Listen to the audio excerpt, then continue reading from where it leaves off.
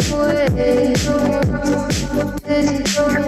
Sitting throwing rocks across the pavement, hoping it'll cave in and swallow me whole. Wondering how the world keeps on spinning, kinda scared. Good morning, everyone, and welcome to day 3 of YP4's Virtual Civic Engagement Summit. Who has joined us for day 1 and 2? Let us know in the chat and let us know in the comments. For the first day of the Civic Engagement Summit, we explored the state of the world and named what's at stake for us and our communities. And this year, especially now with all the wildness going on this year and the upcoming election. Yesterday, we visioned and dreamed about the world we want to see. Our amazing COVID-19 and Power panel helped us break down how we can shift power back to our communities this year and in a time of crisis. And the Centering Our Communities conversation elevated how we can bring our communities along to our shared goal of liberation. And the Radical Agenda for Progress panel pushed us to dream about what the world should look like and how we can get there.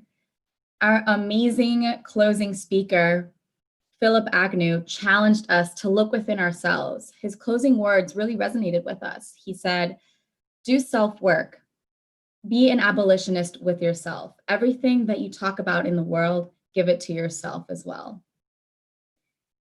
So that is, a recap of yesterday. And as we've discussed over the past 2 days, there's a lot at stake for us in our communities right now. We know that earlier this week, there were 7 elections in Arizona, Kansas, Michigan, Missouri, Washington, Alabama, and Ohio had special elections. Did anybody from those states encourage your folks to vote? Let us know. There are also elections happening throughout the rest of the month. On the 8th, there are elections in Hawaii.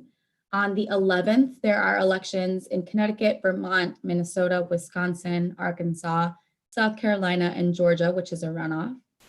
On the 15th, there are elections in Louisiana. On the 18th, in Alaska and Florida and Wyoming. And on the 25th, in Alabama, California, Idaho, and Oklahoma. There's a lot going on this month, y'all. And we are 88 days away from the general election on November 3rd. So that is what is framing the day for today and the Civic Engagement Summit. So we mentioned that the purpose of the last 2 days was to explore the state of the world and to vision and dream. And the purpose of today is to strategize on how we can achieve our visions for the world that we chatted about yesterday.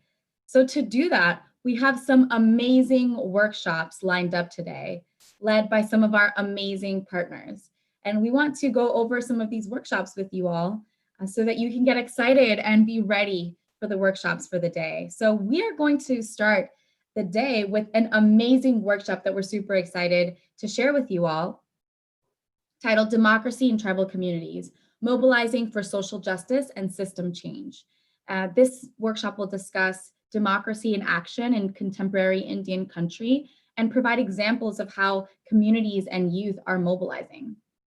In the second workshop of the day, which is called Moving Toward Racial Equity, is led by Generation Citizen.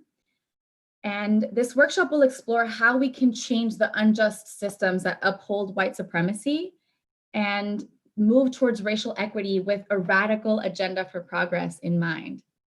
And then the third workshop for the day, which is really exciting, it's called Don't Hate, Participate, led by Peter Simmons. And that's an intro to navigating the legislative process. And it's going to break down how it works at the state, local, and national level. So you don't want to miss this. And the fourth workshop of the day, which is going to be led by YP100, one of our amazing partners, is She's Safe, We Safe, Abolition and Community Determined Solutions. And this workshop is going to discuss their national campaign, She's Safe, We Safe, which is a transformative movement to end gender-based violence against Black women, girls, femmes, and gender nonconforming people by investing in community-led interventions that don't rely on contact with law enforcement. And the best for last, our last workshop We will have an awesome workshop by the Center for Law and Social Policy, CLASP. Your Story is Your Power, that will explore how advocacy and storytelling can move policy issues on the ground, state and national levels, and drive equitable systems change. Are you all excited for these awesome workshops for the day? Give us some exclamation points. So before we get started, we do want to do a quick refresher of some of our community agreements. Here are some of the functions of this webinar. As you can see, there is a Q&A box at the bottom of your screen. This is a space for you to ask questions throughout the summit. If you have questions, go ahead and pop them here instead of the chat, and we will do our best to answer them. We also do have a chat. This is a space for you to ask questions to the panelists and communicate with us. We encourage you to use that space. We also will have polls. We have some live polls at the beginning and end of the day. We ask that you participate in those. They will pop up on your screen. For accessibility, we also have closed captioning available. So if that is something you need, please click on the link in the chat now, and that will take you to a site where you can view the closed captioning for the entire day. If you do have technical issues at any time, please send a private message to YP4 Tech Support, and we will be able to walk you through the support that you need. So in terms of viewing, so you know, this summit is being recorded and it will be saved in our YouTube page. We're dropping the link to our YouTube here now so that you can have access to this even after the summit, so you can go back and relearn. For folks that are joining us inside the Zoom, this is the link that you will use throughout the rest of the summit. So we actually encourage you to stay on this Zoom space throughout the sessions. And in between the breaks, we're actually going to have some really cool surprise guest speakers throughout the breaks. So we encourage you to stay in this link and join us for those breaks.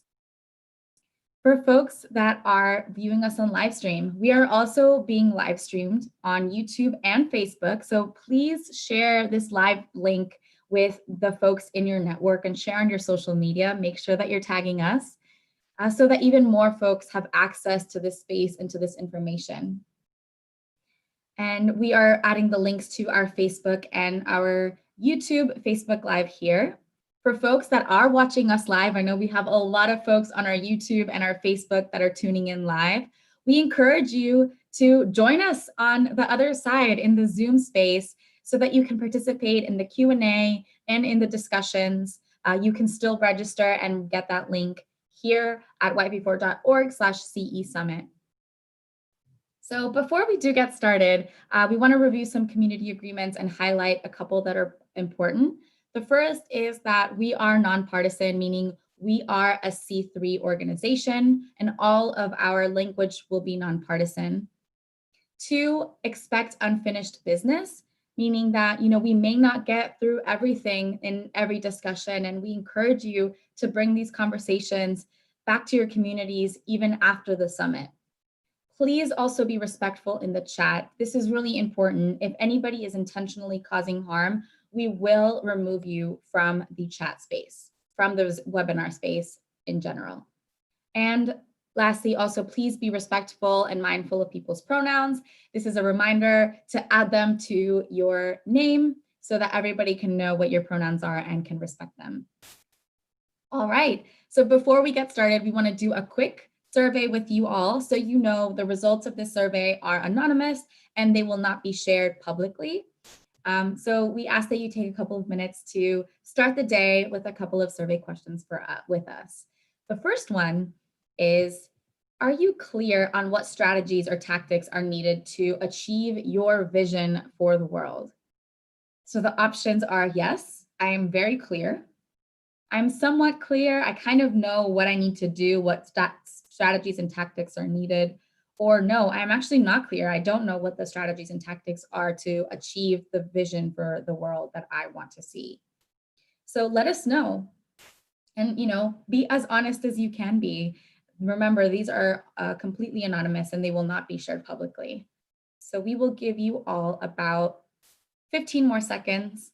Make sure that everybody has time to submit their answers. Are you clear on what strategies and tactics are needed to achieve what your vision is for the world? We have 3 more seconds. Make sure you're getting them in. All right, let's go ahead and close this poll and launch the next one. So the next poll here that we asked for you all to participate in is, how did you hear about the summit? We want to make sure that we are increasing our access to more folks and that more folks have access to this space and this information. So we asked how you heard about it. Was it through social media, our amazing Instagram? Was it through an email from YP4? Or maybe a YP4 alum told you about it? Or a partner organization? Or it was by word of mouth? Or another way, through the airwaves? Let us know how you heard about the summit. We'll give you all about 20 more seconds to make sure that everybody has a chance to respond. We have folks responding, some folks on social media, some from emails. Amazing. We'll give you all about 5 more seconds. We still have some folks that are participating. And let's go ahead and close this poll and launch the last one. So for the last poll, we want to know what issue is most important to you right now. We know that there are a lot of issues that are important right now, and I know it can be hard to choose what your most important one is, but we ask you to think about what right now for you is the most important, and pick one. Is it health equity and reproductive justice, racial justice, civic engagement, criminal justice reform, disability justice, economic justice, education justice, environmental justice, immigration justice, or LGBTQ plus justice and gender justice? So we'll give you all a couple of more seconds to fill out this poll.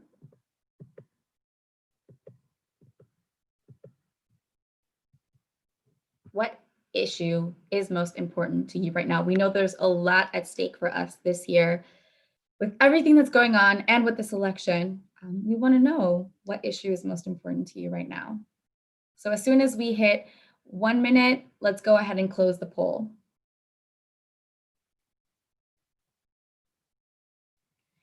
All right, so we know that there's a lot at stake, and all of these issues are really important to us. And we know that collectively, we actually can make an impact on these issues that impact our lives. So this is why we want you all to join us in pledging to mobilize your folks ahead of the November elections.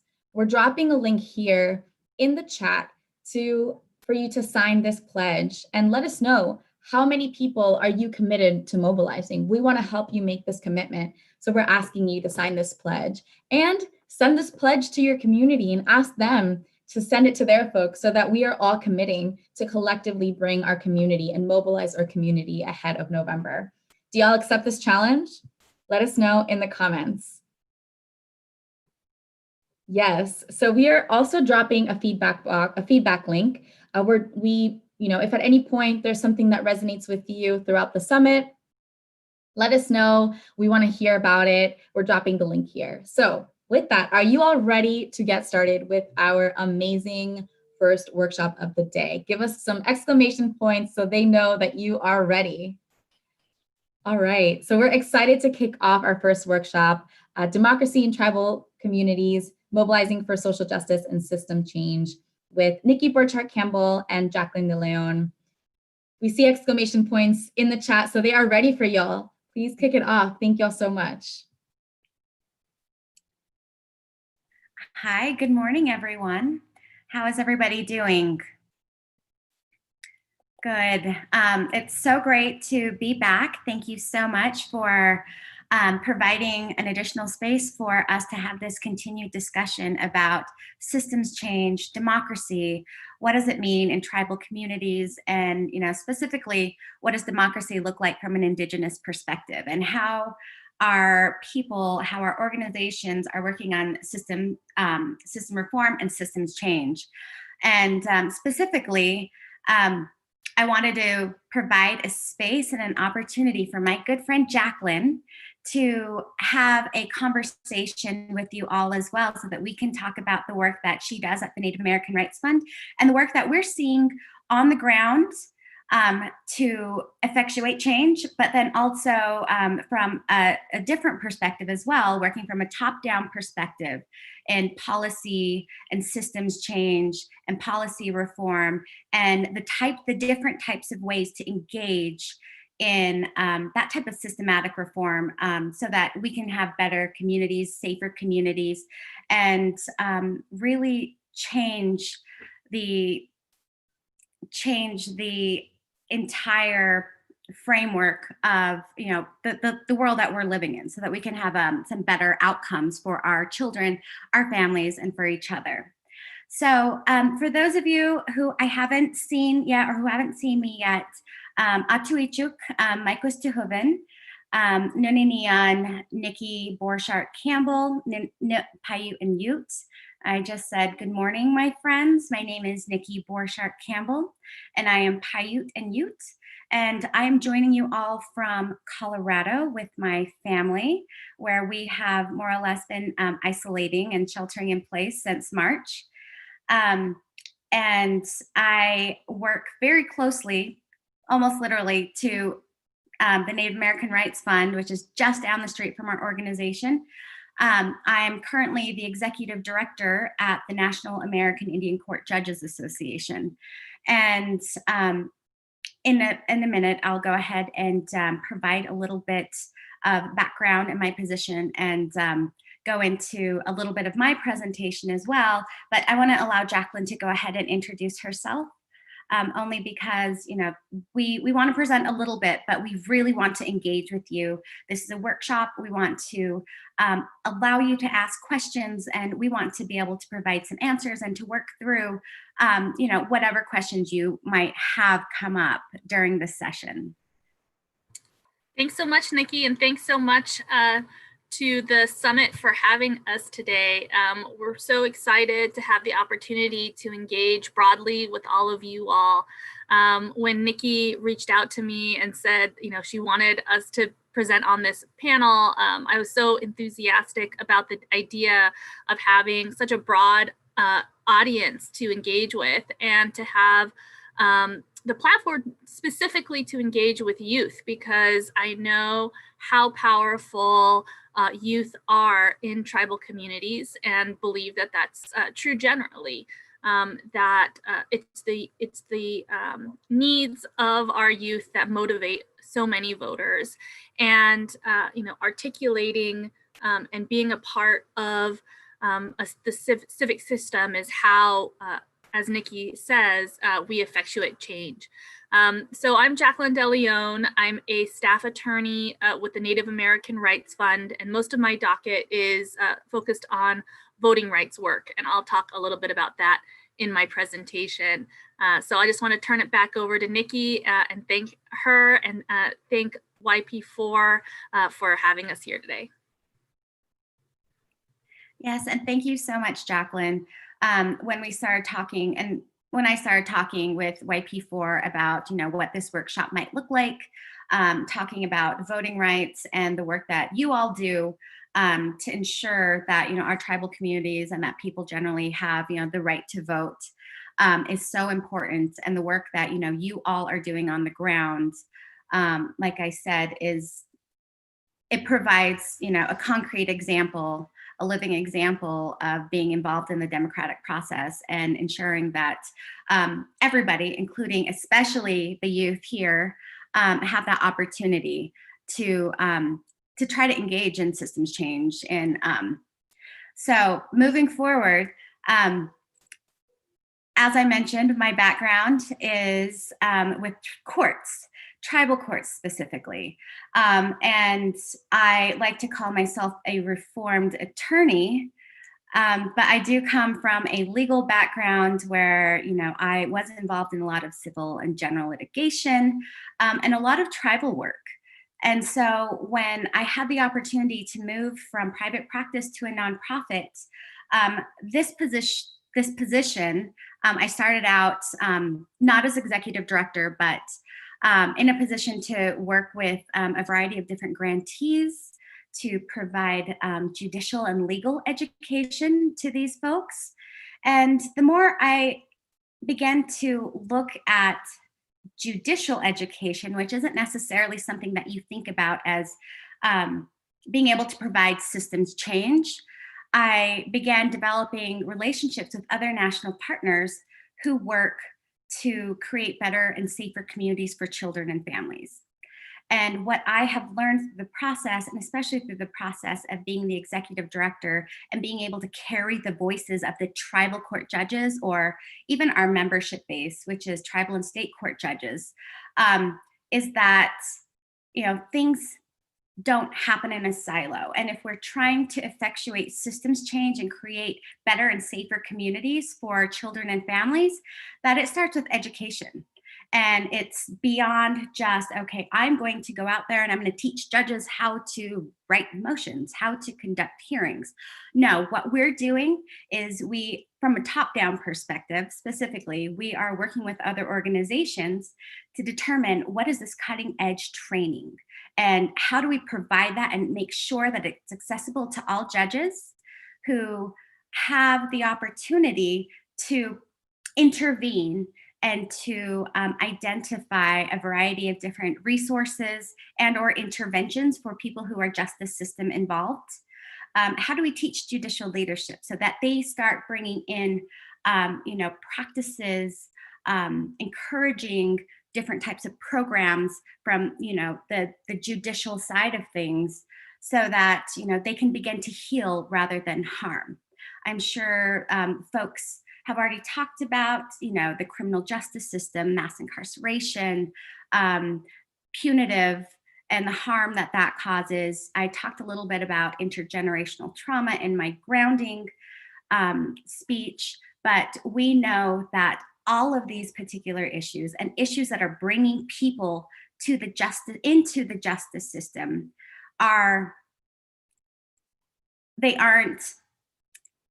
a singular issue. We understand that. We know that. We know that there are a lot of things that are that affect individuals, to be honest. And so, what we do at NYJA and what I am allowed to do, since I am not a judge, is to strategize on a nationwide, large-scale effort with other national organizations. So how do we reform our systems? Children and families is one of the main backgrounds. We're trying to create safer communities for our children and families.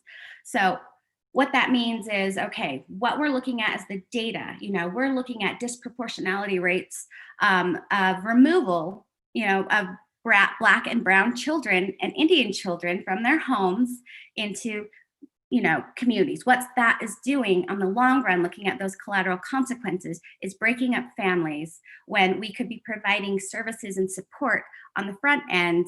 And, more or less by doing this, we are creating a cycle of children who are at a disadvantage from the start, because removing children causes harm. Removing them from their parents causes harm. So how do we strategize to ensure that there are better ways to go about this, to reduce that disproportionality rate? And so just coming back to the theme of strategizing today for, the future that you want to see, to come up with strategies and thinking, I'm going to go ahead and just present for a little bit longer before I turn it over to Jacqueline, but and use the Indian Child Welfare Act as an example of some legislative advocacy. But not only that, and that's trying to create some better opportunities for our children and families, but also, how do you strategize beyond, lobbying, voting, protesting? What are other constructive ways to engage with your communities? So what we do know that beyond that the basic definition of democracy is that the entire process involves our connections to each other, right? So what connections can we make within our communities? And when I talk about connections within our communities, like I'm looking at my judges, I'm looking at our tribes first and foremost, but we're also looking beyond that. How do we engage with our local communities? How do we create partnerships? How do we create agreements for the best interests of children and families? And that's really what has kept me in this position. You know, I'm constantly looking for ways to go ahead and, you know, embark on change and my passions, and how do I want to ensure that this world is a safe world, a just world for my children. And so thank you for those poll questions, because, you know, I really had to sit there and think, you know, do I have the strategy? And somewhat, do I have it? And you know, I think somewhat. I don't have all the answers. I don't think any of us have all the answers, but if we can provide you with what we know now, you know, hopefully, you know, you can take whatever you need, and hopefully it's constructive for your own planning. So like I mentioned, I'm going to go ahead and just use the Indian Child Welfare Act and child welfare generally as the background here, because the change that we're trying to effectuate is, of course, reducing the disproportionality rate of removal of, you know, Indian children from families. That works across the board if we're able to provide that top-down judicial education, that top-down education to our communities, and then also creating connections and providing education across the board. The more that we're able to talk about our issues, the more we're able to talk and bring up the data, you know, it opens the door so that we can have these conversations, we can have these difficult conversations, because I can talk about, you know, the child welfare system and the broken child welfare system and how it's built on a racist system, especially for Indian children and families. We know this. We know that it's built upon policies that are meant to remove children through boarding schools, formal US policies that were meant to outright remove children from families and put them in adoptive white homes. That's the background. We know that. And so I can talk with Jacqueline and we can be on the same page all the time. Be like, yes, that's, you know, that was a travesty. That's our, you know, our foundation and the history of our people that we're working from. But where we're going to effectuate change is to have those conversations with others who don't understand or don't know these particular issues. So being at NYJA and being a director of a national nonprofit allows me to go to other organizations, especially state court organizations, who are also interested in these same issues, but they might not understand it from our perspective. So here is what's happening, you know, in contemporary Indian country. Here is what's happening with some of our tribal communities. Here are some best practices that are coming from our tribal communities. And one of the best examples that I can think of, you know, maybe state courts or other justice systems really listening and taking into account, okay, so here's that education. We're seeing what works in tribal communities. We're seeing, you know, some of the issues that we need to work on together. But my favorite example is Indigenous peacemaking.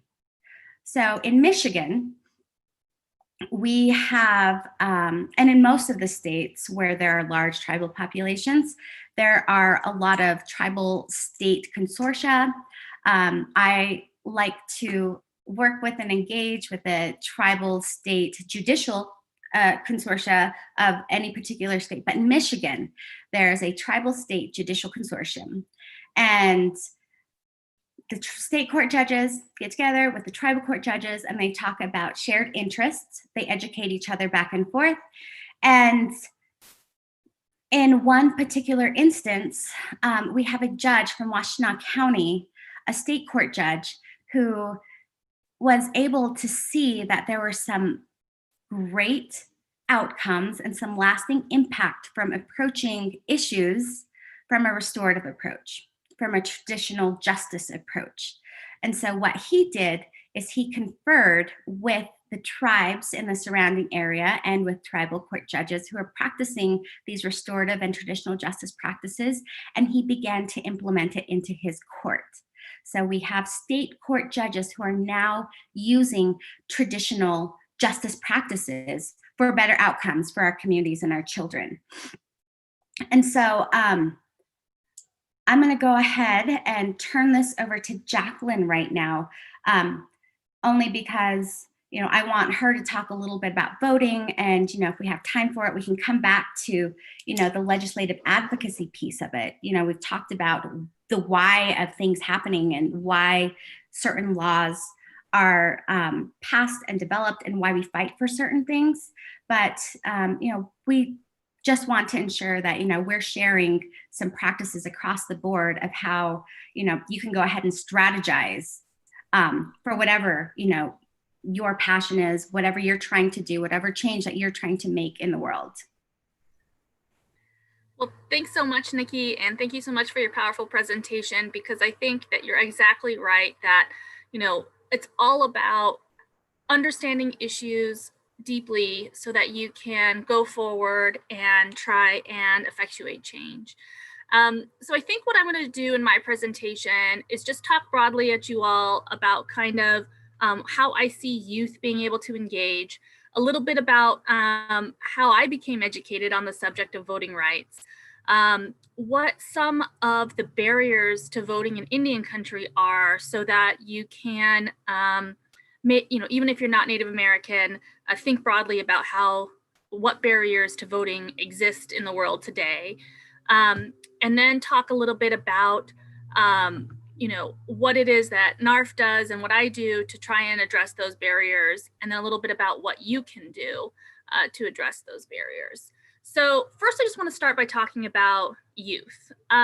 Youth is, I think, all over, but especially in Indian country, revered, right? We understand that the people in our lives often are looking out for us. They're informed or motivated by us. So what we saw, for example, in Native communities is that if the youth cared about voting, if people were educated about voting in high school, for example, and then they came out in their late teens and early 20s and said, hey, you know what, I really care about casting my ballot.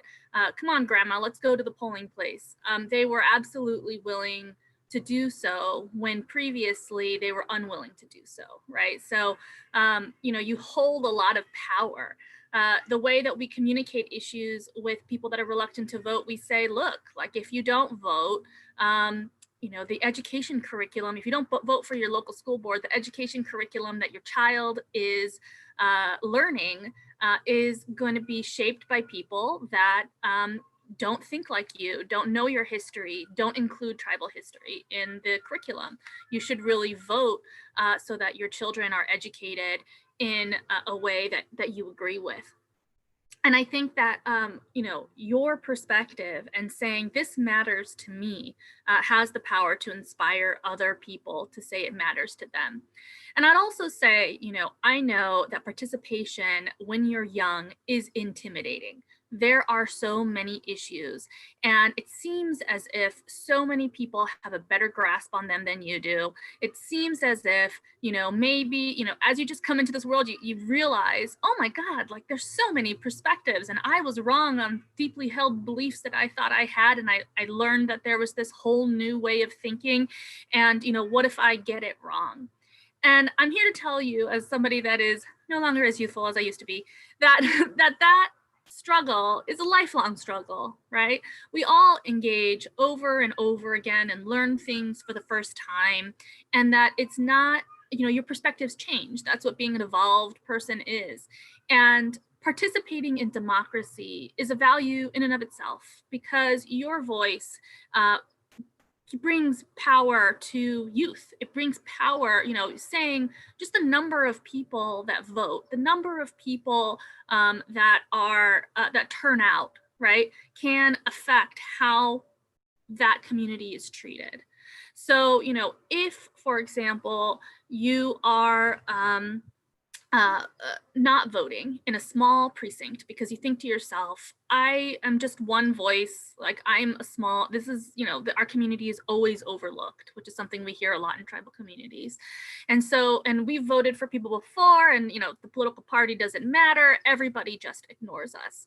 Well, we know that if people vote consistently, and if they vote in block, right? So if for example, you're able to motivate your small community to go out and cast a ballot consistently, then politicians recognize the value of that consistency, and they go back and campaign to try and secure that voting block, right? So it ends up bringing so much power, no matter how you vote, just your turnout brings so much power to your community because it communicates that this, it's able to say, if even if it's only 2,000 votes or 5,000 votes, if a politician knows that if they dedicate resources to that community, they're going to get about 2,000 to 5,000 votes, it's worth that trip out there to talk to that community, even if it's a small community.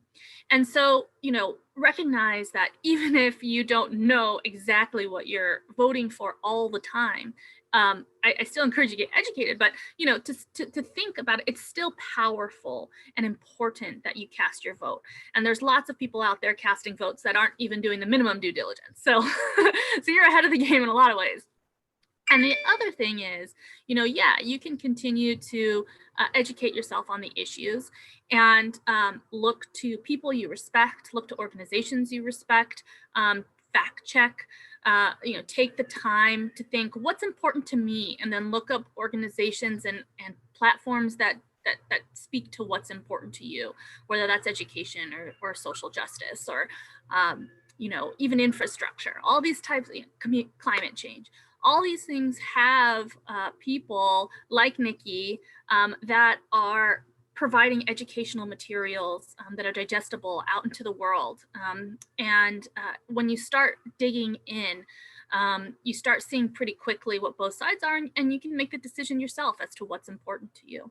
So I encourage all youth to take the leap and participate.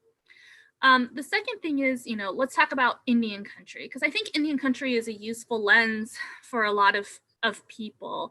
Unfortunately, because a lot of ways the circumstance is so dire.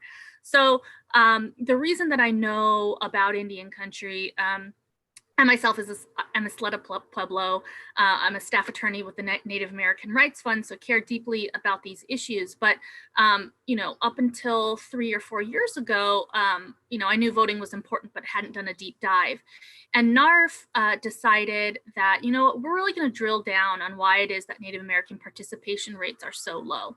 And so when I joined NARF, we started a series of field hearings across Indian country, 9 total, that asked the question, why is it that Native Americans aren't voting? And I was able to attend all those hearings and ultimately release a report on the subject. We had over 125 witnesses of all types of community members, tribal leaders, politicians, academics, really anybody that could speak to why it is that Native Americans aren't voting. And what we found was a really remarkably consistent picture. And that's that it's really hard to vote.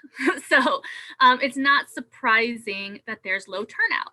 And so I'm going to talk a little bit about these barriers. And in your head, I encourage you to think about what you could do to break down these barriers as I talk about it. And some of them are so big, right, that the only way to sort of change them is to change or to think about the type of person that you would vote into office that would then hold the power to make these broad changes. Other of them are smaller, and maybe in this upcoming election, you can make a difference in getting out the vote in tribal or similar communities.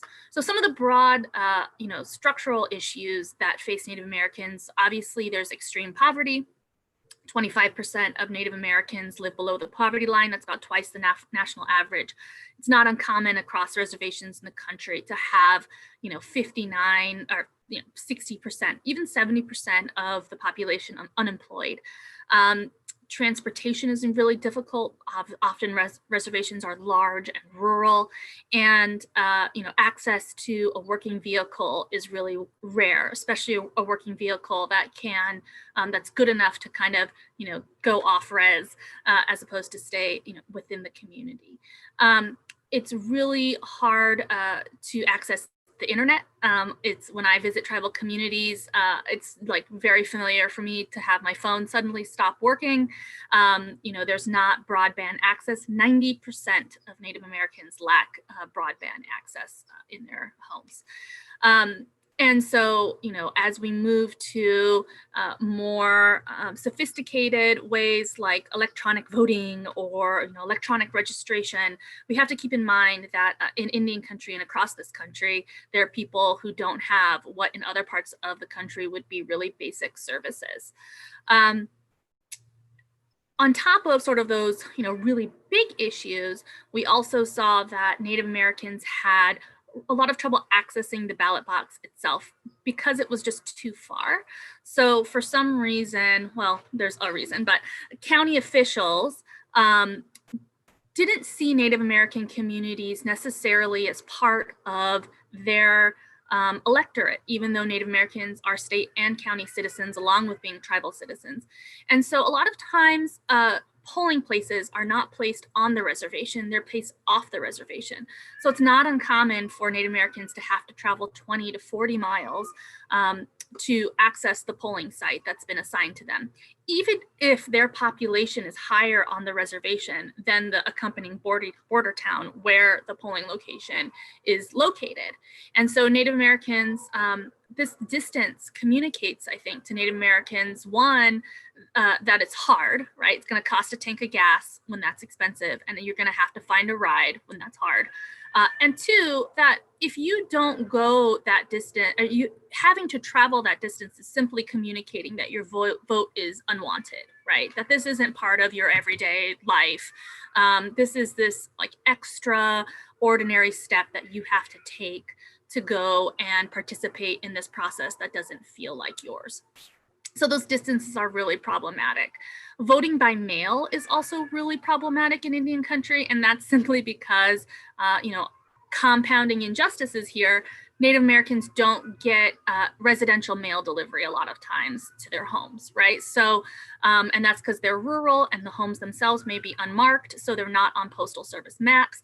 And so Native Americans rely on PO boxes. They've got to travel 40 to 50 miles or, to get to a PO box. And they're often sharing those PO boxes.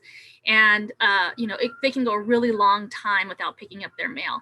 The thing about rural post office boxes is that they're open, Tuesdays from 9 to 12. So as a consequence, mail is just really irregular. And that's, a problem in Indian country. It's hard to get a ballot and it's hard to cast a ballot through the mail. So these kind of, actual difficulties will drive down turnout pretty substantially. Then there's also this kind of, psychological and deep-rooted feeling that the American system is not necessarily the system of Native Americans. Native Americans don't necessarily, that somehow participating in American democracy undermines tribal sovereignty. That's obviously a legacy of conquest. It's a legacy of Native Americans having to protect their sovereignty from contiguous encroachments. But it's also, I think, really importantly, the legacy of propaganda. And it's legacy of propaganda perpetuated by states that tried to keep Native Americans from voting because they feared their political power. So, Native Americans did not get the right to vote until well after everybody else. 1924 is when, Native Americans were conferred citizenship.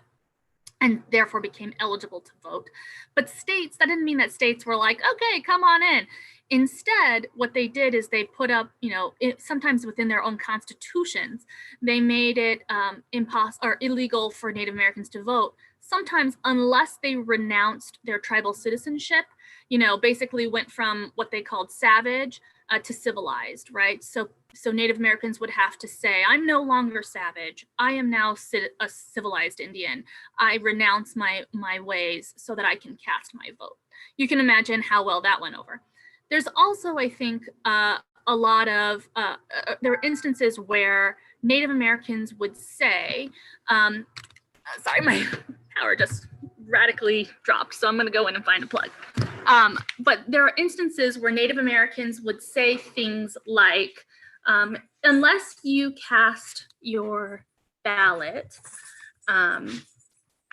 sorry, one second. Sorry. Sorry, my computer just radically dropped all its power. But unless you cast a ballot as a Native American citizen, one second. Sorry, working mom. The kid's gonna go off and I'm gonna have to. Okay, sorry.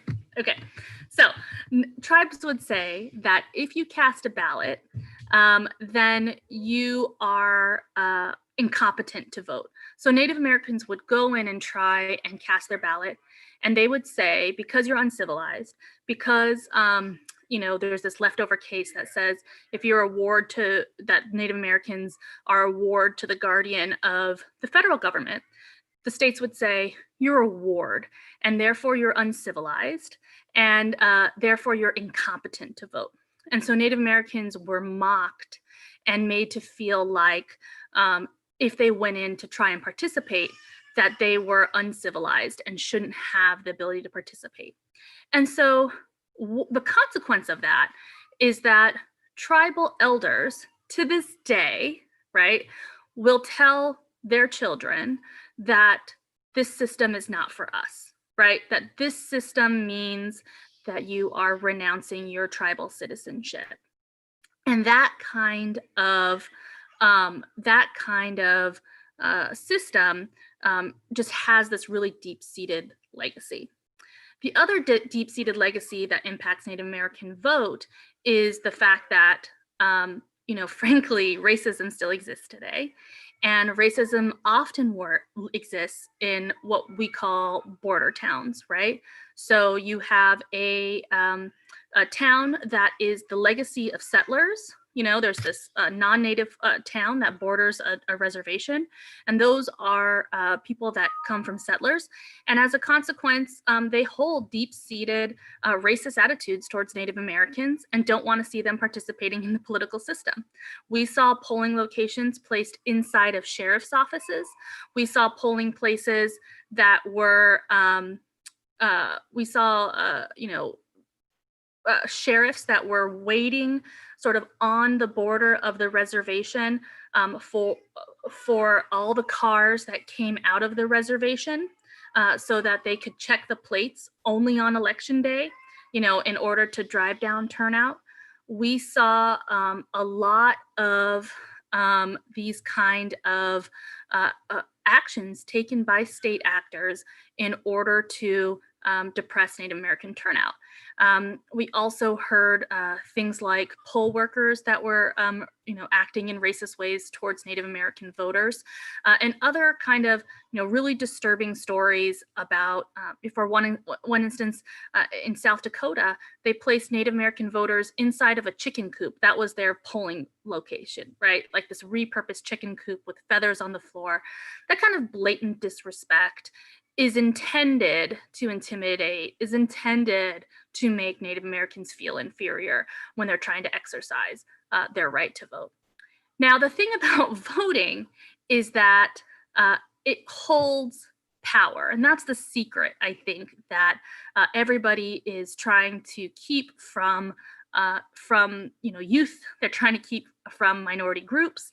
They're trying to make it harder to vote because they recognize that voting is the tool in which we are able to effectuate change, in a direct action way. There's lots of other tools, and I think Nikki does a really good job of explaining that, but voting is one really effective way of effectuating change because the people that hold power can, grant these infrastructure projects that would radically increase poverty.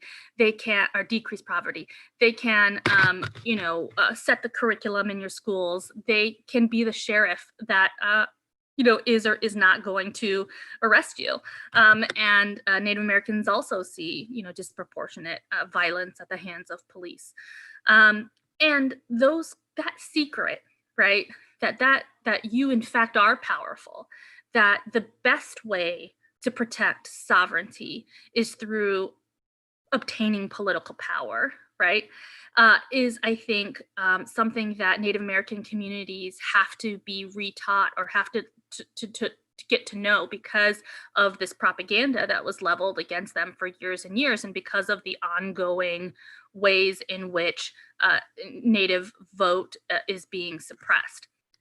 And so, NARF tries to knock down the individual barriers that keep Native Americans from voting, right? So there are things like, a photo ID that requires an address on it. Well, if you don't have an address, you're not going to have a photo ID that has an address on it, right? We do things like challenge the distances that people have to go to a polling location, and we work with communities to try and get all of that, those barriers knocked down. What can you do as youth? I think it's really important to remember that your voice is important to get to the ballot box, to encourage other people to get to the ballot box. And if you live, near a disenfranchised community, and even if you're not part of that disenfranchised community, you can still ask questions to the powers that be of where is the polling place for Native Americans? If I'm going to volunteer to be a poll worker, let me be a friendly face as opposed to a unfriendly face. Let me be an ally to this community in a way that makes them understand the political power is, that America's redemption really is that there's a power available for everybody. And so I think that, being an informed and helpful citizen is really important. So with that, happy to answer any questions and excited to hear what you all have to say. Thank you so much, Jacqueline and Nikki, for all of your brilliance. So we actually do want to transition into some questions. Speaking about actions that we can take, we have a lot of questions for you all about ways that, folks can engage. So the first question that we have is from Jalen. And Jalen wants to know, what is the best way to reach out to and support the community in allyship? I've been working on legislative and voter equity initiatives, but not sure how to reach out. I would love to have local tribal communities in the room strategizing with us, as well as uplifting their needs. You want to take that, Jack? Sure. We'll start off with Jacqueline. So thank you so much for the question and for the desire to reach out. I think it's really important, and it's the right intuition, because, for example, a lot of people, who are supportive, for example, of vote by mail, they think that generally vote by mail increases turnout, and are unaware that, in fact, it radically decreases turnout in Native American communities because they just don't get mail at their homes, right? And it's hard to access mail. And so it's the right, I think, instinct to try and reach out to Native American communities. Now, I know that Native American communities are incredibly intimidating. They're also very shut off for good reason, because they don't trust outsiders, and there's a really good reason for that. And so it is not uncommon to call and just be completely ignored. And so, we encourage people who at a local level to reach out to NARF or reach out to NCAI, and we can pair you with a regional organization. You can also, I think, look to see if there's a regional organization in your area that does specifically Native American voter outreach, because they're going to have the ear of the tribal council who will be able to participate with you. And also, I think just extending those invitations is really important, and being willing, I think, to go to the reservation ends up really impacting your turnout. So I think a lot of times the invitation is, hey, do you want to travel 40 miles and meet me in this conference center in the middle of a city to talk about how we can help you, in your upcoming election? And tribes are like, no. But if you were to say to them, I'm willing to come to you on your reservation to talk about the ways that my organization or that we can work together to increase your turnout, I think you'd have a much better reception. Absolutely. And just kind of building off from what Jacqueline said as well, is that education piece. A lot of what Jacqueline just talked about these lingering and continuing issues that are disenfranchising our, tribal communities, that is not common knowledge oftentimes. These types of things don't get the headlines in the news. You don't hear about these particular issues. These aren't the sexy issues oftentimes. And so I think another way is just to continue to educate each other and have these conversations. And one of the good ways to connect and determine how you can be an ally, how you can find out, a community, or if there's a tribal community, in your region, is to also reach out to the fellows here. I know that there are Indigenous fellows here. I had a few reach out to me already. And so engage with each other, have these discussions with each other, and try to problem solve together as well. Because like Jacqueline said, there's so much power in the youth and in, your passion and your power. So, engage with each other as well, and other national organizations. So. Thank you both so much for that. And in that same vein of what can we be doing? We have another question from Charlie that asks, what are ways that students at HBCUs and those of the African American community how can they be allies and support? I'll go first, Jack. We can start off with Nikki, yeah.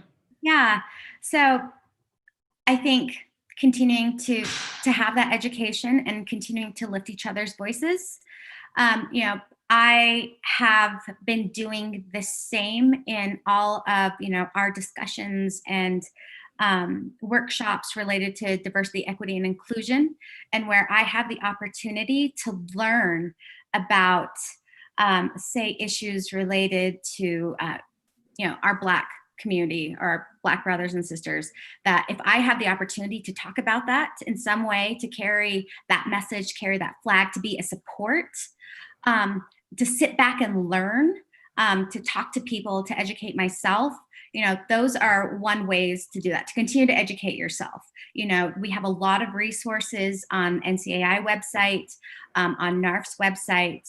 We have, general judicial kind of issue, resources on, not the NIJA website as well.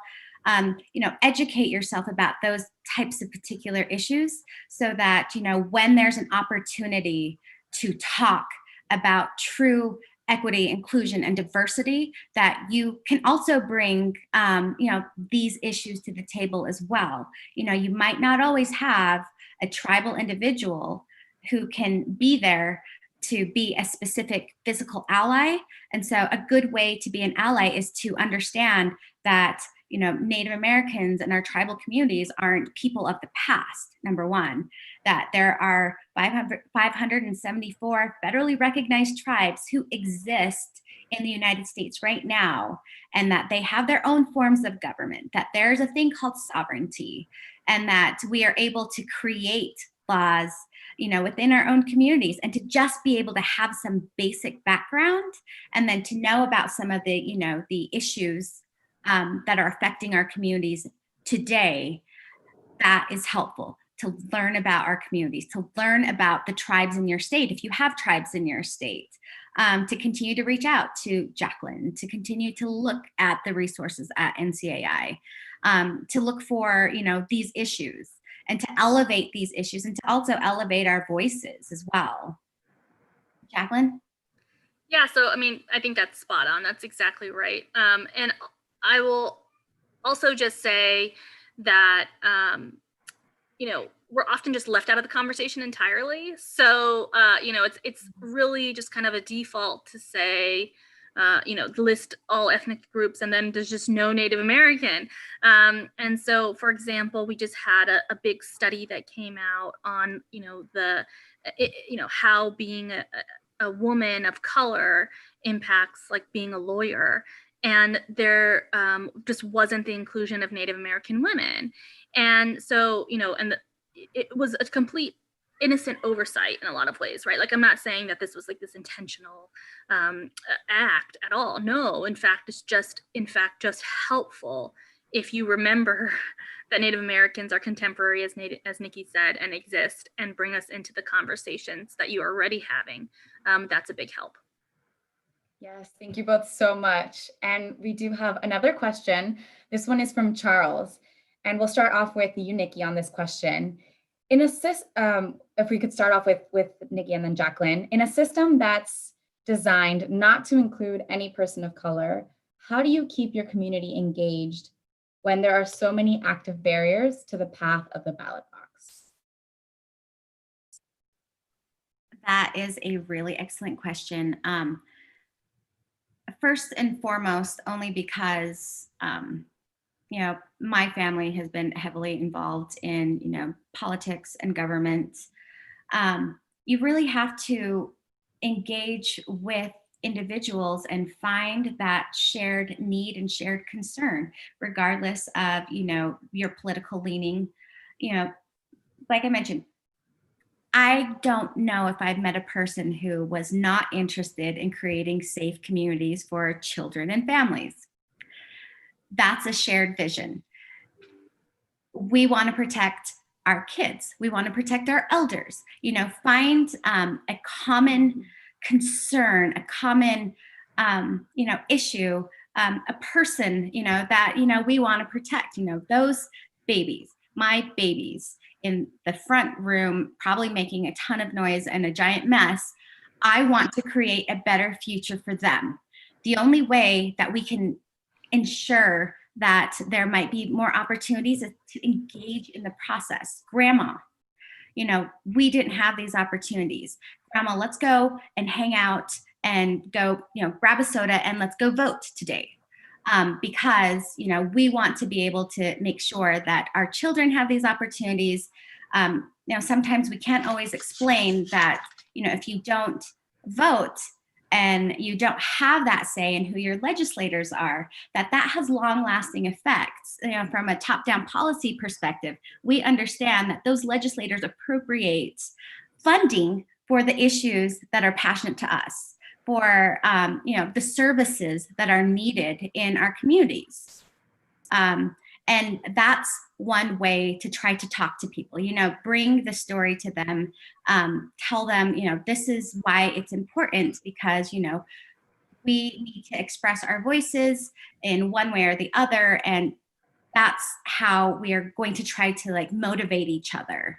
And especially within our own families, you know, I think that that's definitely a way to start, Charles. Yeah, thank you so much, Nikki. And Jacqueline, I know that you are an expert on some of these, you know, barriers that present to a lot of communities in the ballot box. So to Charles's point, how, you know, in a system that's not designed to include any person of color, how do we keep folks engaged despite all of these barriers?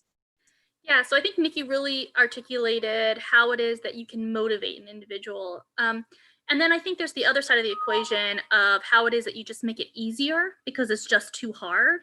And the way that you do that is through resources, frankly. So you give money, or if you don't have money, you give in-kind contributions through, you know, your own power of, you know, showing up and, you know, saying, look, you're finding a local organization that says, like, I'm available to give rides, or I'm available, you know, on reservations.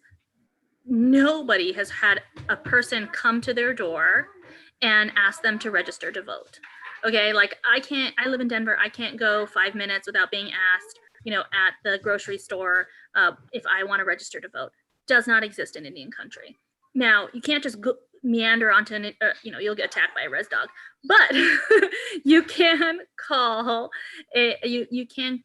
call the tribal government and say, I'm interested in a registration drive. I'm willing to walk. Can you make an announcement that we're coming and that we're dedicating resources to your area, so that people don't have to drive literally 100 miles. We have driving 100 miles to register to vote. And let's, I'll turn in those registrations for you, or I'll work with you. If you do a registration drive, I'll drive those registrations to the county seat. Thank you so much. And I hope that you all are taking notes, because these amazing women are sharing some knowledge with us. And so the next question is kind of similar, but it revolves around the idea of trust. So this question is from Zanaya. The US government has a long history of disempowering Native American communities. What challenges do you face when convincing members of the severely marginalized group to engage in government and have trust in governmental processes? And we can start off with you, Jacqueline. Sure. So that is the question, right? I think that we can talk a big game about how important it is. We can give hypotheticals. We can, until you kind of, get rid of those systemic barriers. That's just going to knock off a whole group of people, because it's just really hard. So, that's what NARF's doing. That's what organizations on the ground are doing, are trying to, get those kind of barriers knocked down. The other, having those type of conversations, and I think showing results of actual engagement is important. So highlighting success stories about how it is, and getting increased representation and building off of those. So saying, Deb Haaland is elected to Congress, Sharice Davids is elected to Congress, you can too, is really important, just highlighting those success stories. But a lot of it is structural. So we've got to, tackle the structural barriers, and then also highlight the success. Thank you, Jacqueline. Nikki, we'll kick it off to you. I don't have much more to add besides, highlighting those success stories, only because we have been working on, breaking down those structural systems of oppression on a variety of different levels. And, that seems really daunting. But, like Jacqueline said, a lot of the ways that we can go ahead and work at dismantling these systems and these structures that are disenfranchising individuals or keeping them from participating in any part of democracy, whether it's at the tribal level, the state, or the federal level, that, we have to address the systems change first, and then educating and highlighting those success stories. When Deb and Sharice were both elected to the House as the first Native American women, and that happened just a short couple years ago, it was just so empowering.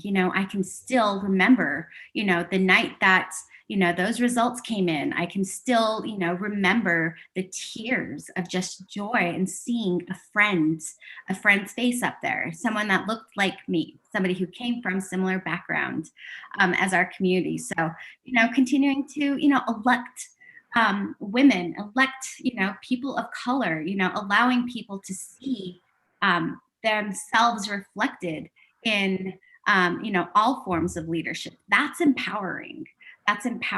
And I'm pretty sure if, some of my late grandmothers were still alive, they would probably also cry those same tears. They weren't able to see that in their lifetimes. And so, that's really empowering as well. So, that's being able to provide those examples, highlight those examples, and share that and educate, people within your own community. That's one way of trying to get past those barriers. Thank you. And just as a reminder, folks, everyone, this is a C3 conversation. So YP4 is nonpartisan. We, are not telling you necessarily who to vote for, but to give you the information and the tools that you need to make the best decisions for your community. So we have about 1 minute left of this conversation. So I want to ask you all, what is your 30-second charge for everyone that's watching before we close off? And we'll start off with you, Jacqueline. Thank you so much again for having me. Thank you so much for putting together this forum. Thank you, Nikki, for inviting me. I think that the bottom line is that you're powerful. Youth are powerful. Seizing that power is scary and intimidating, but please do it. We're all counting on you. I think that you really do possess the ability to make change is just by casting your vote and then by getting your friends to vote too. Thank you, Jacqueline. Nikki, your 30-second charge before we close off. Absolutely.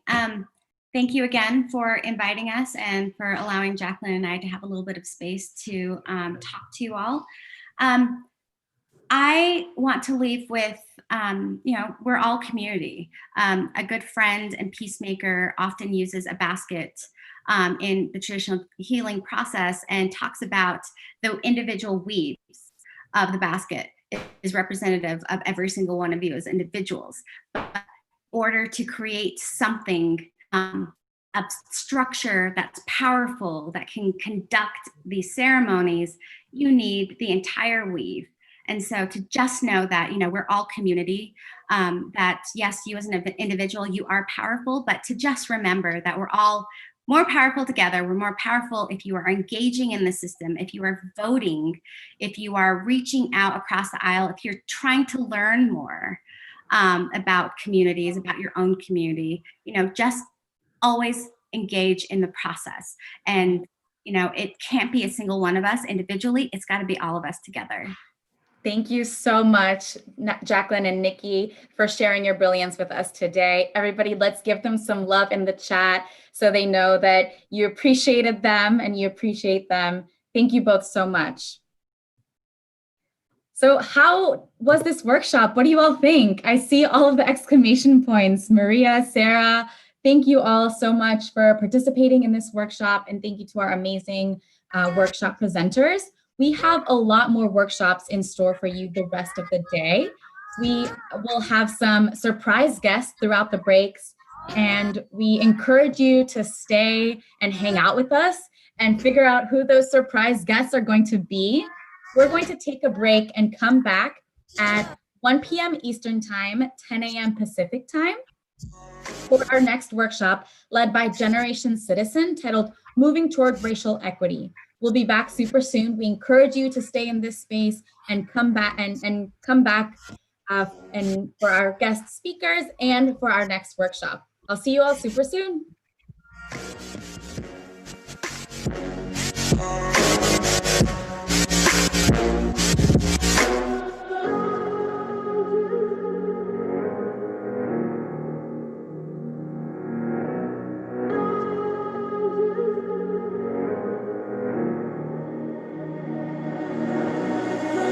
When I'm lonely in the dark, I know you are with me. Yeah.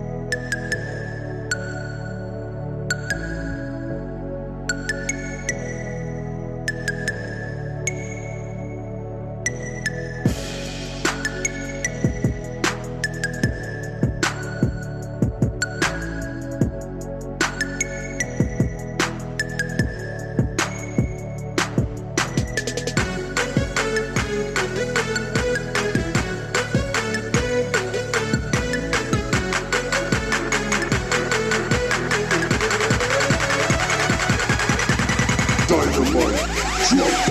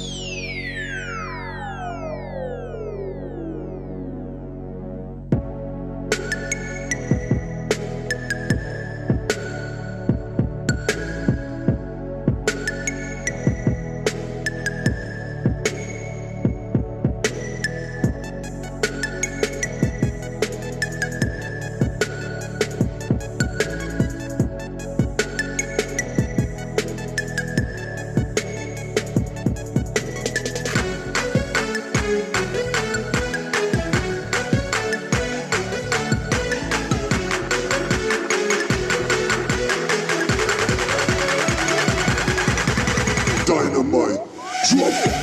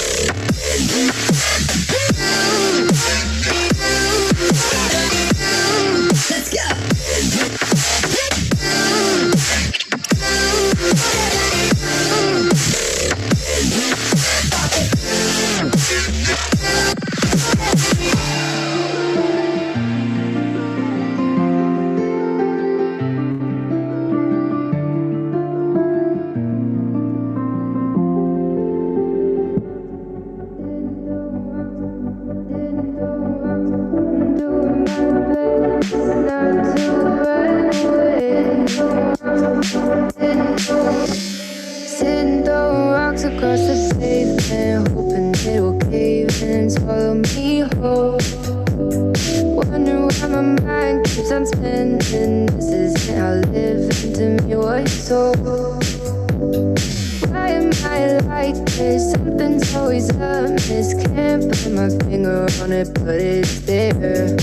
Wait for it to subside, but my mind won't apply. Waiting for the clear. Is it bad? Sometimes I like it when I lose control. There's something in it that's so beautiful.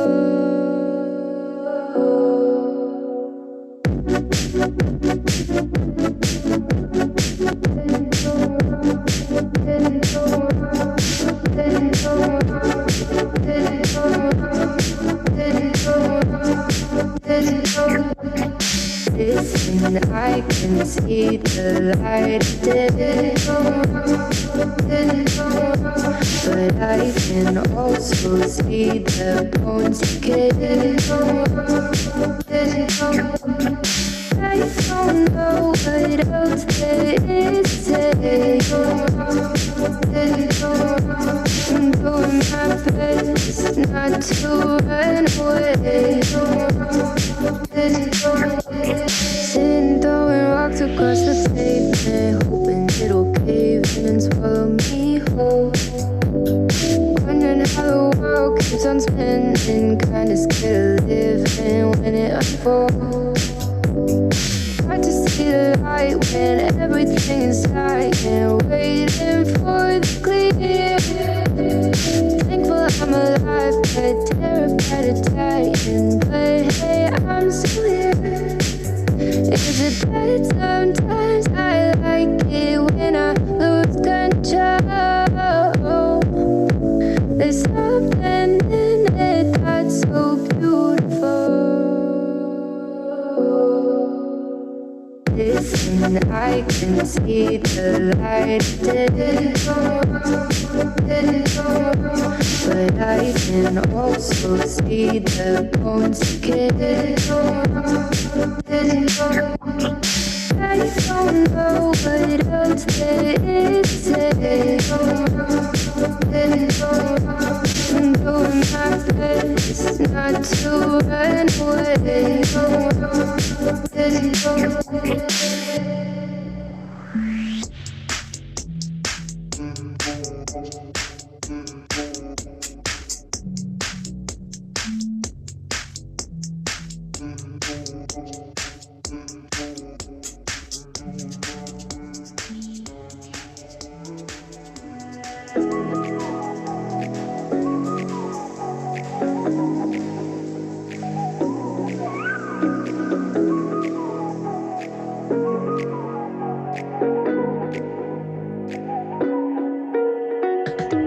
You're the night sky trying to make me see your stars, but the dark gets so lonely. Now I see violet, I can feel silence, and the dark's all that I see. When your stars have burnt out and your heart makes no sound, I'll find violet in your eyes. You'll always be my night sky.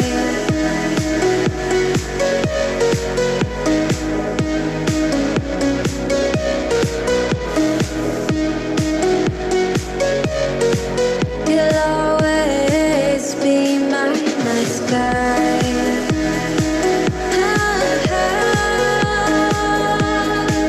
Be my night sky. You'll always be my night sky. You're the night sky hiding behind dark gray clouds. I can't figure you out now. I see all blue. There is so much cold in you, and the silence is so loud when you go. I just stay dancing with my shadow all day. Watch the time. I can't find the point where our two paths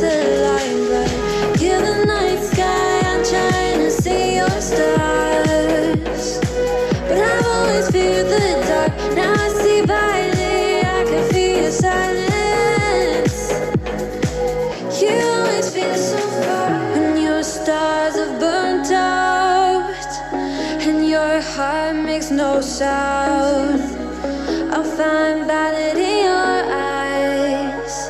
You'll always be my night sky.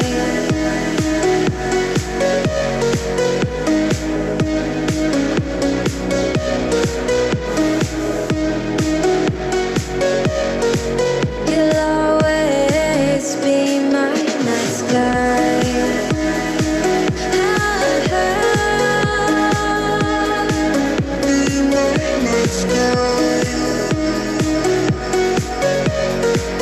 You'll always be my night sky.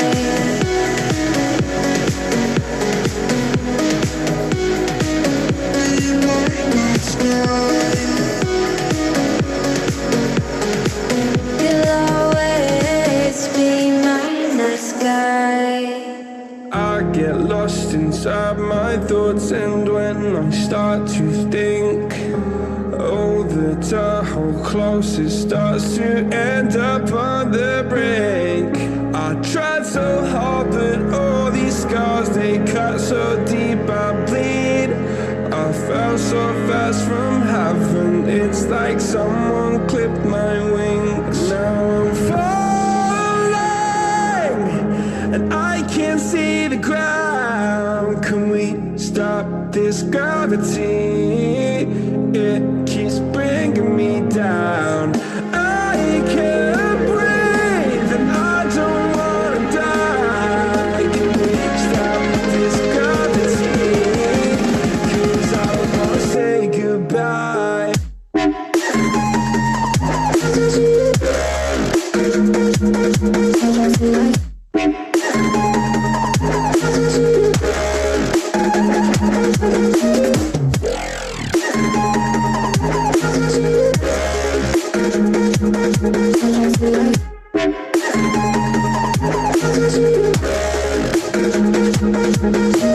I forgive the pain you gave to me so long ago. Sleepless nights I laid awake just begging to let go. I almost got to suicidal thoughts, but you stepped in. An angel sent from heaven showed me how to live again. Now I'm falling, and I can't see the ground. Can we stop this gravity? It keeps bringing me down. I can't breathe, and I don't wanna die. Can we stop this gravity? 'Cause I don't wanna say goodbye.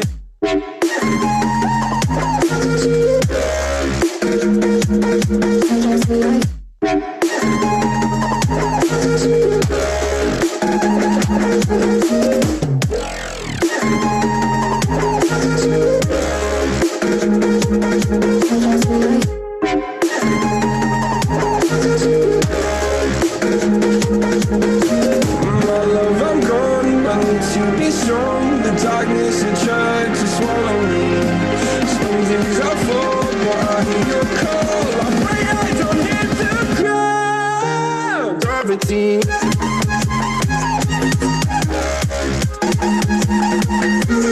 Gravity.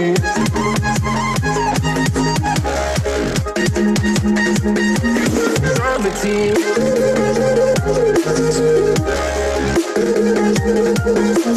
Gravity.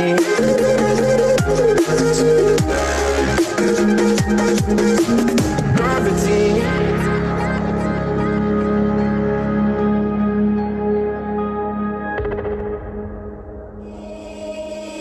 Baby, wait, I know that you're afraid, but it'll be okay if you just stay with me.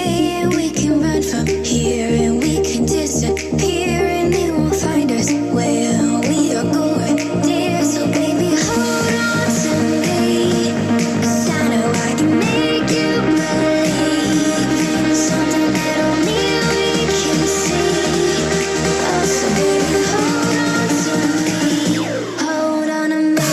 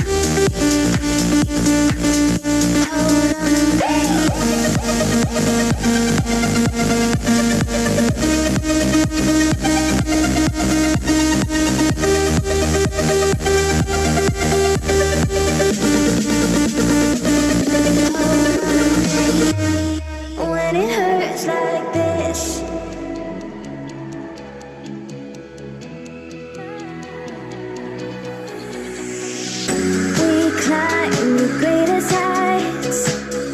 Jump down and have a fight.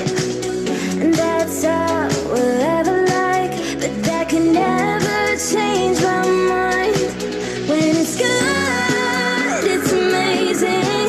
When it's bad, it's uneasy. I wouldn't have it another way. There's no other way. Yeah. When it hurts like this, ever like, ever like, ever like, ever like, ever like, ever like, when it hurts like this, ever like, ever like, ever like, ever like, ever like, when it hurts like this. We hold each other high, but we fall 1,000 times. But I'd never say goodbye or ever leave this stuff behind. When it's good, it's amazing. When it's bad, it's uneasy. I wouldn't have it another way. There's no other way. Yeah.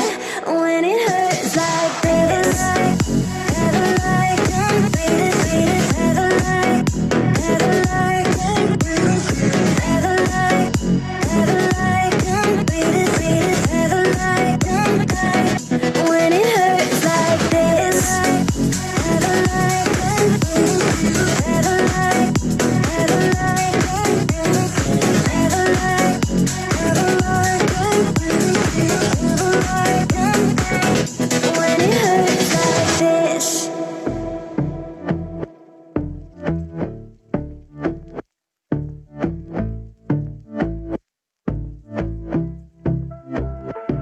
And I've been chillin', watching the ocean with you. Baby, up with a slow motion crew. And we up in our clouds when people change, but not us. And we just chillin', kicking it, kissed by the sun. Could be soaked to the skin in the mall soon. I know she got the good vibes when seasons change, but we're the same. Even if I lost all my money, the zero runs deep, honey. And I don't need to speak a single word, 'cause you got me holding, holding. Even if my jokes aren't funny, my tongue tied up on it. And I don't need to speak a single word, 'cause you got me holding, holding.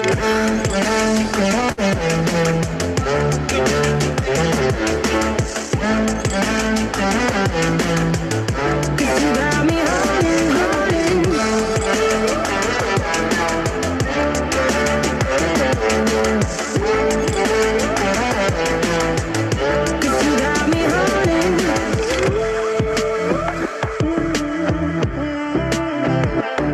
And I'll be running, possessed by a low, low voodoo.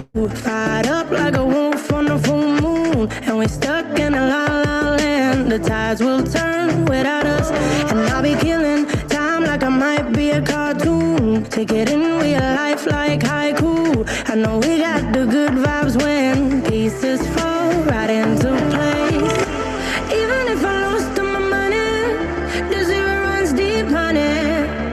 And I don't need to speak a single word, 'cause you got me holding, holding. Even if my jokes aren't funny, my tongue tied up on it. And I don't need to speak a single word, 'cause you got me holding, holding.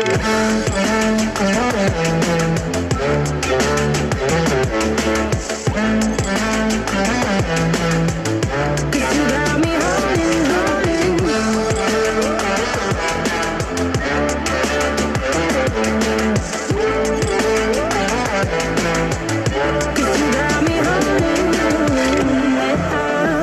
Play me like a bass guitar, simmer down and mash me up, tripping like I'm Jimmy at Woodstock.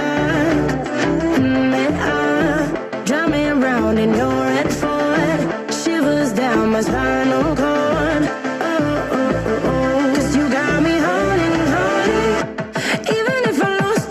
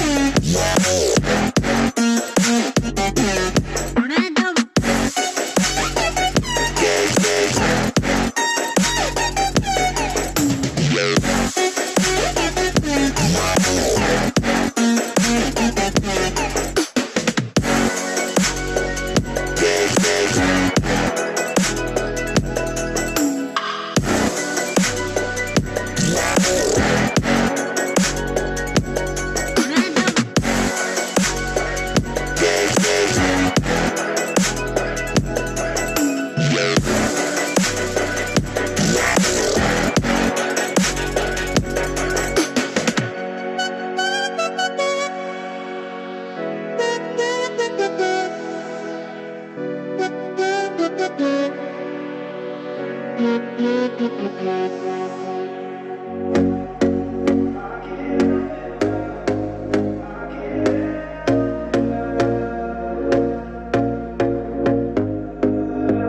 we go again. Trying hard, but you wanna be my friend.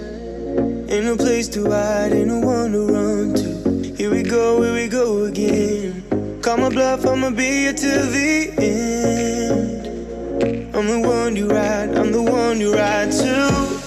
If you don't wanna change, ain't no place to hide, ain't no one to run to. If you don't wanna change, I can help you out, I can help you out, I can help you out, I can help you out, I can help you out, I can help you out.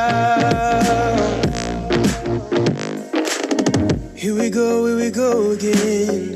Time is up and I'm calling up my friends. Ain't no wonder why, ain't no one to ride to. Here we go again.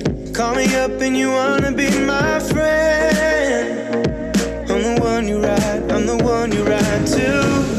If you don't wanna change, ain't no place to hide, ain't no one to run to. If you don't wanna change, I can help you out, I can help you out, I can help you out, I can help you out, I can help you out, I can help you out, I can help you out, I can help you out, I can help you out. Look, if you don't wanna change, ain't no place to hide, ain't no one to run to. If you don't wanna change, I can help you out, I can help you out, I can help you out, I can help you out, I can help you out, I can help you out. I just can't let you go. Lord knows that I've tried to. You said I was the only one. No one likes being lied to. You made this mess and left me with the pieces. Now I wanna burn all the bridges between us. I can't focus, I can't forget. I've been thinking too much lately. I just need to clear my head. I just need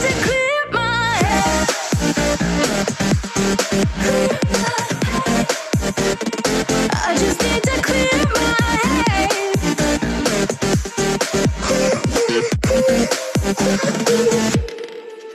I've been stuck on your memory, but it's not like I need it. And we may have some history, but we don't have to repeat it. You made this mess and left me with the pieces. Now I'm gonna burn all the bridges between us. I can't focus, I can't forget. I've been thinking too much lately. I just need to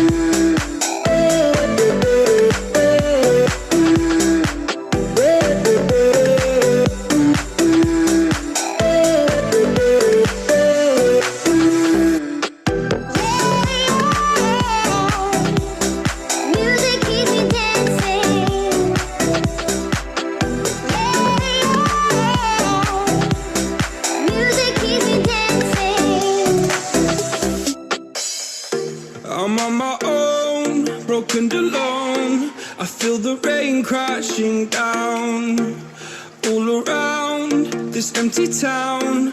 I'm searching for the lost and found, but you don't care, you're unaware. Keep moving like the scars aren't even there. It's in the air like a blazing flare. Don't stare 'cause the flames will burn us. I thought you were the one for me. That's why I gave you everything.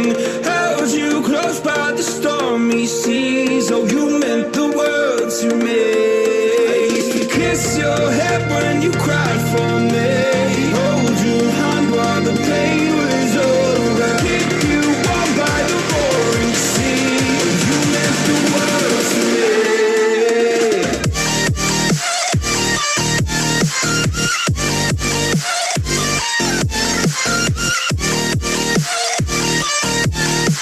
Oh, you meant the world to me.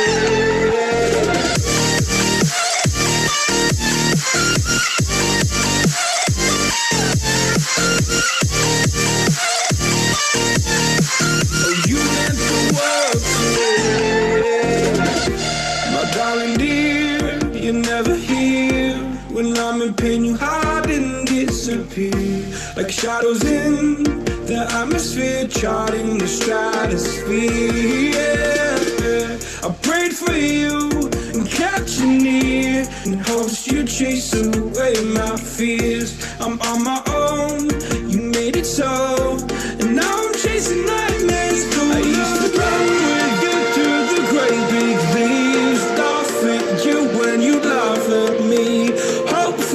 just because I believe the home is just you and me. I thought you were the one for me, that's why I give you everything. Held you close by the stormy seas, oh you meant the world to me.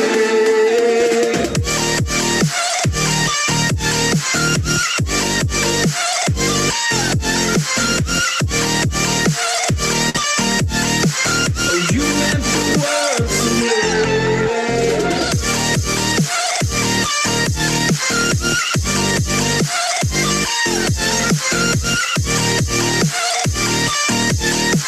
Oh, you meant the world to me. Oh, I'm gonna do this on my own. No point in blaming you, you did not know.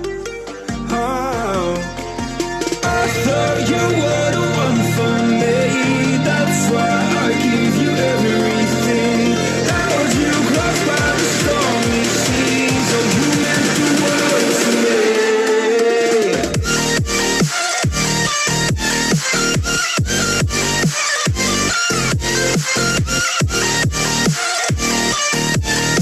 Oh you meant the world to me.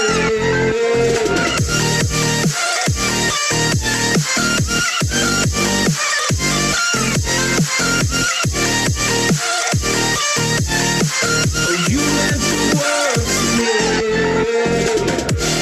Oh, I'm gonna do this on my own. No point in blaming you, you did not know. Oh, I'm gonna do this on my own. No point in blaming you, you did not know. I thought you were the one for me, that's why I give you everything. Held you close by the stormy seas, oh you meant the world to me. Said that you moved on. Where did I go wrong? I tried to make you stay, but I guess my love wasn't enough.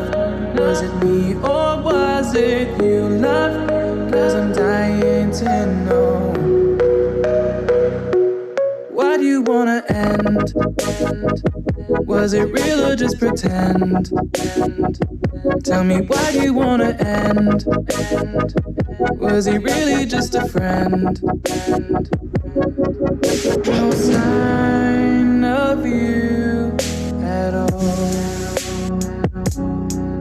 Just pictures on these walls, reminding me of how you threw away all that we've gone through. Was it all just a game to you? 'Cause I'm dying to know. Why do you wanna end? Was it real or just pretend? Tell me, why do you wanna end? Was he really just a friend?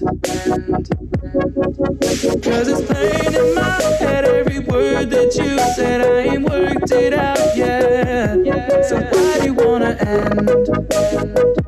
Was it real or just pretend? If there was any sign that our love was in decline, I would have begged you not to go. I would have given even more. My heart is breaking up inside. Can't believe our love has died. Yes, it's out of my control. Why do you wanna end? Was it real or just pretend? Tell me, why do you wanna end? Is he really just your friend? 'Cause it's plain in my head, every word that you said, I ain't worked it out yet. So why do you wanna end? Was it real or just pretend? Why do took a swing at a wrecking ball, and I prayed for my downfall, and I found a way to reconcile, 'cause in my heart it's not worthwhile. It's a bloody battlefield where some go down, others heal. In the end it's all the same. All you can do is play the game. Oh, do we say goodbye? Refuse to question why. I'm sad to say I'm sorry, so lie. Pretend that you're okay. Swear that you will stay. Keep trying for one day. I'm sick of all these lies. Don't care if I capsize. There's nothing left for me to hide. Don't wanna live a lie. Too many lows, too many highs. Too many things to criticize. And so I leave it all behind. Don't wanna live a lie.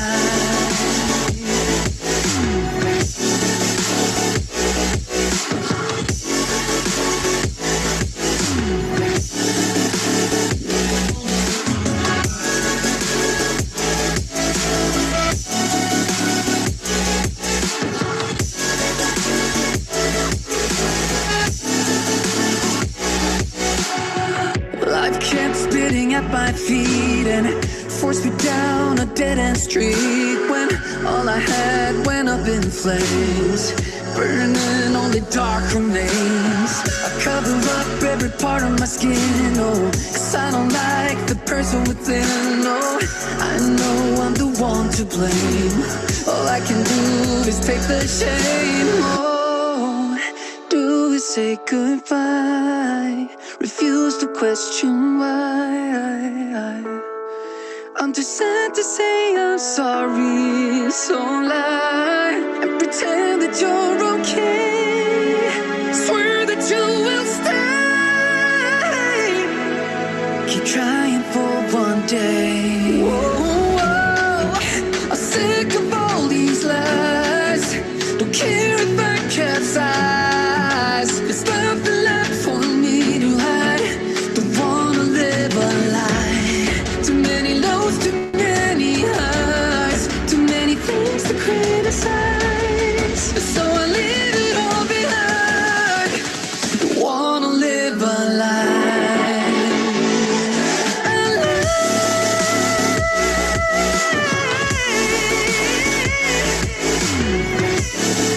I don't wanna live a lie.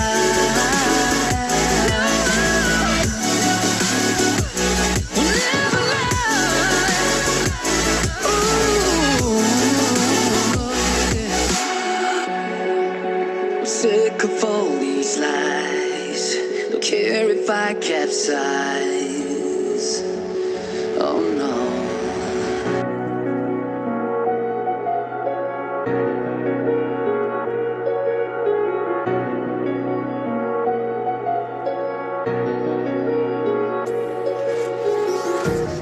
Empty hearts and neon lights. They're playing with my mind. Gotta get out of here tonight. Oh, I wanna run off and fly. And I'll tell myself it's fine to be alone. Just to find somewhere that finally feels like home. Oh, oh, oh. I hate all this overthinking. Oh, oh, oh, oh. The more I swim, the more I'm sinking. Take me to a world of silver. No more heartbreaks, tears, painkillers. Take me somewhere unfamiliar. Bring me back to where we started out.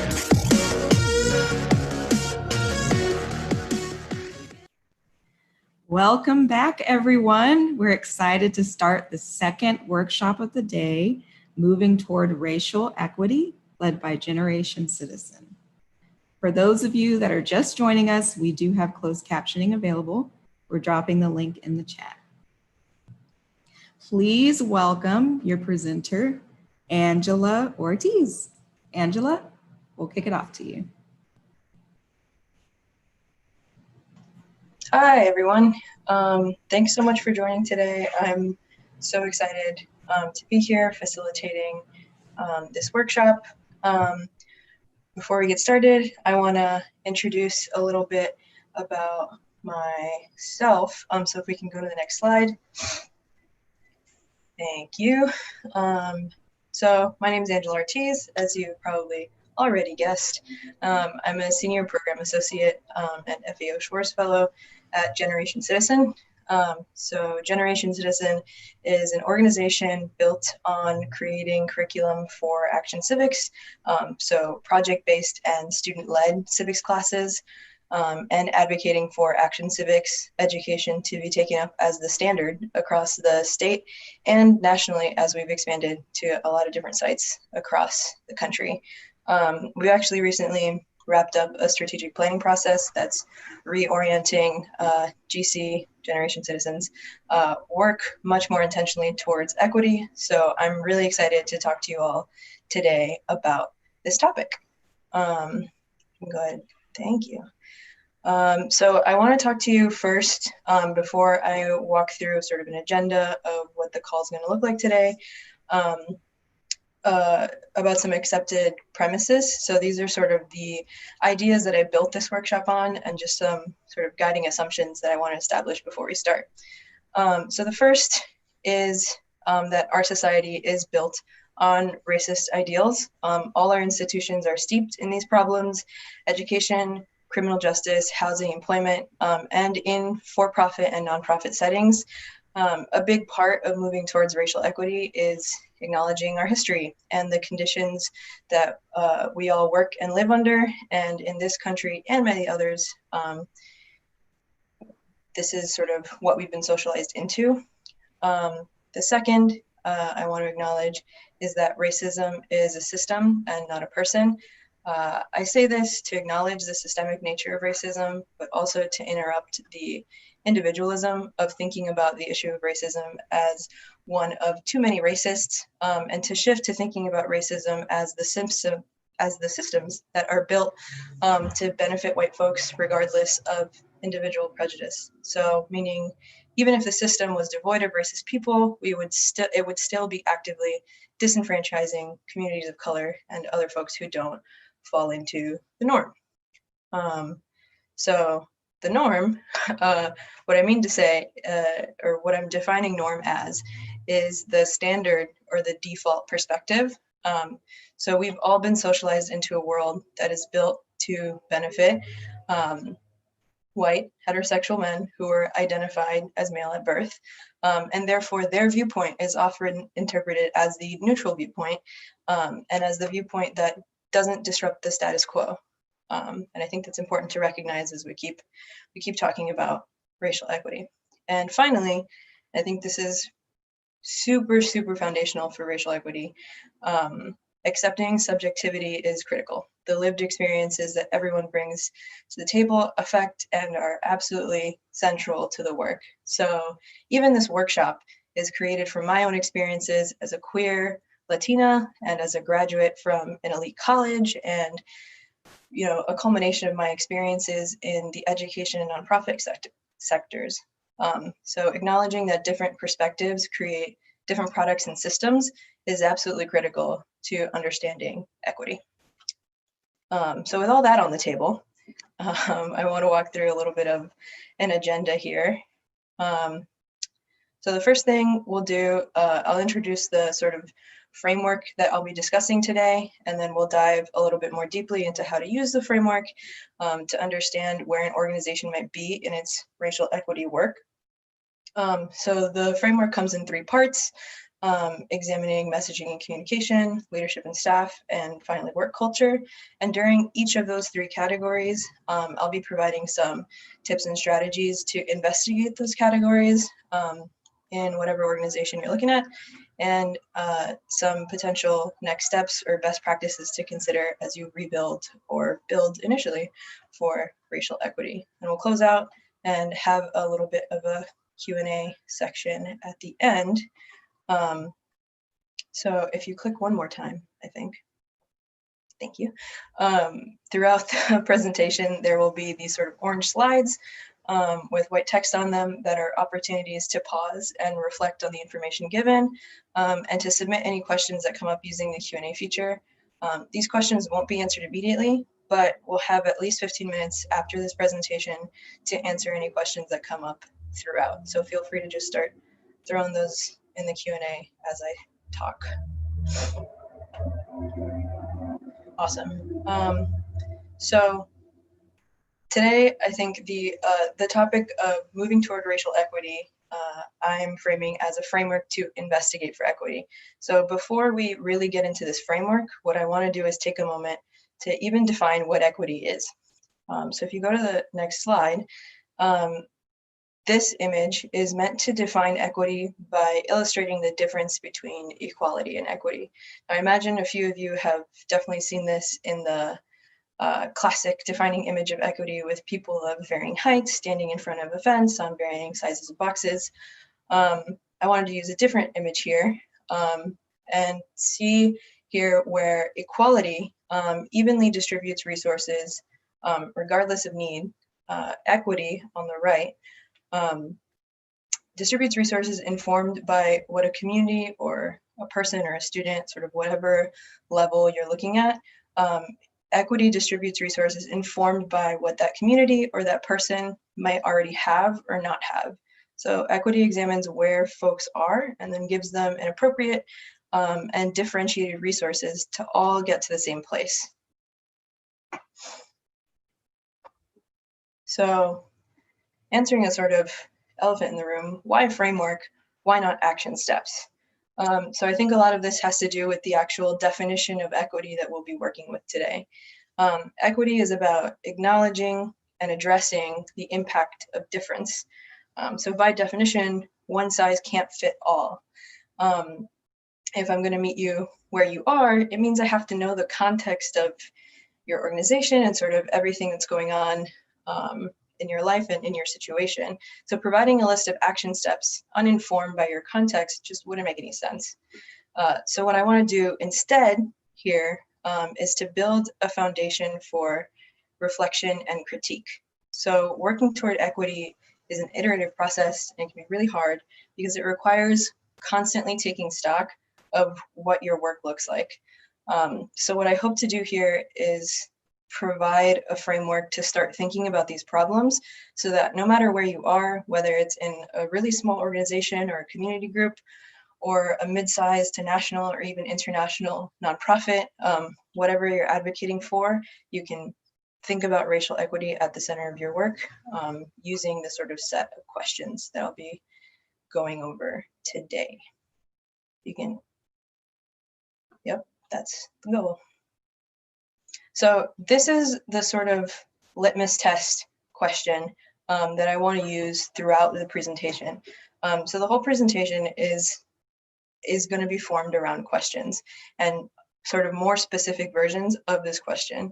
No matter where we go today in our presentation, this question, does this organization acknowledge and address the impact of difference, is going to be the center of the investigation of equity in any organization. So we'll have 3 categories to investigate, as I mentioned earlier. You can just click through and make them all appear. Awesome. So you'll see the 3 little questions popping up under each category: messaging and communication, leadership and staff, and work culture. Each of the orange questions is sort of what we'll be looking at when we're looking at that category in order to investigate for equity. So what I'd like to do is sort of introduce you to these 3 categories using a really broad and accessible example with a fairly popular organization. So if you go to the next slide, we'll be talking today about Google. And I'm going to use Google as just an example to show you what each of these categories looks like and what I mean when I say messaging and communication or leadership and staff. So we'll start with messaging and communication.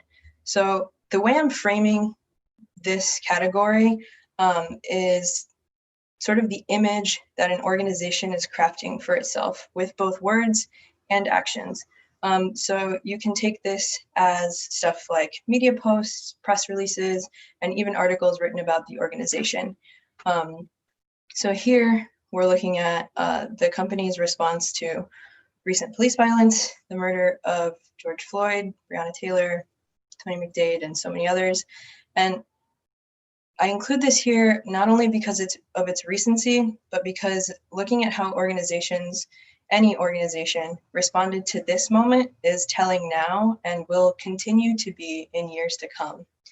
So what you're seeing on the slide here is a tweet from the CEO of Google almost a week after the murder of George Floyd and in the midst of nationwide protests. And the bullet points are a few actions that the company has taken or is planning to take. So I want to go back to the question that I posed. Is this organization acknowledging and addressing the impact of difference? I would say in terms of acknowledging, we've got a tweet, we've got a few press releases, and in terms of addressing, we seem to have some money really going towards supporting sort of the impact that being Black has in the US. They seem to be doing some work internally to increase underrepresented people in leadership and looking at work culture to see how they're mimicking policing culture and attempting to switch that up. So in terms of messaging and communication, I'm hopeful in investigating for racial equity. We'll sort of see where the rest of the categories take us. Thank you. So next, we would look at leadership and staff. So what I'm looking to explore with leadership and staff is purely representational. So I want to know who is part of the organization and at what level, and to start trying to get a picture of whose experiences are informing the work. So here you see a few snippets from Google's diversity report.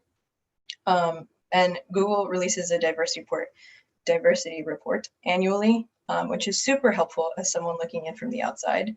And what you'll see is that while there were modest gains in representation, the Forbes article sort of analyzes the report as still representing a disproportionately white, Asian, and male workforce at the company.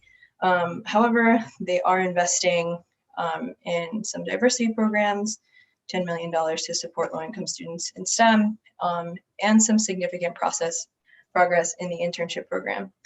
Some follow-up questions I might ask here, especially in terms of the investment in diversity programs, is how does this sort of external investment relate to internal processes? So how does this fit into them changing hiring practices to build a more diverse staff? Because investing money in low-income students and students of color in the Bay Area is obviously a really great thing, but it's very long-term in terms of how it's going to change the actual composition of their staff. So I really want to know what investments might look like internally that they're doing to change sort of the composition of their staff. And then in terms of the significant progress in the internship program, what I would ask is why more progress at the internship level and not at the full-time staff level or the management level? I think it's important to note that the internship program is definitely the level of the organization that would have the least power and the least pay. So thinking about where diversity is really important when you're looking at leadership and staff. So going back to our question, do they acknowledge and address the impact of difference? They seem to be acknowledging the impact of difference just by virtue of having a diversity report, but their ability to address the difference seems inconsistent, particularly with regard to internal changes. So the final category here, and what I think might be the trickiest category to look at from the outside, is work culture. So work culture, in an effort to sort of make the implicit stuff explicit, I've categorized into stuff like employee policies, what feedback structures exist, what professional development looks like. And what I'm trying to get at is the kind of environment that the organization is creating and who that environment is serving. So the example that I pulled here was a rollback of a popular diversity program within Google's sort of professional development tracks. And this article was written from the perspective of the employees. So employees argue that they were moved off the program to shield the company from backlash from conservatives. Could you click one more time? Thank you. And the new programs that were put in place to substitute the old one were more prone to talk to Black people about navigating racism in the workplace rather than orienting white people to conversations about racial justice that they might not have to live every day. So if we think about this in terms of our sort of litmus test question, it seems like Google was acknowledging the impact of difference, albeit pretty inconsistently with the rollback of the program. And then in terms of actually addressing the difference, Google seems to have placed the onus on Black employees to navigate racism rather than on white people to be anti-racist. So the takeaway here of looking at all these three categories sort of briefly with this Google example is that looking at all of these three categories gives you a more nuanced understanding of the work an organization is doing. So if you had only looked at the Google CEO's tweets or their press releases, you might have thought, oh, Google's doing an okay job. Like they seem to be leaning into the moment and trying to do something here in terms of, distributing their wealth and resources and stuff like that. But when you look at other categories, leadership and staff and work culture, they seem to be doing not as well. And I think that's really important to get a really full picture of what an organization is doing, to see where they're doing really well and where they might be faltering. And definitely as you either go to work for an organization or consider applying for a position, or maybe you're already in or a part of an organization, this stuff is really important to think about critically if you want your organization to build for equity. Perfect. I'm going to take some water.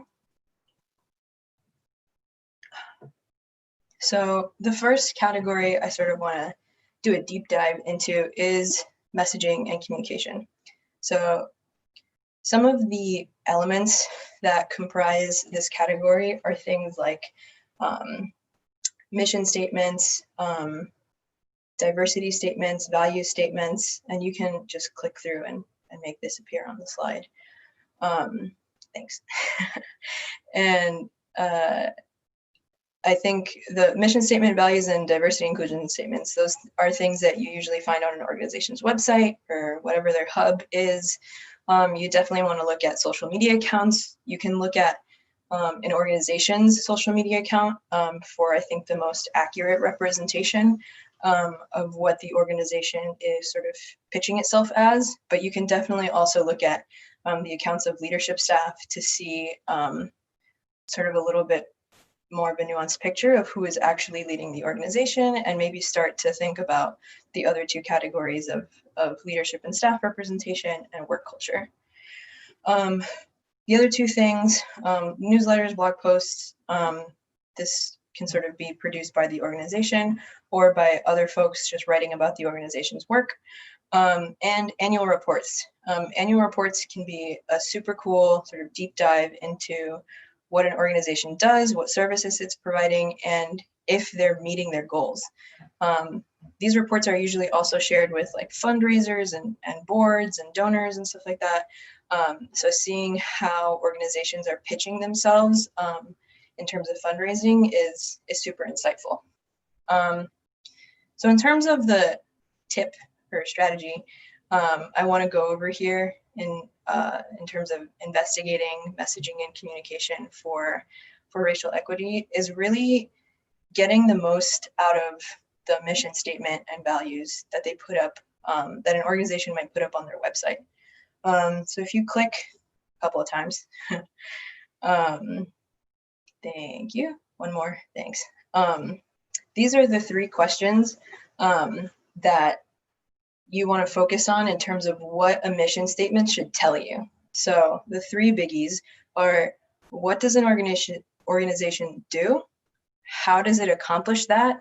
And who is it doing the work for? So all of this is to sort of get to the point of, what does this organization actually stand up for? And is what this organization is standing up for in line with my values, in line with sort of the racial equity that I want to see being upheld at this organization? So if you go to the next slide, what I'd like to do is use my own organization as an example and a case study for how to answer these questions and how to think a little critically about what organizations are presenting you with. Caveat, we just went through a strategic planning process, and these things are no longer the same. We've turned a lot more towards equity in a direction that I'm really excited about. But I think that our mission statement and the stuff on the website currently represents a really good middle point, where it's not awful, it's also not at its best, and definitely not representing the values that a lot of our staff have in terms of where we want or how we want racial equity to be a part of our work. So it's a really good middle ground example. So Generation Citizen works to ensure that every student in the US receives an effective action civics education, which provides them with the knowledge and skills necessary to participate in our democracy as active citizens. So based on just this mission statement, I'm asking, okay, what does this organization do? Provides knowledge and skills to participate in democracy. Cool. How? Through an action civics education. What is that? Not sure. And then who are they doing this work for? Every student. So what sort of raises a red flag here for me is the answer to the 3rd question, who? Every student. So for me, that's just not specific enough to be able to answer the question of, is this organization addressing and acknowledging the impact of difference? Here it seems like it's a little broad, and I'm just not clear on if the organization really sees the differential between different populations of students and is doing something to address that. So if you click twice, I think. Yeah, so in terms of trying to answer based on this information alone, does this organization stand up for racial equity? I'm really not sure. And I might say no, based on the fact that the information is absent. But in order to give GC a fair shot here, and to really sort of thoroughly guide you through how to look through an organization's materials on their website, I want to talk about a few other things that are on our website. So if you go to the next slide, while Generation Citizen has a few tabs that sort of present its mission statement and its values and all of that stuff, it also organizes the work that it's doing in terms of a problem and a solution. So we say that the problem is young people are not participating in politics, and that the solution is action civics. What it gets to here is that in the problem, it defines this idea of a civic engagement gap, and that students from low-income populations are not getting the same level of civic education as students from communities with more wealth, or their high-income counterparts, if you will. So when you shift over to discussing the solution, which Generation Citizen presents as action civics, you see that the population focus, you see that Generation Citizen's population focus is they're really committing to identifying underserved youth populations within schools and working with those. So our current efforts focus almost exclusively on eliminating the civic engagement gap by working with underserved youth populations in both rural and urban environments. So when you think about acknowledging and addressing the impact of difference, this really does the 2 pieces in these two tabs that they represent on the website. So you ask this question again, does this organization stand up for racial equity? Honestly, still not 100% clear. However, they have acknowledged the impact of difference in a slightly different way. They haven't said there's a racial difference happening here in terms of civic education, but they have identified a low-income population difference and addressed that difference in the solution. So that gives me a little bit more hope for sort of equity being at the center of GC's work, and might make me willing to apply to something, or even me as being inside of the organization, looking at that, I'm like, okay, this does represent our values, but how can we make it more explicit? How can we make it more specific to address what we really mean here? When we say low-income populations, who are we talking about? What students, what identities, and just sort of putting what we really mean out and front and center. Awesome. So in terms of potential next steps, I want to represent some best practices at the end of each one of these categories. So I'm phrasing this as, what are some ways to actually acknowledge and address the impact of difference? And remember, these orange and white slides are meant as a sort of moment to pause, and you can either throw up some sort of suggestions for what might be some potential next steps here, or just take a second to ask a question and throw it in the Q&A really quick before I move on to best practices.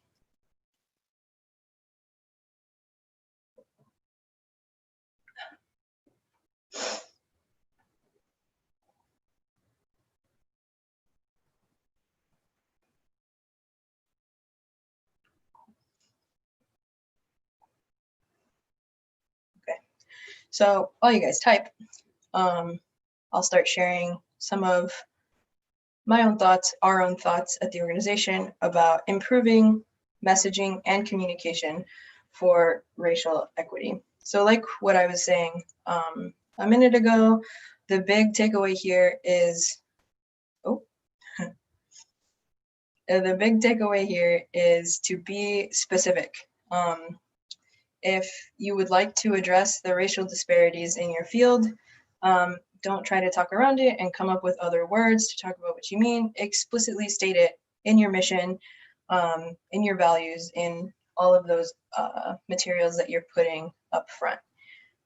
So include working towards racial equity in your mission statement. I think a big hiccup of a lot of organizations and a lot of sort of materials like this is making sure to include how your work addresses making a positive impact for racial equity. I think it's one thing to acknowledge that the gap exists, and it's another to talk about how you're actually going to work to mitigate that gap. And finally, ensure that a diversity of voices are a part of crafting and critiquing the message. So when I say critiquing, I mean thinking about how your messaging is being interpreted, and to make sure to bring diverse perspectives into that critique, because different messages land differently to all different sorts of people. So if you get as many different kinds of people as possible to give you feedback, you're more likely to land on a message that actually represents what you want it to represent. So a really good example of that is the Nellie Mae Foundation. So this is just a screenshot of the website where the tab, I think it's a tab that says like literally mission, value, and vision. And if you click one more time, you'll see the sort of strengths of this presentation. So one, it explicitly includes racial equity in their mission. It's super easily accessible. So where for GC, I sort of had to click around and explore and kind of dive deep into the materials to really see if they were focusing on equity. The Nellie Mae Foundation, like I could literally screenshot this and snip it and put it into the Google Slides. I didn't have to dig for it. It's also really clear and concise. It's short, it's digestible, and you really get at what they're trying to say pretty immediately. So I've been focusing on including such things in your mission, but pretty clearly here there are 3 different components of how they've outlined their work, and that's totally fine. I think what's important is being specific and sort of making your materials really clear about what your work is trying to do. So we are on to the next category, leadership and staff. So as a reminder, I'm focusing primarily on representation among leadership and staff. And then the next category is work culture, and we'll go more through more of the organizational actions and like day-to-day grind. So why is it important to talk about representation? I think the main takeaway here is what I mentioned at the beginning in accepted premises. Who you are and where you come from informs your work. So if you're sort of coming from outside of a community and sort of aren't informed about everything that's going on in the community, you might unintentionally have an impact that isn't what you were going for. So the other half of this is acknowledging intent versus impact and owning that you have a different impact than what you might intend. And I think a big part of working towards racial equity is being really honest about where you're coming from, but also seeing the impact of the work that you're doing. And even if it doesn't match what your intentions are, acknowledging that and correcting so that those two things do match. So talking about representation in leadership and staff isn't just like a demographics or a numbers thing. It's absolutely central to how work is actually implemented in whatever communities that you're a part of. Click one more time. And then, like I just said, this is really about whose experiences are informing an organization's strategy. So how do you get at this from the outside? Some pretty clear ways to look at this. There's usually like an Our Staff button on a website. You should look at who's in leadership, who's in sort of junior level staff, and check out what the demographics are in each. I think while overall demographics are really important, it's also important to acknowledge sort of how those demographics are distributed throughout an organization. Another really important thing to check for is like a diversity and inclusion leadership staff member, and sort of if you can figure out like where they're housed, if they're at like an executive level or if they're in the HR department, and that could tell you something about how the organization is thinking about diversity and inclusion among their staff. And like I mentioned before, annual reports might be helpful. These tend to focus externally, not internally, but it's still worth a glance. And then obviously for really big companies like Google, some people actually have diversity reports. And if that exists, it's absolutely perfect to look at this category. So there is one major sort of caveat here that I want to put out there. Make sure to check your biases. Don't make assumptions about someone's identity based on a photo or like a biography. What's really important here is to sort of manage your expectations and try to get an idea externally, but acknowledge that you're coming from your own place and that what you see might not be sort of what is actually happening on the inside, and try to get a connection on the inside to really expand on what representation in leadership staff, in leadership and staff looks like. So try to inform this research externally with a sort of grain of salt. And again, this is all to get towards whose experiences are informing our work here. You're good. Thank you.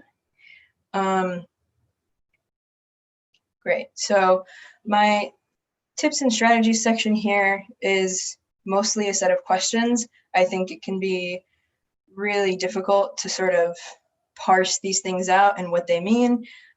Just because there is a Black person in leadership, it doesn't mean that everything is fine and dandy in terms of racial equity. So I think it's really important to do further critical reflection on what's going on within an organization. So this is a few questions that I would recommend either asking in an informational interview, or if you're already a part of an organization, to get together a group of colleagues and think about these questions. So is there diverse representation of identities and experiences at all levels? So again, what is the actual distribution of power amongst different demographics? Is the composition of leadership different from frontline staff? And is the staff representative of the communities that the organization is working for? So that last one really gets to this sort of big question I put at the bottom of the slide. Sorry, that is a motorcycle. But it gets to this: is organizational strategy informed by experiences relevant to the communities being served? So really look at what your organization is trying to do, and then understand how the composition of staff relates to the community and those demographics.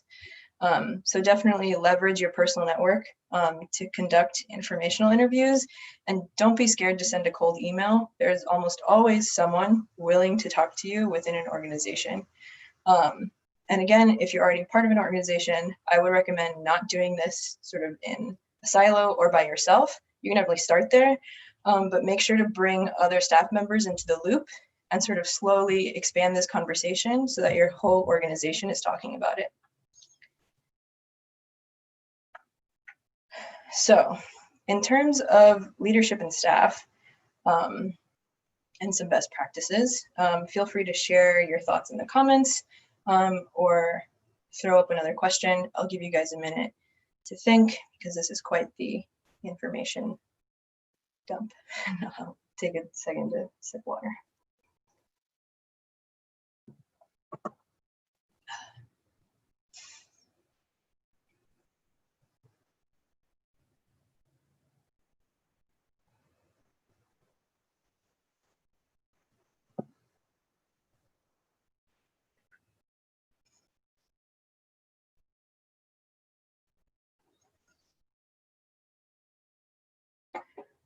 Okay.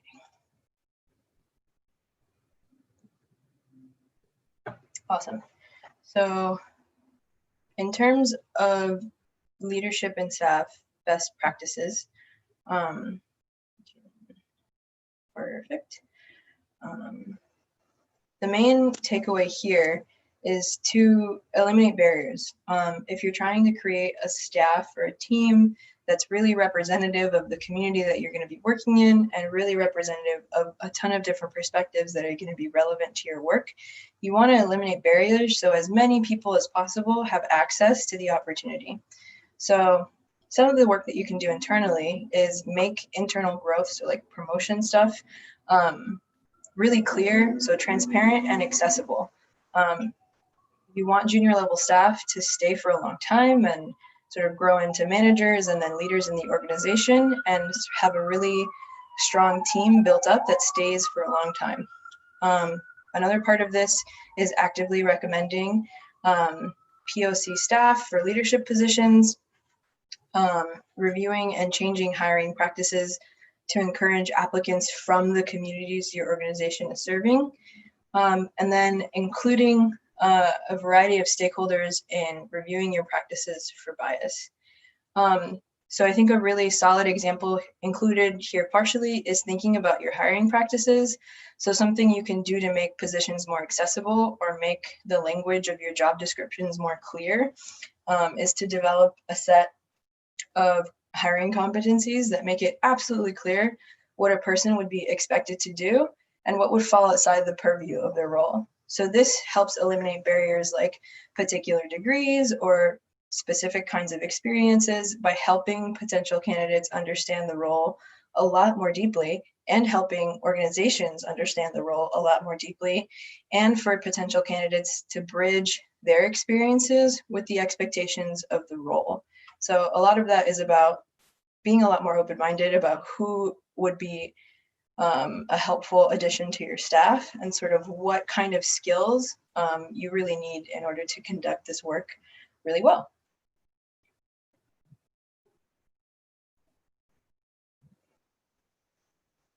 Great. So the final category we're going to be talking about today is work culture. So I think work culture is probably the most challenging of these categories to sort of get at from the outside. But what I've tried to do here is give you some examples of some of the defining elements of work culture. So employee handbooks, vacation policies, other internal policies, getting at employee turnover, at which levels of staff. Some of that can be done by like LinkedIn research. Thinking about examples set by leadership in terms of how the policies above are enforced and sort of actually paid attention to. And then sort of what is the normal relationship style? Who takes up space in meetings? Who's involved in decision-making, official and social? So are people hanging out outside of work and making important decisions there? Is everyone there? Questions like that. So all of this is sort of trying to get at what environment is this organization creating. So in terms of, oh yes, really important. One of the big defining things of work culture is that it can feel, and it really is, super intangible a lot of the time. And it can feel like when you're working in an organization that whatever the culture or the environment is just what's normal for a sector. But I want you to remember one of those first premises about what actually is normal. So a quote from Angela Davis here: in a racist society, it is not enough to be non-racist. We must be anti-racist. So if your organization, or if the organization that you're looking at isn't actively having conversations about how to acknowledge and address the impact of difference, odds are there are a lot of institutions or systems or structures that the organization is complicit in, and that is disenfranchising employees of color or stakeholders of color. So again, mapping this from the outside is sort of a wild time, but here are some tips and strategies. I think LinkedIn is definitely something to leverage when you're trying to figure out work culture. And I mean this in terms of media posts. LinkedIn tends to be a little bit more professional and sort of like recruitment-y in terms of like trying to attract staff. So they might be saying a little bit more about what their internal culture is versus things like Twitter or Instagram and stuff like that. You can also get a little bit at an organization's size and who their employees actually are to start getting an idea of what kind of sort of culture, whether it's like a really small, tight-knit group of people, or if it's like a much bigger organization that might be a little bit more bureaucratic or anything like that. And those are generalizations. Again, check your biases and check your assumptions. But one more thing that's really helpful on LinkedIn is the job descriptions that organizations post. People tend to include all sorts of things on there, whether it's like a non-discriminatory statement or just looking at what kinds of experience or degrees they require can tell you a little bit about what an organization values. And again, beyond sort of just doing research without talking to an actual person at the organization, leverage your network. Maybe you know someone who worked there, maybe you know someone who knows someone who knows someone who worked there. You'd be surprised how easily you can get into finding someone who you sort of know at an organization. So I think conducting informational interviews is pretty critical as a strategy for mapping work culture from the outside here. So again, all of this to get at who is this environment supporting. You can go to the next slide, it's okay. So what I wanted to do here is really provide a list of questions that you can use and have ready, whether you're going in to actually interview for a position at an organization, or if you're sending a cold email and trying to get someone on a phone call with you. This is a really solid list of questions to have sort of on deck as you try and investigate what work culture is like in an organization. So just to look at a few examples here, feedback structures are really telling. in terms of how an organization addresses conflict. If there is a diversity and inclusion officer, learning a little bit more about what role they play is really important in figuring out sort of staff relationships and sort of how often you need a third person or what policies this person is coming up with. And what I mean by if there isn't a diversity, inclusion staff person, how did these conversations show up in the work? The conversations I'm referencing are conversations about equity. And I would really encourage you to definitely ask the follow-up questions that are listed here to really dive deeper into what kind of environment an organization is building. And I think these are absolutely all fair game coming out an organization from the outside. So definitely the overarching theme of all these questions is to try to get at what the distribution of power is within an organization and to see whether it's an equitable distribution and whether all sorts of people are getting a chance to have their voices heard and have their suggestions sort of acted upon. Again, a brief pause here to sort of really to let me drink some water.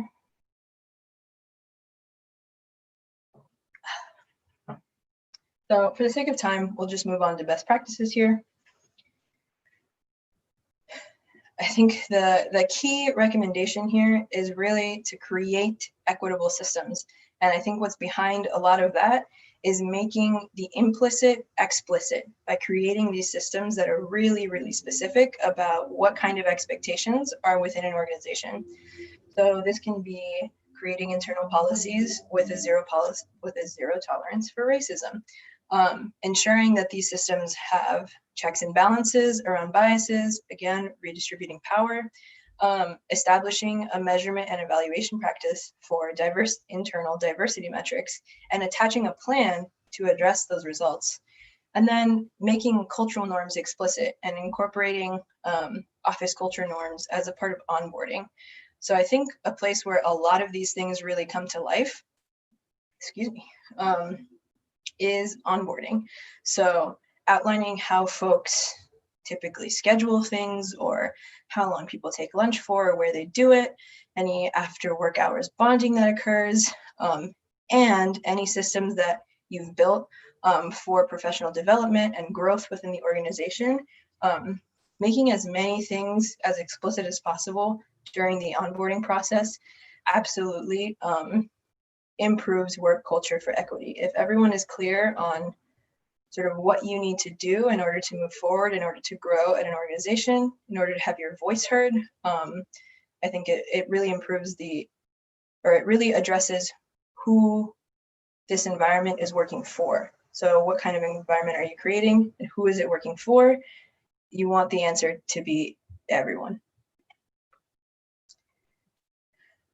So that was our final category. We have arrived. I've included some additional resources here at the end. These are all links, so if you want a copy of the slides, you can email me. My email is in the next slide, but this is just a few sort of things to look at for further research. I would highly suggest the first one, characteristics of white supremacy culture.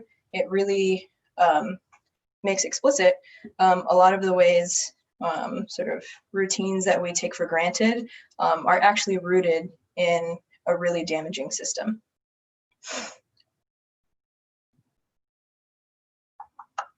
Finally, if you'd like a copy of the slides, you can email me at that email address. I believe that email address is also on Generation Citizens website. But if you'd like to learn more about GC, definitely check us out on social media. It's right in my name on the Zoom for Twitter, and Generation Citizen on Instagram.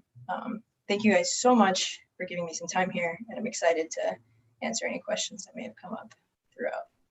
Thank you so much, Angela. Let's give Angela some exclamation points in the chat. Thank you for this amazing information. It has been so helpful. So we do have some time now for questions. We're getting lots of exclamation points in the chat. Let's ask some questions. So we do have a couple of questions from the folks here. The first question is from Maya. Maya asks, with Google, they rolled back an effective program because they were worried about offending conservatives. When having conversations about diversity, inclusion, and representation and racism in schools, workplaces, communities, families, how do you propose we make sure that we aren't over-sanitizing the conversation to comfort white participants, while also making sure that we aren't alienating the white audience that needs to be educated? Yeah, I think this is a super relevant question, especially for the last few months. I think anyone who comes from a marginalized background often feels that emotional labor of having to be the educator about your own identity. And I think Black folks in particular have felt a lot of trauma and labor and sort of just a lot in the last couple of months in terms of people asking them for help and expecting them to educate them on stuff that they could easily Google. So I think one of the key things here for me is always being really clear about what my boundaries are and talking within those boundaries. So some strategies I would take for sort of, I really want to get at this over sanitizing thing, because what I would say to you is just don't over sanitize it. I think being as honest as possible right now is really important. And I think if folks hear something that you say that is just a truth about your experience and are uncomfortable and feel that it's like personally offending them in some way, you can do two things. You can remind them that when you're talking about these things, you're talking about a system that is sort of built to disadvantage you. And you're also sort of just speaking truth about your experience. And if they're having a really personal reaction to that, then they should examine that and sort of educate themselves further on the systems that you're talking about. Yes, thank you so much for that. That is really useful information. You've been dropping all of the knowledge today. So we do have another question from Chanel, who asks, could you clarify which audiences could best leverage this information?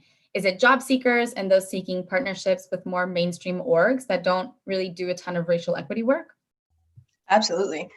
So I definitely built this framework trying to incorporate as many perspectives as I could. So I purposely left it pretty broad. In my framework, or in my head, this works whether you're inside of a company like Google right now, or you're inside a smaller nonprofit like I am, where these conversations are kind of happening, but there isn't like there's just now starting to be a movement to really change our programming in a significant way to work for equity. So I think in terms of which audience could best leverage this information, I think everybody could benefit from going through this reflection process. But I definitely did try to cater also to folks who are looking at working for a different organization or looking to create a partnership with another organization, so that you can understand what it looks like to reflect internally and sort of be empowered to ask the same questions from the outside. So if you're looking to partner with another community organization or a nonprofit, I would definitely encourage just having these conversations up front. Yes, thank you. And you're giving us very actionable steps, which can be applied in all of these different contexts. So our next question is really powerful. It's from Kat, who wants to know, how do you gauge authentically an organization's culture when you're looking for roles in job searching? Oftentimes it looks good on paper or interviews, but then the culture is really racist and toxic. Yeah, I actually had, while I was building these slides, I had a few conversations with people at my organization and even my partner in terms of really figuring this out, because I think you're so right, that's really easy to do. I think you can sometimes ask all the right questions and still arrive at a situation that's really toxic and really unhealthy. But I think one thing that I would definitely try to do that I haven't done before, but would definitely do now, is even if you're actively interviewing for an organization, ask to talk to someone who's junior level staff. So right now, I mean, at my organization, that would be me. Ask to talk to me and see and ask these questions to those people. I think what I find at that level of an organization is that there's a lot less stake in saying something that like will recruit you to work for them, and a lot more stake in really accurately representing what their experience is like, and making sure whatever new person comes into the organization is going to be an ally to them. So I definitely encourage engaging junior level staff in whatever way you can, whether that's like reaching out formally through whoever is doing the hiring process, or just like sending a message on LinkedIn being like, hey, like I'm interviewing right now for a job with you guys. I would really love to get more perspective on what the organization is really like working there, and would love to talk to you if you have like 20 minutes. Yeah, that is great advice. And sometimes that's counterintuitive to what we would think, right? So that is great advice. I hope you all are taking notes from these gems that Angela keeps dropping. So we do have another question from Chanel. When you get your foot in the door, what should you ask up front to the decision maker? What do mainstream orgs typically ask for help with? Where do you begin? Like, is this about like racial equity, you think? Like, how do you get your foot in the door to do things for racial equity? Or so I think the question is coming from just, you know, whenever you get your foot in the door, what are those front questions that you should be asking to the folks that have decision-making power? Yeah, I think I put one of these on like the informational interview slide, and I think it's super important. Whoever's hiring you is definitely going to have some power within the organization. And then once you actually get in, and I imagine you meet in a small nonprofit, you'll probably meet the CEO pretty quick, or the ED or someone like that. I think you need to ask if there's an actual decision-making process and what that looks like, and specifically how it includes the suggestions of junior level staff and really takes those into account. Something that we've done at a site level is like make an actual spreadsheet that's like our decision-making document, and we'll outline how we go through those steps and who we're going to talk to and who's going to do it and all of that kind of stuff. And everybody really has an opportunity to sort of talk about each step and talk about whether or not that's manageable within their experience and caseload. And I think if you get an answer that's kind of a non-answer, that's also telling. So I think that's really important to think about when you ask these questions. I think in a lot of different places, you'll get a lot of non-answers, and that is still data for you. Like if folks aren't ready or comfortable or don't have a practice that immediately comes to mind, that's still telling you something when you get there. Non-answers are real, y'all. And it's important to name that. That's so real. So we do have another question from Diana. Diana says, hi, Angela. Thanks for sharing your knowledge. It's very valuable. My city council that recently passed an equity initiative with the goal of identifying racism and inequitable policies in our city. Can this plan to create equitable systems be used in the public sector, such as schools and city employees? What are some ways to hold elected officials accountable for making a concrete plan to address the results post-evaluation? Yeah, so I think this is also like Google has a diversity report, right? But like, what's the plan in terms of like the numbers that come out of that? So I think when you design an equity initiative, like I think evaluation is really important based on this entire slide deck.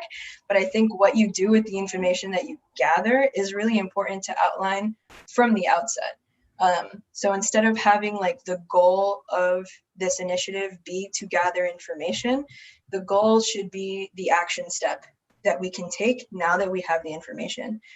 So part of the research process can also be like starting to gather stakeholders that will be a part of the actionable things that we'll do after we can create an informed plan with all of this.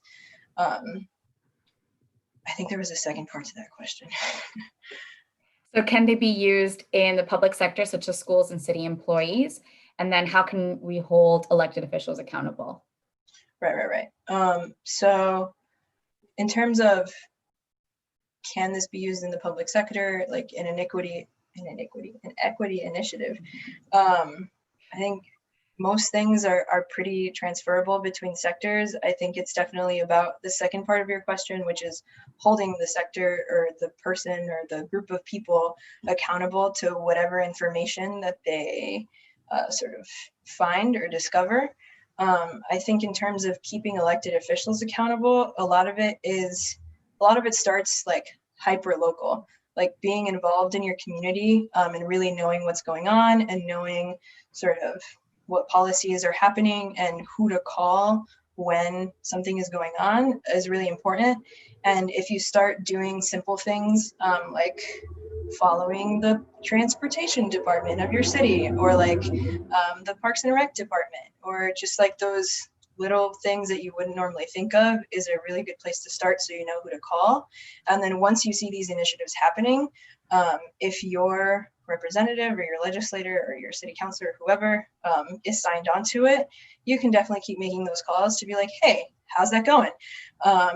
Or if they're not, you can keep making those calls to be like, hey, why weren't you a part of this? I think our neighborhood could really benefit from this, et cetera, et cetera. I think phone calls and emails and stuff can be a little intimidating for folks, but I think it's important to remember that this is literally like a public official's job to talk to you and to talk to constituents. So take advantage of it. If you want to keep them accountable, call them, send emails, start social media campaigns, try to talk to them on Twitter, really just try to communicate with them and make sure they're still working on this. Yes, and just like you said, reaching out to those obscure departments or elected officials that no one ever really talks to or gives those phone calls to. That's really important. Thank you, Diana, for your question, and Angela for your brilliance. We do have another question from Katie from our YouTube. Wants to know, how do you build coalitions within your organization to push for change? Coalition building is so important. I think with this presentation, I think with the questions that I was framing, I think something that was really important to me was to make sure you don't try to do this work in a silo. So I think if like employee resource groups or like affinity groups don't already exist at your organization, that's a really easy way to start. Try to start one of those affinity groups or employee resource groups and have the first discussion be about like the 3 questions that I presented in one of those slides. Like, what are we doing here? How are we doing this work? What's really important to us? And how can we like get the ball rolling? I think if you want to build like teamwork across different demographics at your organization, I think it's really just about getting those people in the same room. So if you have like a separate like Latinx and a Black community or affinity group, first of all, those groups aren't separate. And second of all, get them together. Have a larger community group that's either, you can either make it more specific or more broad. So you can talk about Afro-Latinos and like what they're up to and how they're feeling about this separation between groups. Or you can bring those groups together in a larger group setting and present these questions about racial equity and sort of present your own thoughts and ask for their feedback. I think feedback is also a really easy way to start talking to someone new. If you have something already and you can just kind of hand it to them and ask them what they think, it's a really easy like into a conversation and to get you guys sort of working towards one goal together. Yeah, thank you so much, Angela. We have learned so much from your workshop today. Thank you for sharing all of this information. We're so grateful for you. Everyone, let's thank Angela in the chat where you're already getting some thank yous and exclamation points. Yay, Angela, Marissa, Maya, Diana. Thank you so much. Thank you. All right, so we are going to now transition into a quick little break. We're excited that you all participated, but before you leave, we want to let you know that we have a lot planned for the rest of the day and a lot planned for these breaks. Stick around. We will have guest speakers as a surprise throughout some of our breaks today and tomorrow.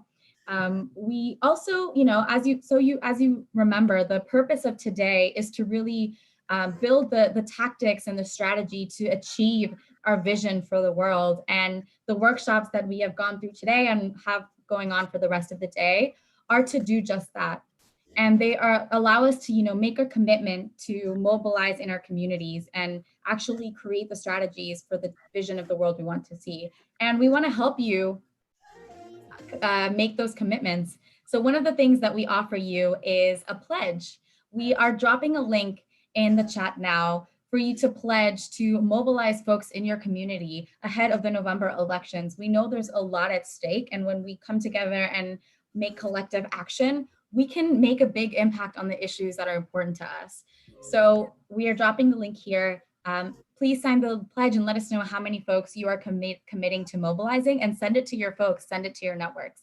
We're also dropping a link for you to help to provide feedback for us throughout the summit. If there's something that really resonates with you, something that you want to share with us, drop it in the feedback box. We will be dropping it here throughout the rest of the summit. We're now going to transition into a break.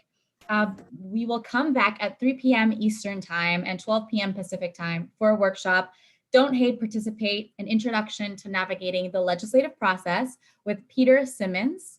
It's going to be great.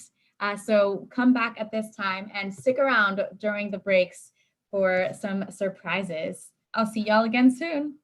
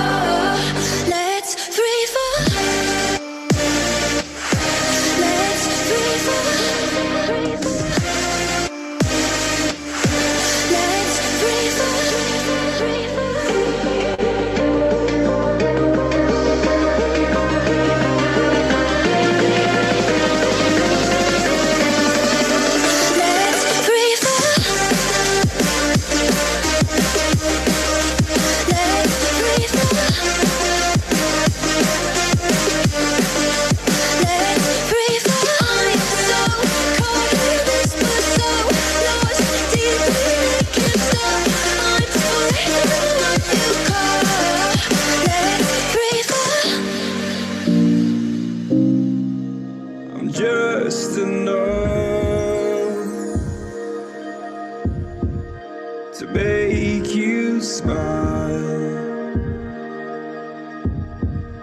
and you need me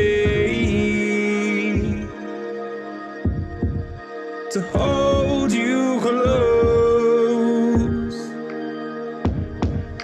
and all your fears that you dream of will disappear and flutter on.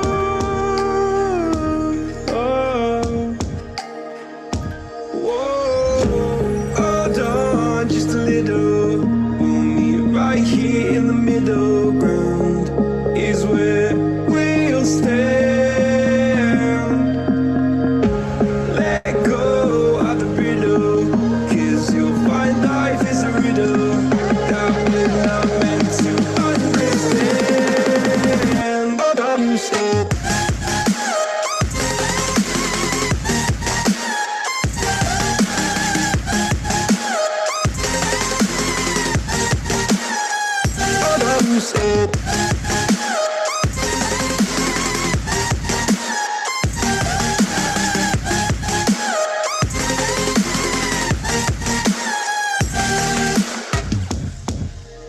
just look on, and I'll look down, and all your fears around the ground.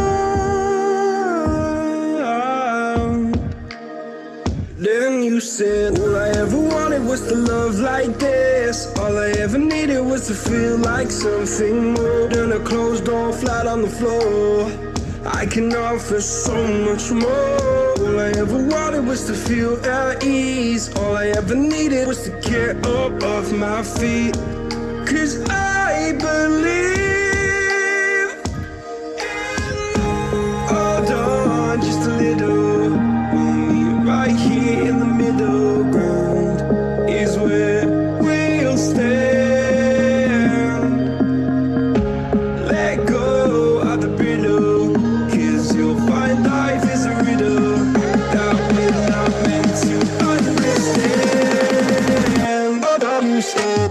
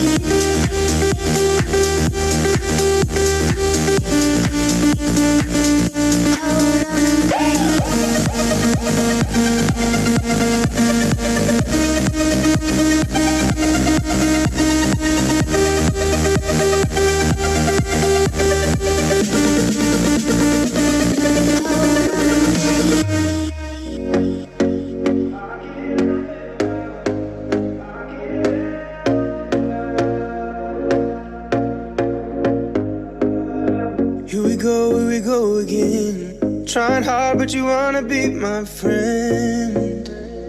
Ain't no place to hide, ain't no one to run to. Here we go again. Call my bluff, I'ma be here till the end. I'm the one you ride, I'm the one you ride to. If you don't wanna change, ain't no place to hide, ain't no one to run to. If you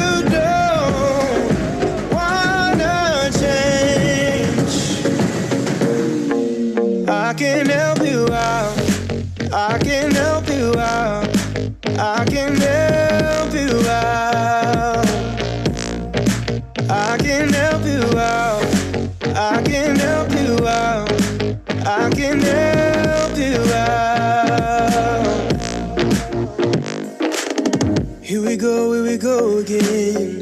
Time is up and I'm calling up my friends.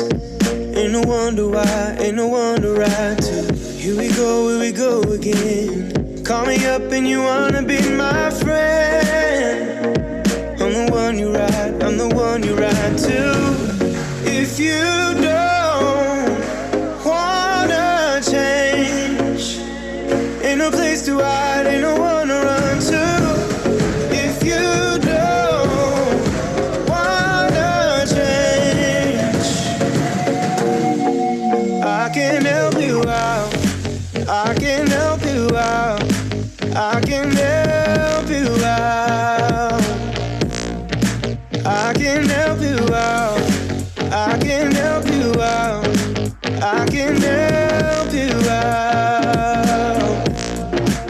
I can help you out. I can help you out. I can help you out.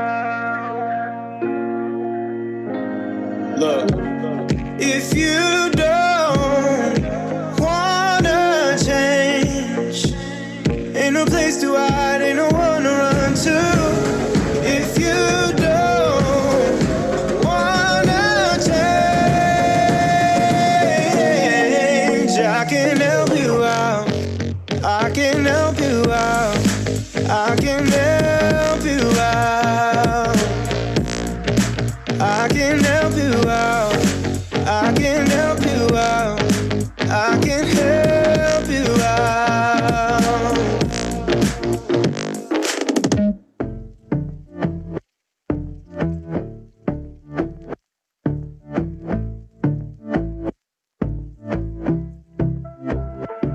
And I've been chillin', watching the ocean with you. Baby, up with a slow motion crew. And we up in our cloudlands when people change, but not us. And we just chillin', kicking it, kissed by the sun. Could be soaked to the skin in the monsoon. I know she got the good vibes when seasons change, but we're the same. Even if I lost all my money, there's speak a single word, 'cause you got me holding, holding. Even if my jokes aren't funny, my tongue tied up on it. And I don't need to speak a single word, 'cause you got me holding, holding.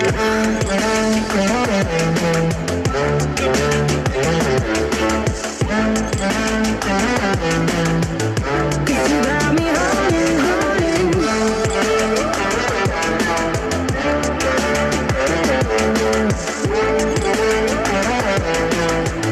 Cause you got me holding.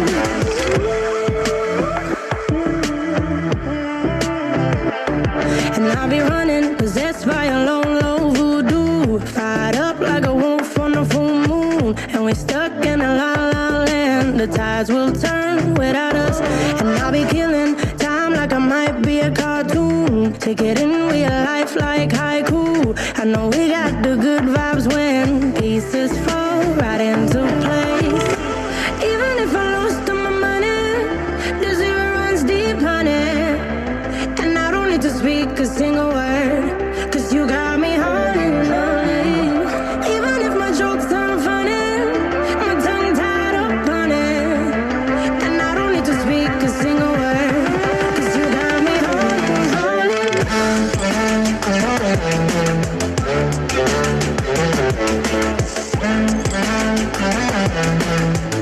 'Cause you got me holding, holding.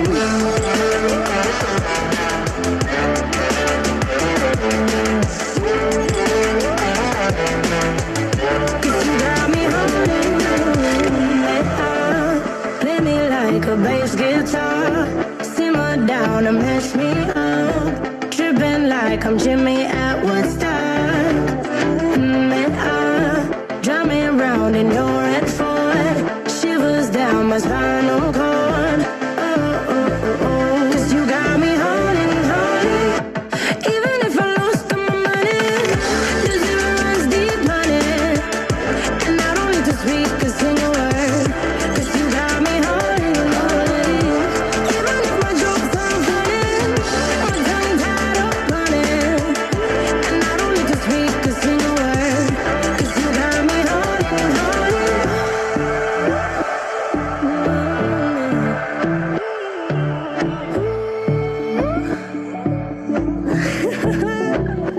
Hold on.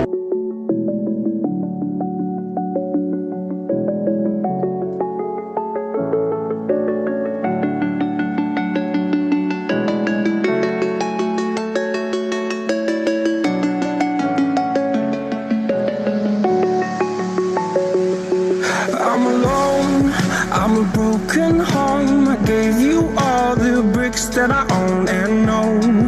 I'm letting go, I'm breaking these walls down, breaking these walls down. If you want adventure, then fly to home. But if you wanna travel, then go alone. Yeah, what's the point in us if I never know? Yeah, if you're gonna leave, I'ma let you go.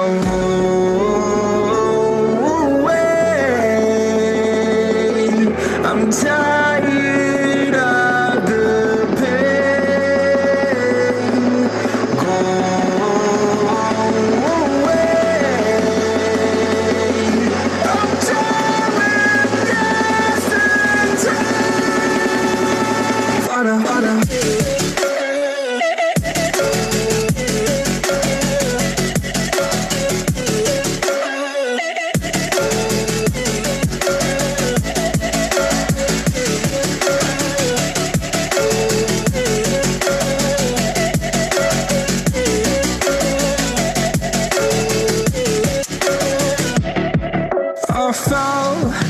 My demons dwell, my own little nightmare, I call it hell, oh well.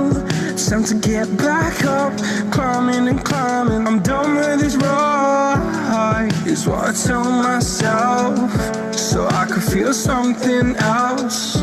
Yeah, I guess I had my bad days, but it doesn't mean I lost my style. Darling, where were you when my heart was on the ground? I thought time would prove that you would stick around. I guess time stands still, a king without his crown. Now I'm breaking and you're faking, girl.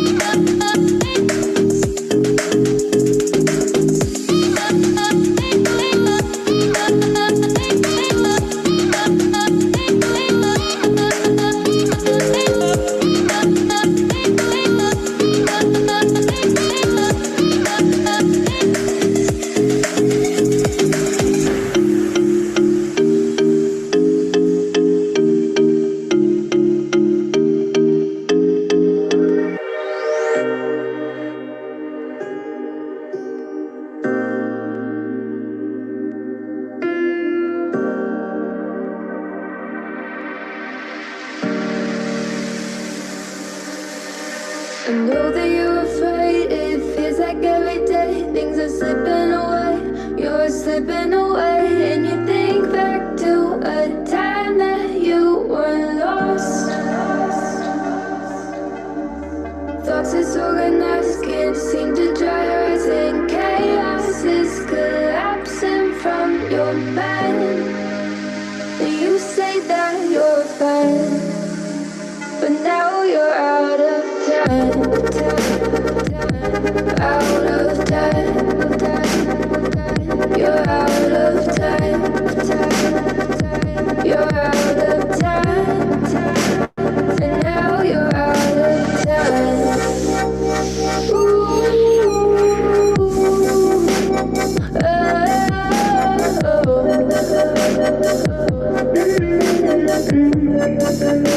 And now you're out of time. Never measure up, you'll never be enough. People say tough love, you should just suck it up. And you think back to a time that you were lost.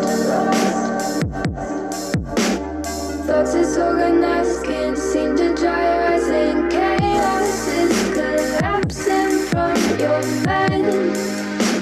And you say that you're fine, but now you're out of time,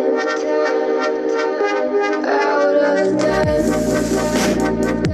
you're out of time, you're out of time, and now you're out of time.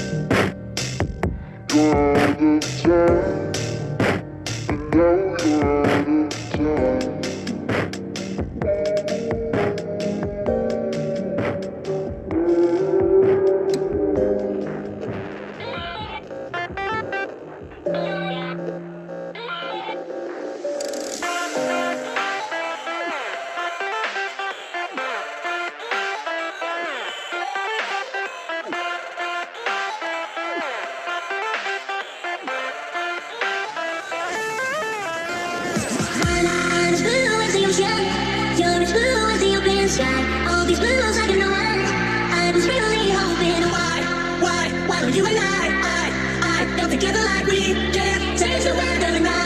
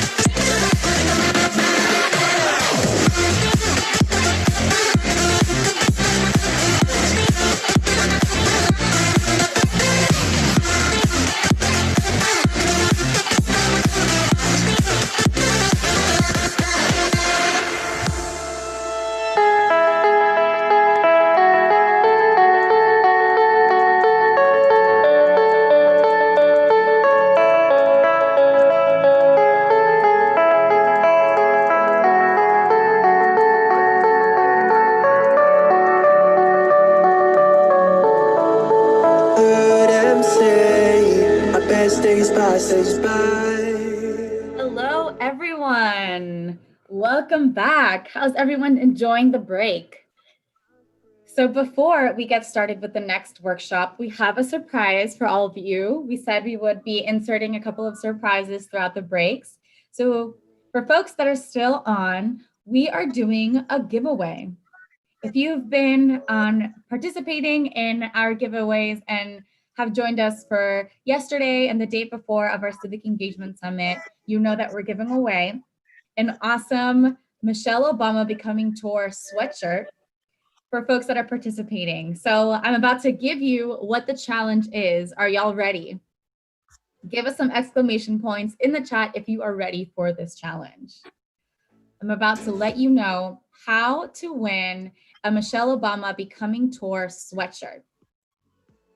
So I see some exclamation points in the chat. Samira is ready. So this is how you can enter to win a giveaway of this awesome prize. So the challenge is, we know that there's a lot at stake in our communities right now, especially during an election year that's going to impact our lives for years to come. So we want to help you in making commitments to mobilize your community ahead of the November elections. So we are dropping a link for YP4's Mobilizing Pledge Challenge.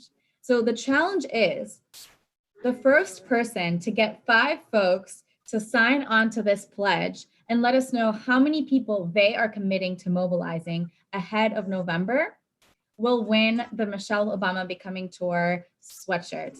So if you become the first person to get 5 folks to sign on, you will be the winner of this sweatshirt and we will send it straight to your house. So again, the challenge is send this link to 5 people you know. If those 5 people sign up and commit to mobilizing folks in their community ahead of the November elections, then you will be the winner of a brand new sweatshirt from the Michelle Obama Becoming Tour. So we hope that you participate. We hope that you send this link to members of your community, but also sign it yourself so that we can commit to mobilizing folks ahead of the November elections. And, you know, when we all come together, we can make a big impact on the issues that matter to us and our community. So we're dropping the link here. And we hope that you participate. We'll be on the lookout for the first person to get 5 folks to commit. We'll be back in about 11 minutes for our next amazing workshop, Don't Hate, Participate, an introduction to navigating the legislative process with the awesome Peter Simmons. We'll be back in a couple of minutes. See y'all soon.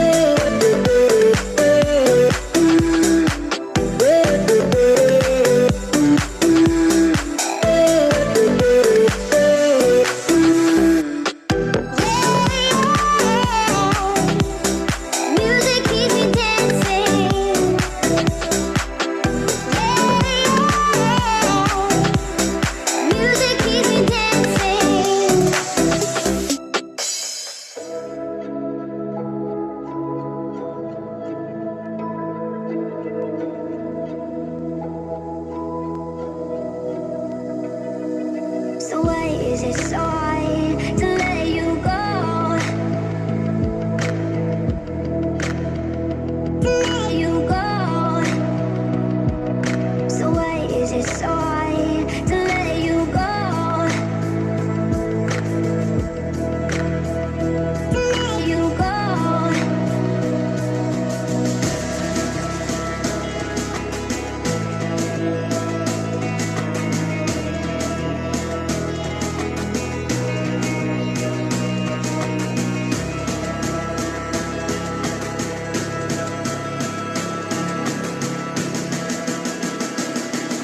So why is it so hard to let you go?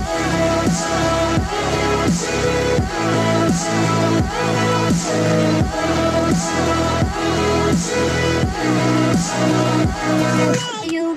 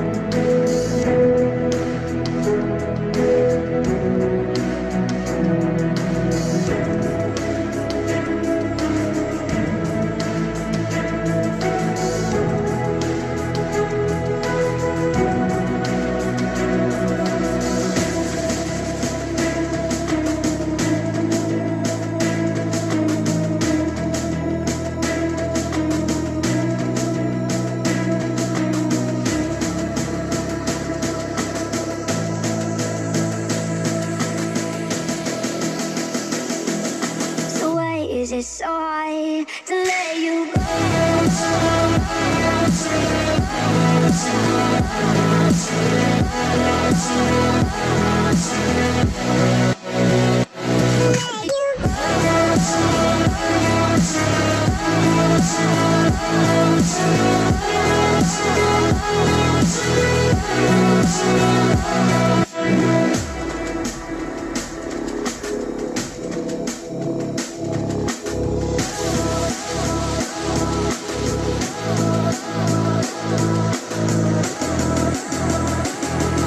So why is it so hard to let you go?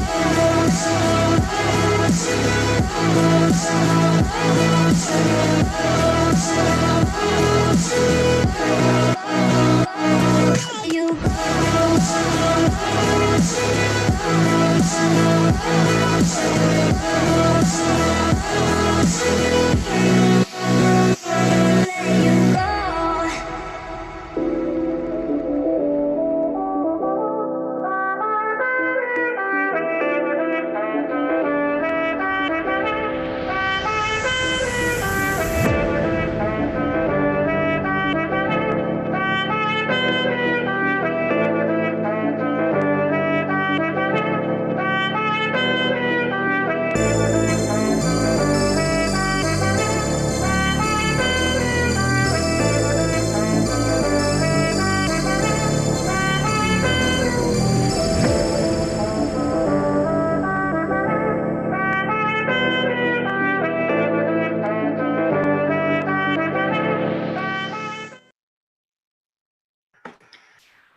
All right. So welcome back, everyone. We are so excited for our next workshop of the day. Are y'all ready for it? Great. So we are going to be moving into our workshop, Don't Hate, Participate, which is an introduction to navigating the legislative process and is led by Peter Simmons. So for those of you that are just joining us, we do have closed captioning available. So we're going to redrop the link in the chat so you have access to that. And with that, please join me in welcoming our workshop presenter, Peter Simmons. Peter, take it away. Hello, everyone. It's a pleasure to meet you all.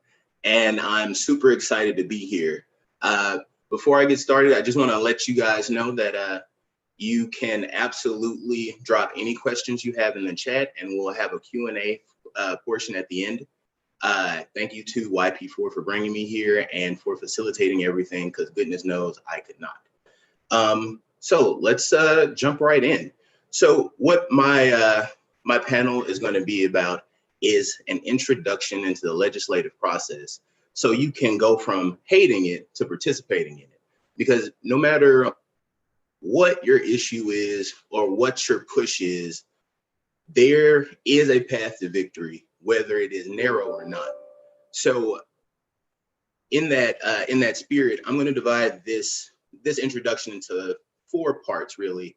Some of them may bleed together because it is the legislative process. So absolutely, there are going to be some overlap, and I hope that makes for a smooth transition. And yeah, let's get this thing started. So the first thing to realize about the legislative process is, though there are absolutely rules, a lot of the determining factors in getting your legislation passed are soft factors. I like to say, and I heard this from the best political mind that I know, that there are 3 main parts to passing a bill: politics, policy, and procedure. And without those 3 legs, your table or your chair, whatever your favorite analogy is, will topple. Because if you don't have the right politics, no one is going to want to hear from you. If you don't know the policy or have the right policy, you won't be able to generate the right support, or people will poke holes in the legitimacy of your proposal. And if you don't know the procedure, your bill can absolutely be dead before it gets off the table, or on the table for that matter. So why don't we talk about those 3 sections of the soft factors and kind of use them to guide the rest. So policy is pretty self-explanatory. What are the nuts and bolts of what your bill or resolution is trying to do? Is it Medicare for all? Is it small business liability during the pandemic? Is it a resolution recognizing that Peter Simmons is the greatest legislative politics teacher apart from his professor ever? Whatever it is, the implications of it are important, because while members of Congress and their staffs are always rushing, and they may not have time to fine-tooth search through a policy, I can guarantee you someone is. And that's important when you're thinking about what provisions to put in your legislation. And the next piece is politics. What do people think about you? Are you easygoing? Do you have a lot of friends on both sides of the aisle? You have really great base support, but your support on the Hill is kind of waning. Like, what is your strategic position in Congress and on the Hill and in the country, frankly? Because even though your politics are national, there will be local implications that control what you can do. And then finally, procedure. How are you going to get that bad boy onto the floor and onto the president's desk after it passes through the other chamber? And that's important because, frankly, they put thousands of bills through the legislative process every year, and only a small percentage get through. And in order to do that, you have to know which vehicles you want to use to get you to the next step. And that kind of leads us into the next part of this. So the first thing that happens when you introduce your bill, and we'll use the House side just because it's a little more formal, and it has to be because there's so many more members. So the first thing you're going to do, you're going to drop that bill in the hopper. Wow. Your member is like, okay, I got this great idea, or my favorite lobbyist, Peter Simmons, had this great idea, and I really like what he has to say. And he has the people's members, the people and my constituents in mind, blah, blah, blah. I know I'm awesome. No, you get this idea, you introduce it, you put in the hopper. It's right down, it's a little dinky little device, but that's the start. So after you introduce it, you go to where policy making starts, which is scheduling.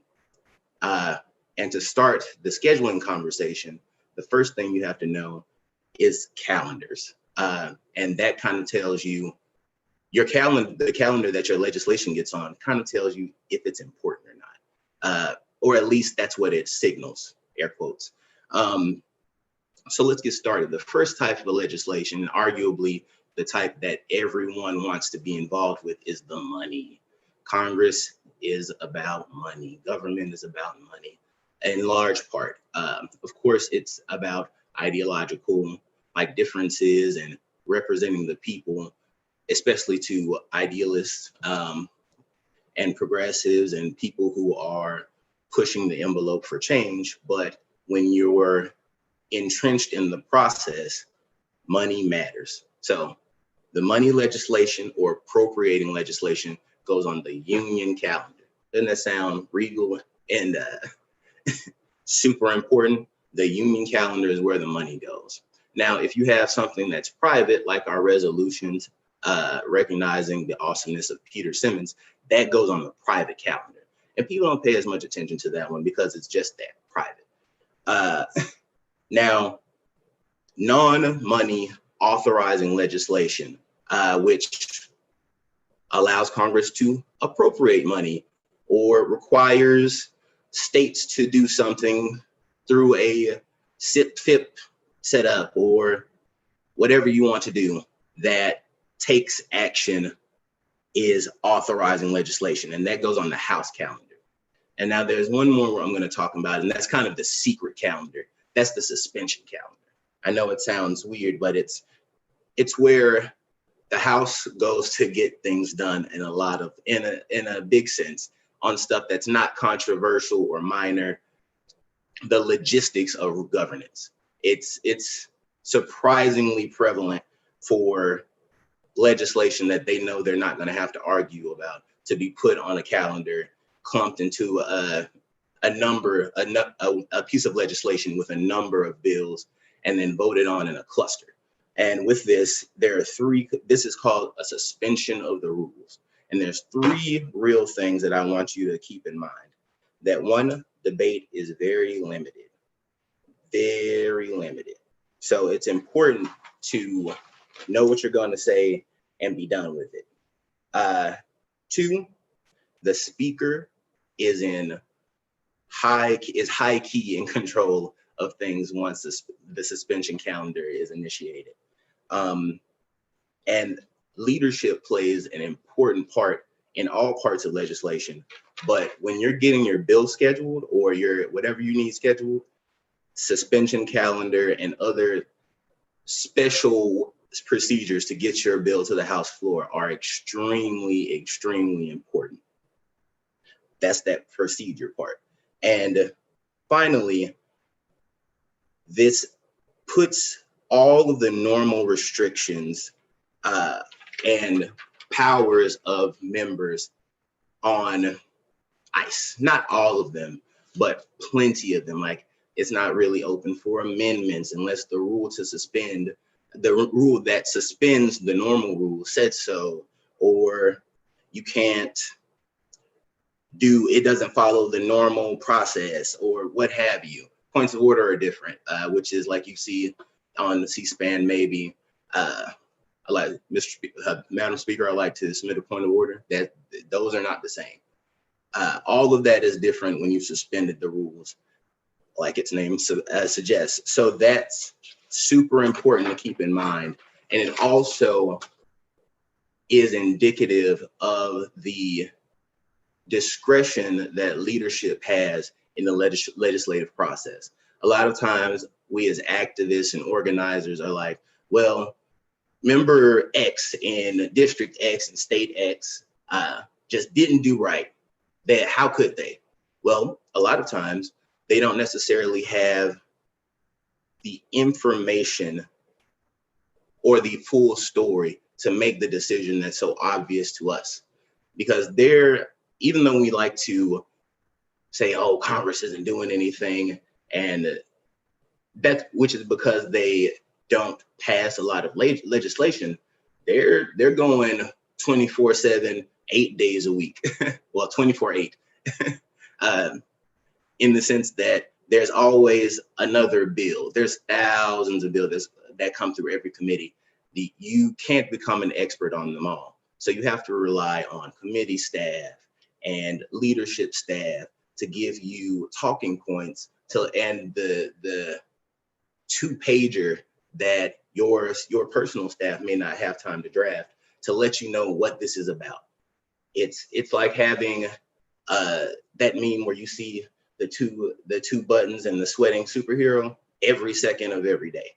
Not to say that some decisions are made in not the best way, even under those circumstances, but it's certainly true that that decision hits different when you have like 30 minutes before your vote, or even a week before your vote, if you can't get the right parties to give you input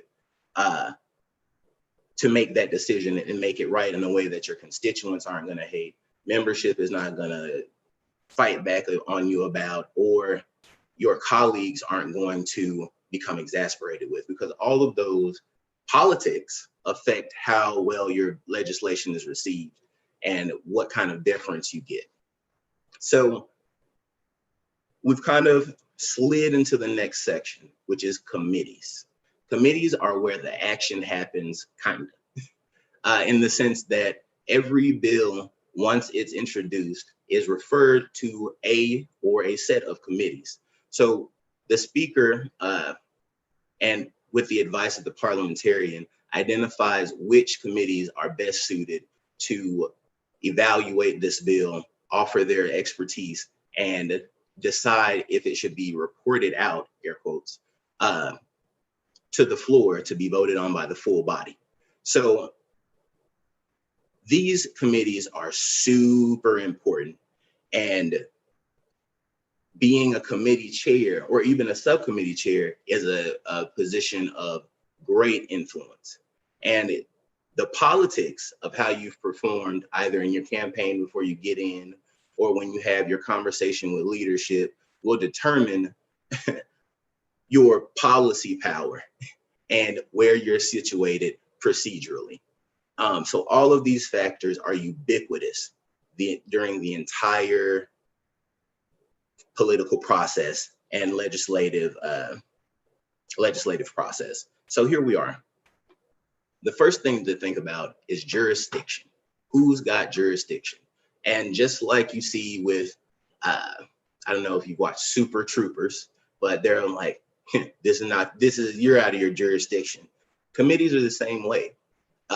It matters who's on C-SPAN grilling the attorney general and the President X administration for their bad faith actions or what have you. So, or their good faith actions and how we can implement that across the country, or just checking in. Those are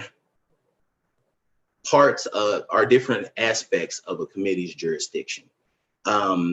So jurisdiction is kind of divided into legislative and oversight.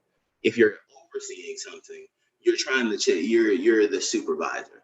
If it's a agency, say it's the FEC, and you want to be like, well, Madam Chair, what's going on with this, or what do you think about this legislation? That will be decided, that their part in what you're doing will be determined by your jurisdiction. So if you want them to put in their input on a bill, that's more of your legislative jurisdiction. But if you're like, hey, this action wasn't great, that's more oversight. And what the purpose of the legislation matters, where they are in the process matters, and all of those factors determine primary jurisdiction. So for after that, you decide who it goes to. The committee then takes their own steps to evaluate the legislation, make changes, or stop it from leaving committee, or make sure it's left committee with caveats, what have you. And the way you decide that, if you're a member of the committee, is through a markup. And a markup is kind of self-explanatory in the sense that you mark up the legislation. You see all these crossed out text, and you see all these additions and quotes, and it's really messy document. But it's that's how the sausage is made. Like in Hamilton, got to be in the room where it happens. That's that room, the markup. So what's a markup like? What are the steps to a markup? First thing you're gonna do, you're probably gonna want to call the experts, because you're busy. You're busy trying to fundraise and deal with constituent requests and make sure that you haven't pissed off the leadership and all this other stuff. You may be married and you want your partner to be happy. There are plenty of considerations to think about when you're dealing with marking up legislation and your duties as a committee. So first things first, you get the experts, because you're busy. Again, that's a lot of time. That's your agency. That's the Department of Justice, or the Federal Election Commission, or the Department of Homeland Security. Whatever the subject matter of your legislation is, will inform which agencies you call to comment essentially on the legislation. So from there, you bring them in, and that's if you're smart or ambitious, or you don't want to burn out your professional staff members, what have you. You bring them in, get their comments, because they are basically, they're the ones who are going to implement what you're talking about, whether it's changing like how student loans are processed or paid for, or making qualified immunity illegal, or legalizing cannabis, or whatever it is. They're going to tell you what the effects are, potentially the prospective effects, and they use their experience to inform how you craft the legislation or how you respond to it. So the next thing you do, you got your research, you got your input from your experts, your agency heads or their staff, whoever it is. The next thing you want to do, you want a hearing. Maybe you call them in for a hearing because they didn't act right when you called the meeting, or you want to embarrass the administration or give them a pat on the back, or whatever your purpose is. Or you might want to pass legislation, which is also a thing. I know, again, the Congress has this rep of they don't do anything, do nothing Congress. Well, they do a lot of work, but the output is severely diminished. And you almost want that. If every bill that was submitted was passed, we will be in a very strange spot, actually. So it's super important to realize that you want the legislative process to ensure that good bills pass. So, and that's why it's kind of so hard to get anything down to the floor in the first damn place, because you want the committee to chew that bad boy up and spit it out and see if it can pass muster. That's what this is. That's what these hearings are. So, when you're calling your industry experts or your activists or the people affected by the problem that you're trying to remedy or create, depending, you definitely are going to call someone, because it's either got to be their fault or they got to say how it's because of you that we're making this change, or the administration or whoever. So you bring them down, you have your hearings, and next thing you do is you start the actual markup. This is the overall process that leads into the markup. This is where the markup really starts. This is where the magic happens. First things first, you read the entire bill, normally you read the entire bill. So these 800-page bills, that's the first thing you do. You got to read them in their entirety. Next, you read the sections that are to be amended.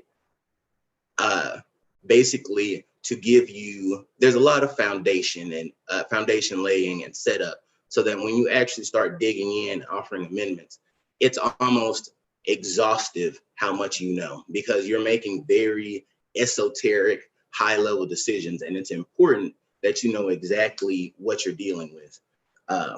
So help you God. So next thing, you read the measure in full, like the measure that's going to be changed, or how, well, that's the best way, the measure that's going to be changed, the section of the bill that's going to be changed. Then finally, you get to read the actual amendments to the measure. All of this is done word for word in large part. So you can imagine how long this takes. Imagine it's a 40-page or 80-page document. Imagine the tax bill if it was going through regular committee procedure. It's extremely exhaustive. And by that time, you're all grumpy. Now it's time for debate. And debate is governed by a 5-minute rule. So you have to know what you want to say. If you've watched the hearing, you're like, yeah, I yield my time. The time allocated to each member matters. And if you're trying to embellish one member's expertise and let them speak for the whole committee, you're going to yield back, and the chair or ranking member, depending, is going to allocate that time as the chair. But they have to work together, because one, you may or may not be in the majority or minority the next time. So there's some input there, and a good faith effort, at least on paper, to try to interact and do things collaboratively. So after you've had your debate, you decided, oh, we like this amendment, we don't like this amendment. You go to report it out, and that's unchanged. You can report it out as is. You can decide that you want to look at it some more, but this is where you decide what happens. And many a bill has been failed to be reported out, only to be brought back the next Congress or for the next 6 Congresses, until either the political landscape changes, the policy changes through the amendment process, or someone employs a procedural rule to skip all that foolishness. So that's how you get it out of committee.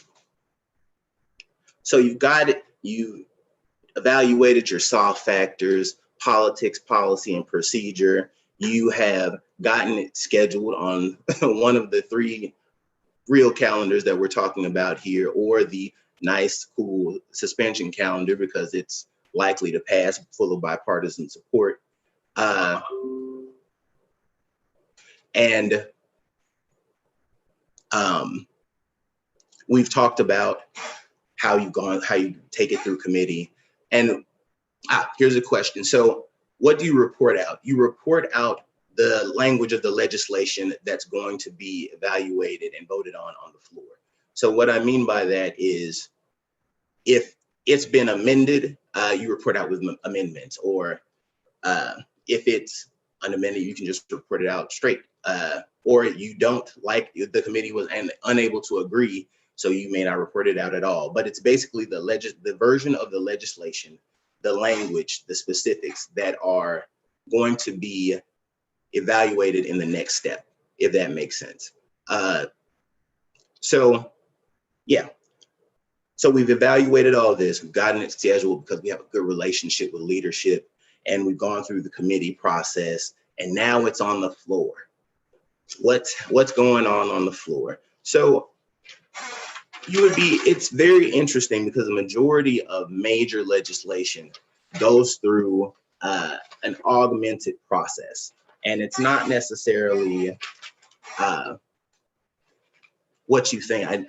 You always, at least until you get into the nuts and bolts of legislative action, assume that it all goes through the standard regular degular procedure, but that's actually not the case, because almost all of the major action on the House floor is accomplished through a special procedure. So through the committee of the whole, actually. So basically what you do, you have a bill.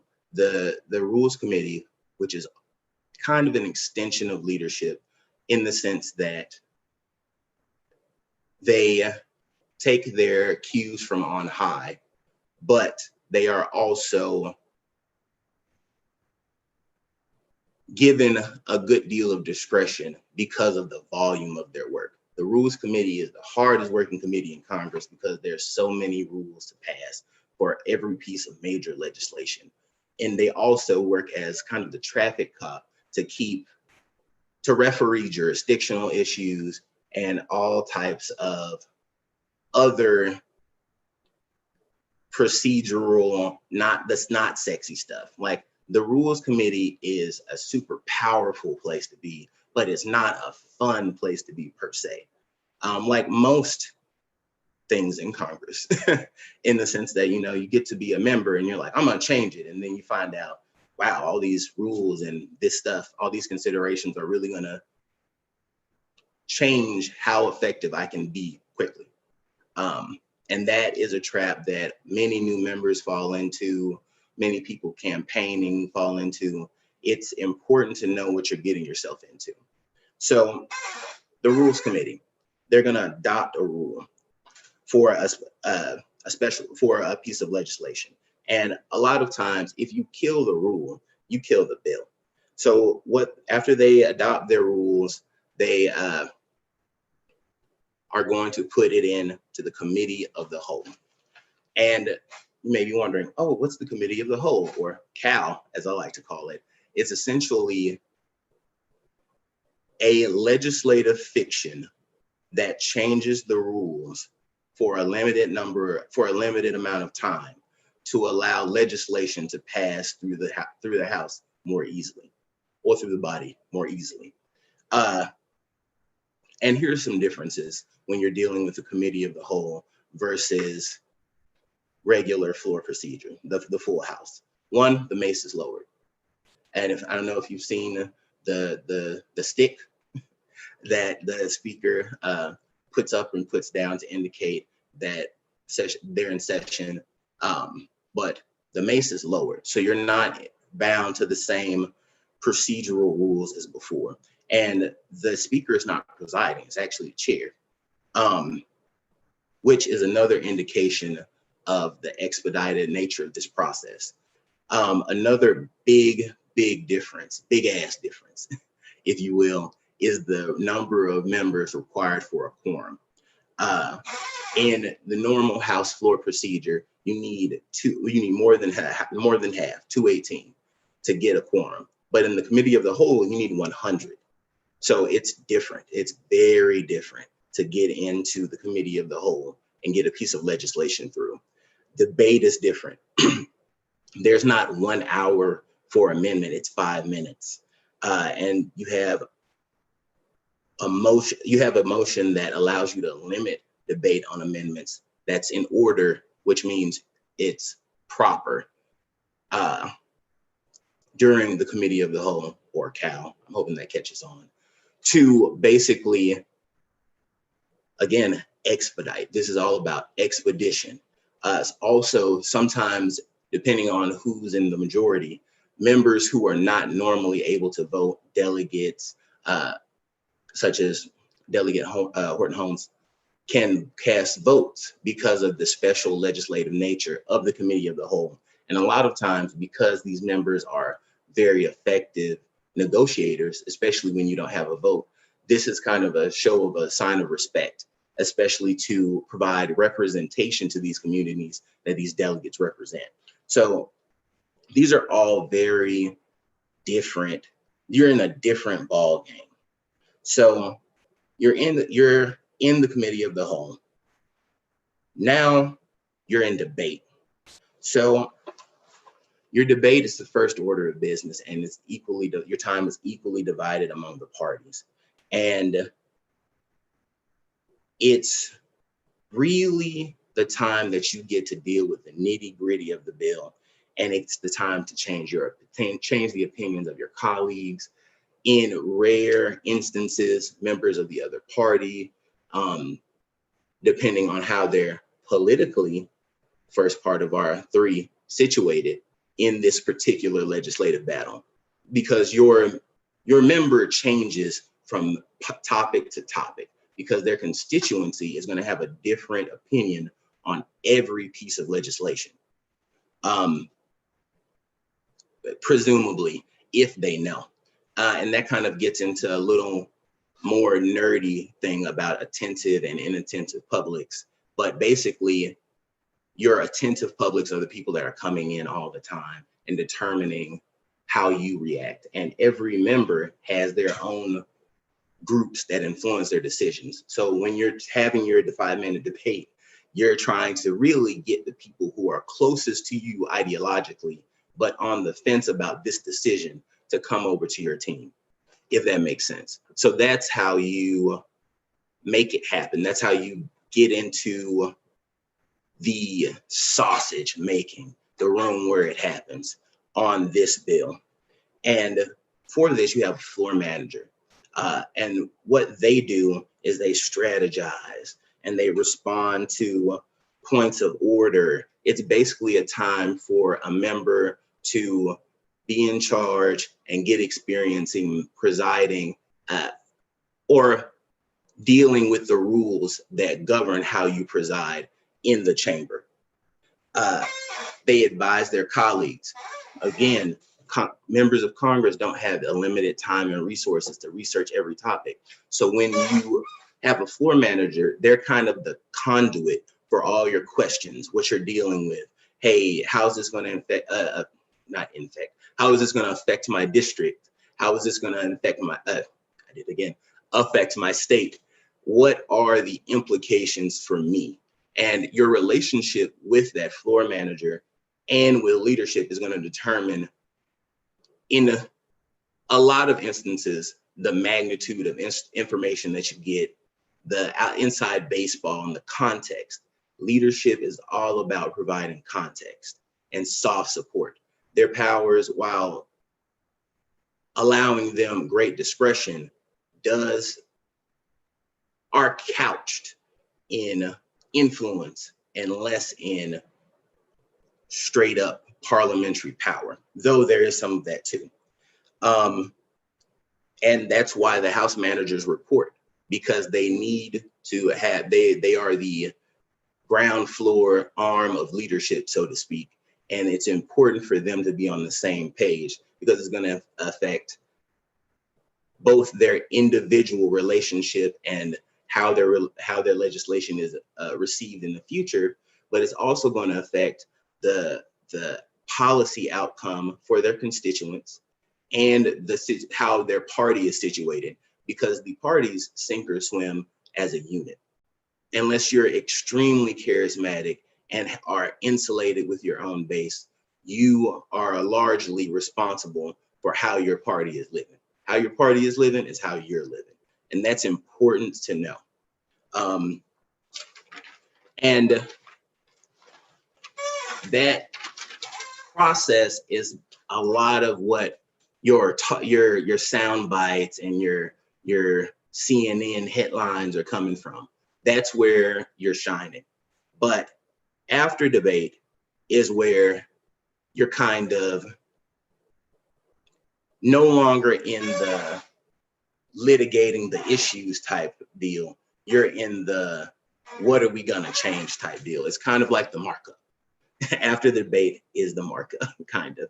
So you're dealing with form, like, oh, is this language gonna be divisive or ineffective, or is it gonna produce outcomes that we're not necessarily looking for?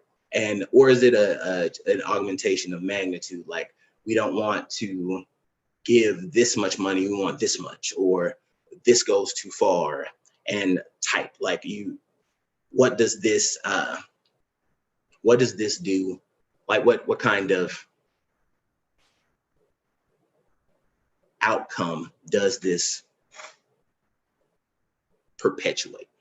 And these amendments are restricted on factors of their own based on kind of these considerations. Like you have a germaneness requirement in the House.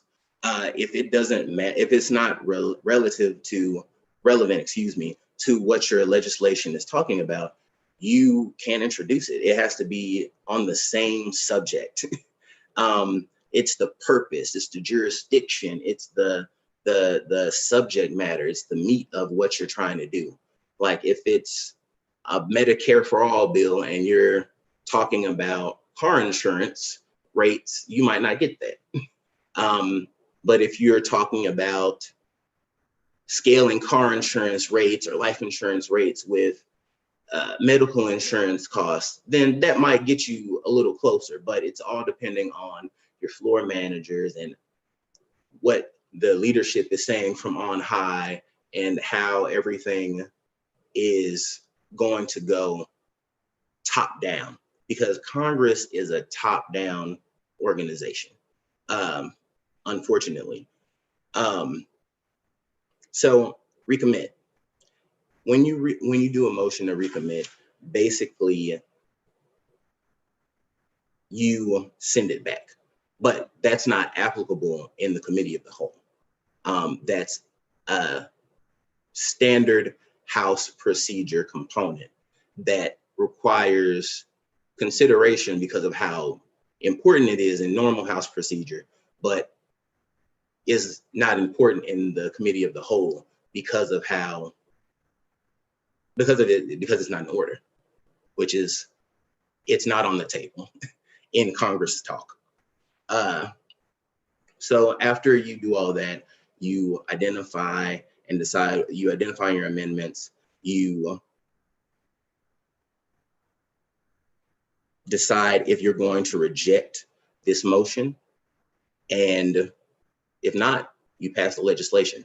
So essentially, the committee of the whole functions as, like I said before, a fast track, and it's important to reintroduce that topic, that concept throughout talking about this, because it's hard to get a bill through Congress. And this creates a situation that streamlines and takes out some of the bite that an individual member has when trying to slow down progress. So in the interest of time, I'm going to spend a little bit of time talking about information and how it affects these decisions. Because and this is a soft factor, but it kind of it's ubiquitous throughout. So it requires a little bit of its own explanation. We touched on it a little bit during the committee of the whole and suspension of the rules because of how important it is, but it's also important to use it as a framing device for our Q&A and stuff like that. So I mentioned before that leadership controls information, but I don't think I expressed how deeply information starved members are. So we talked about how many, the thousands of bills that they try to work through and the selective context that they're provided with. And that is really demonstrative of, again, the top-down nature of Congress and how leadership, using their soft influence, controls the flow of information. So, and it trickles down. The outside interests that we always talk about sort of function as a legislative subsidy for members of Congress, in the sense that they have the time and expertise to devote to the nitty-gritty of a topic where member Joe Blow may not. And that is incredibly valuable, because a lot of the time a decision is made based on the minute last 15% of context, or a reaction is made based on those minute nuanced details. So, you know, if you get 85% of leadership, of information from leadership, then you can only do so much because they're controlling what you believe is the playing field. Even with your certain number of staffers and your unpaid interns and the limited juice you may have depending on your committee assignments with lobbyists, you're still depending a lot on congressional leadership to tell you what's going on. And to do that, you have to have built a good relationship and have made strategic decisions on when you are supporting and when you're going to throw your weight around. Like we always see, oh, they can't be trusted to stick to their guns or all this stuff. Well, in large part, and it's truly incredible. They are trading on the hope that when their issue comes up, they can remain faithful. So it's a lot of making a lesser of two evils consideration. And in that way, they're always it's imperative when the leadership is trying to produce a specific outcome to heavily curate what everyone thinks is going on. And you do that with the support, like I said, of lobbyists and nonprofits and all these other organizations that are hoping to move the line a little bit, whether it's for good or ill, depending on where you sit with these members because of their need for information. Like if you don't know that this is going to hurt your district, you can't make a smart decision for your district. If you don't know that this provision in this bill that you might not even get until whenever the most convenient time is to stymie pushback or facilitate pushback is critical. Like you don't know what's going on until you do know, and all of a sudden you're the bad guy. Not to say that there's not absolutely a duty for members to make good decisions, but I am saying that the ease with which they do so is that there's very little ease involved. It's a very difficult process, and it's highly dependent on leadership's posture and their relationship to that posture. So just to conclude the section of this where I do my nerdy talking and just vomit facts and the playing field, so to speak, there are four real big parts that we covered. The soft aspects: politics, policy, procedure, and as a subset of those soft aspects, information and how important it is to members of Congress and how they make their decisions. 2, we talked about committees and how important they are in moving legislation along and determining what really is going to get to the floor. We talked about scheduling, the different calendars, and how we see those calendars in the legislative arena and how they affect members' perspective of legislation. And finally, we talked about House floor procedure in this and what happens in different legislative realities. And I think that puts us right on schedule-ish for taking Q&A. Yes, thank you so much, Peter, for all of the facts and for breaking it down for us. Let's give Peter some exclamation points and a virtual round of applause in the chat. So Peter, we have some questions for you. So folks, if you end up having more questions, please add them to the Q&A. We have a question from Artie. And the question is there an org chart that shows process and committees involved to pass a bill? And if so, where can we find that?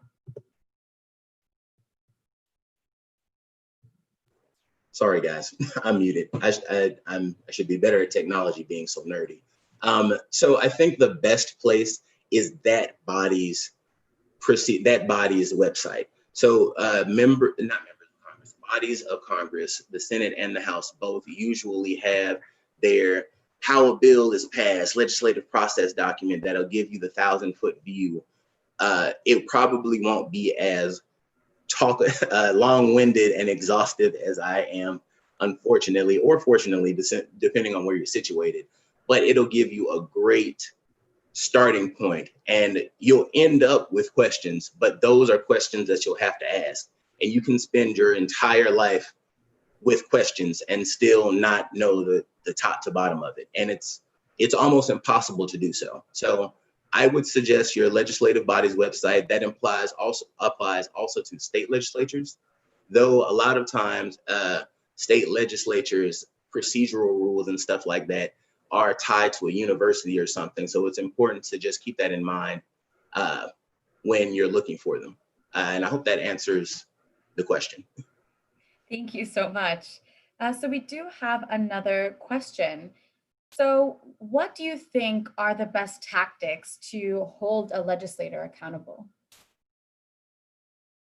Oh, I love this one. I love this one. So the first thing to do to hold a legislator accountable is to know the facts. You have to know what's going on, because when you get to that office, whether it's in DC or back home in the district, if they think you don't know what you're talking about, they're going to be like, oh, that's just whoever, that's Junebug and them again. They mad and they're going to be mad anyway. But if you're like, well, hey, I know that consideration 1 was really important and they were pushing on you, but if you had answered the phone or looked at our emails, you would have seen that we offered a solution that would have given you the policy, political, or procedural cover to move. I'm sorry, I'm so lame. To move these pieces of legislation forward.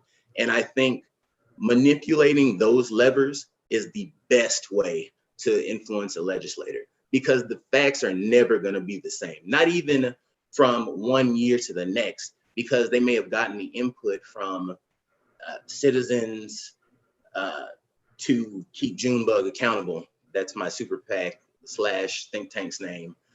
And they may have been like, well, crap, these guys did come up with something that I can use for next time. So that's going to piss off an entirely different group, which is then going to do the same thing. So what you have to do is acclimate yourself to the playing field, because it's all conjecture until the cards are on the table, until it's done. So all of these are soft factors that are going to influence the outcome ever so slightly, but that's where you win. It's on the margins. You're not going to change the party leadership or the core membership of the opposing party or ideology for that matter. It's the people who are on the fence. If you're only barely in the slightly left of center caucus, and this is being introduced by the more left of center caucus, and that's where you border, you're going to have a greater chance of being pushed over to the left or the right of where that position lies. So it's knowing the field, knowing your tools, and using them. So it's experience, unfortunately. So it's following along, watching C-SPAN, even though it's boring, and learning how those levers, it's listening to my ass talk for an hour about how these play a role in decision making. It's realizing that your member may be acting illogical to you, but they're in an illogical environment because of the magnitude and diversity of interests involved. It's knowing the playing field and manipulating the pieces for your cause. Mm-hmm. Thank you for that. And you present a very realist, proceed like how the system actually works. And that's very useful. One of the things that we did yesterday during the Civic Engagement Summit was vision and dream about the world we want to see. And so I want to get your perspective on how do we mesh the two? How can we vision and dream and be radical about the solutions that we want, and work within the system to get them, but understanding that we have a long-term vision, and how can we get towards that long-term vision while still using the process to get there? That's an excellent question. And it's really, I consider myself like on the far end of hippy dippy liberal. Like I'm pretty progressive, to the chagrin of many of my friends. So I often see the procedure and how the nuts and bolts sausage version of it differs from what we feel like it should be.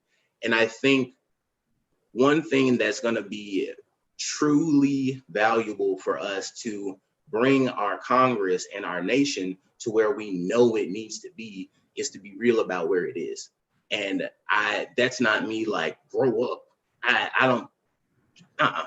Not grow up. You don't have to accept that we're in an imperfect system and it will never be good and all this other stuff. Damn that.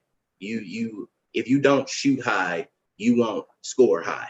So I'm never going to tell you to temper your outcome, what your outcome is. But it's imperative that you realistically set the timeline, because it didn't just get this bad. Someone in the political evil genius lab somewhere in some university dreamed this shit up 30 years ago, not 3 decades. This is 3 decades worth of shit going on here. So you can't, I don't care how amazing each and every one of you are, and you are. Don't, this is not me, snowflake, no, the hell with all that. But no matter how amazing you are, it's not gonna, it matters, but you can't do this alone, and we're not gonna undo 30 years of bullshit with 1 year of amazingness. And even though we're making strides, even in a interesting political landscape, C3 talk right there,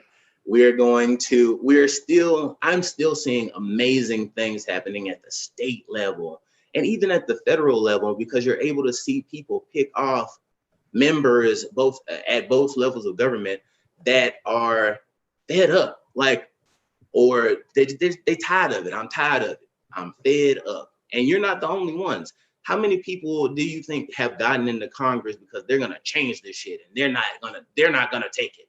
And then you get in there and you're like, Jesus, I have pissed off everyone I needed to get and make my friend, and now everybody's mad and I'm kind of like stuck. Well, that's the trap that people who want radical, substantive, real change fall into. And I'm not saying play the game per se, but you do need to know how it's played so you don't get played. So, and that's what I mean by don't hate, participate. If you know the game, you can move that bad boy around. Like, there is a path to victory for everything that we want to accomplish, but it may not be tomorrow. It may not be 5 years from now. But if you stay the course, maintain a dynamic idea of what's going on, and set realistic goals to keep yourself accountable, you can make the change. It is not the case that you're just some ideological person who doesn't have an idea. Screw that. Ideology is what created this country, and it's what's going to make it live up to the values that we have espoused to the outside. Ideological action. So believe in what you believe in, but also believe that you got to be strategic to get there, if that makes sense. Yes, and I love what you said about you need to know how the game is played so you don't get played. And I think that summarizes it perfectly. And the key word that you said was we need to be strategic, because a lot of these things have been happening for many, many years. So I really appreciate that. And just as a reminder, YP4 is a C3 organization, and all of our conversations are nonpartisan. The purpose of these conversations is not to tell you, who to vote for or not to vote for, but simply to give you the tools and the information and the knowledge, like Peter is giving us, to make the right decisions for our communities. So thank you for dropping all of that knowledge, Peter. We do have another question from Artie. Is there a procedure that looks into the impact caused after the bill is passed to know if the bill is working in favor? So, yes-ish. And that's where, and I talked about jurisdictions earlier, that's where jurisdiction comes in, oversight. So I use the FEC as an example because I used to work there, and they won't be too mad at me if I trash talk them, which I won't. They're doing the Lord's work or trying to. Say you pass the FECA and create the FEC. Later, you have a hearing and be like, well, what's your progress? What are the outcomes? You may create a study commission or any of these things. Like there are mechanisms, and those are oversight functions. They are a function of Congress's oversight authority, and the jurisdiction that each committee has is, let's say, corresponds, there we go, words, corresponds to a type of bill. Like if you want to evaluate Medicare for all, probably Health and Human Services, or you want to evaluate the effectiveness of the Small Business Administration's microloan program, you're going to probably go through the Small Business Committee or what have you. Those are the oversight functions, and that's an important part of holding your member of Congress accountable, because if they're not doing their oversight duties, that's half the job, or depending on how much legislation they're passing, over half. So it's using that committee procedure to, instead of mark something up, to provide oversight, and that's one of the best tools you can provide. Mm-hmm. Thank you so much for that. And Artie, thank you for your question. We do have one final question. So what recommendations do you have for building a relationship with a legislator? Good question. So my recommendation is to be there early and often, because when the time comes, you can't be a come lately and expect to have their ear. Like they're like, who the hell are you? Where are you come from? You always hear about, like, back then they didn't want me, now I'm hot, they don't want me. That is it. That is the whole thing. I think that might be the first time in my adult life that I may have shown my age and it like means something. So that's it. They want their ride or dies. Like, you're not gonna be, they don't want the new guys on the block. They want the people who've been there and like, well, Congressman Junebug, I know that you got to have this consideration, or Congresswoman Junebug, or Congressmember Junebug, representative, we know that you have this situation, and we know that these are the considerations that you have had over a long period of time. And you know that we know, because we've been here for good or bad, shit talking or support, we have been here. Because they're not just asking their supporters. You don't want an echo chamber. You also want to know what your non-supporters are going to say, because you want them to be quiet. You want them to be quiet. You know how you know you're an effective lobbyist? When you can stop a bill, not when you can pass one. And that's what you want. You want that relationship, that trust, that access. And that comes from a long-standing presence in their life. They're people too. They want to know you. It's like, oh, that's Peter. That's very different from like, who is this talking shit with all these spiders looking on his head? What's his spider ass looking hair? Like, no one wants to talk to that person. They want to talk to Peter from the block that they've known since they got elected, who dropped that $50 campaign contribution years ago and has kept it coming, and has been like a good member of the community and constituent. That's my recommendation. Be there. Thank you so much, Peter. And thank you for sharing all of your knowledge and dropping it all during the summit. Everyone thank Peter in the chat and give Peter some love and exclamation points. Thank you so much for being here. And thank you for sharing your brilliance with us, Peter. Thank you very much for having me. And thank you everyone watching at home for being awesome and trying to take our democracy in your hands. It's been great to be invited. Thanks, Peter. So for everyone that is here, we are going to be taking a quick break. Stick around because we have some surprises for you, giveaways and guest speakers during the break. We will be back for our next session at 5 p.m. Eastern Time, 2 p.m. Pacific Time. And the session is going to be facilitated by a representative from YP4. It's She Safe, We Safe, Abolition and Community Determined Solutions. So we encourage you to be back here for this session, but remember, stick around for some of our giveaways and surprises throughout the way. I will see you all again super soon.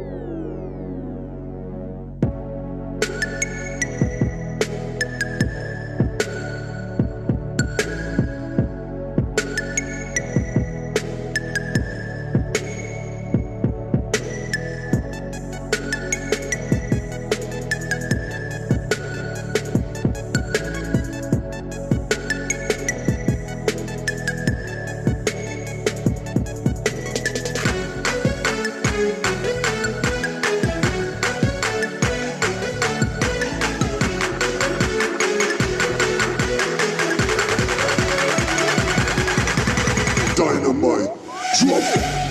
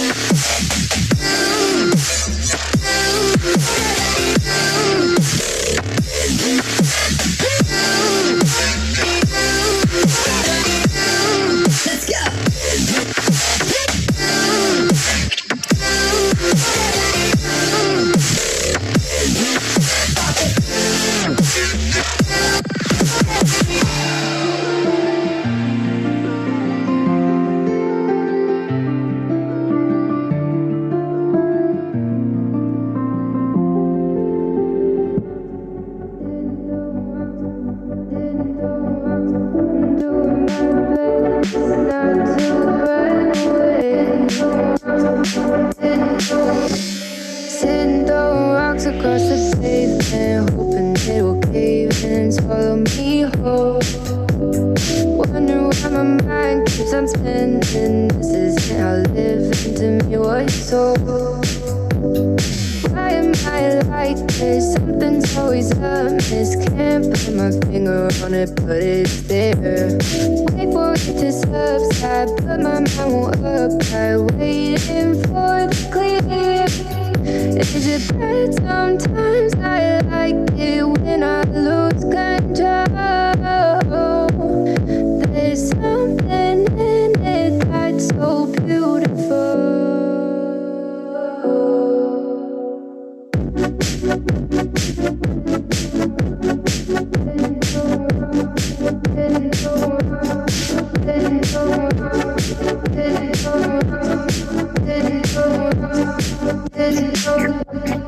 Listen, I can see the light but I can also see the bones decay. I don't know what else there is to say. I'm doing my best not to run away. Sitting throwing rocks across the pavement, hoping it'll cave in and swallow me whole. Wondering how the world keeps on spinning, kinda scared of living when it unfolds. Hard to see the light when everything is dying, waiting for the clear. Thankful I'm alive, but terrified of dying. But hey, I'm still here. Is it bad? Sometimes I like it when I lose control. There's something in it that's so beautiful. Listen, I can see the light, but I can also see the bones decay. I don't know what else there is to say. I'm doing my best not to run away.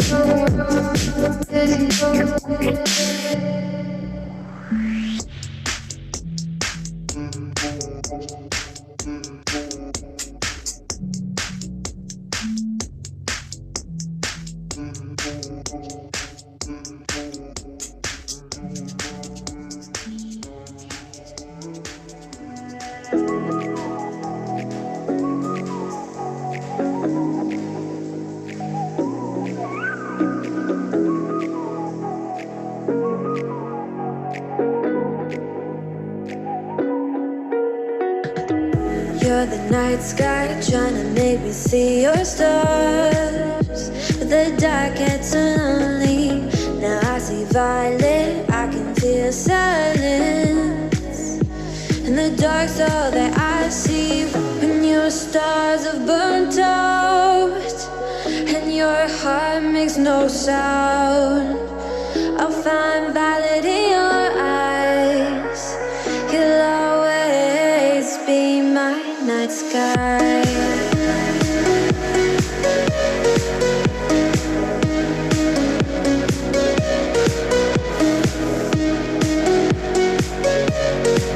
You'll always be my night sky.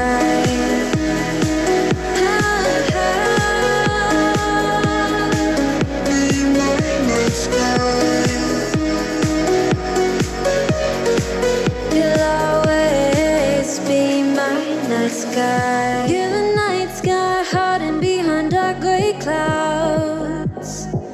I can't figure you out now. I see your blue. There is so much cold in you, and the silence is so loud when you go. I just stay dancing with my shadow all day. Watch the time.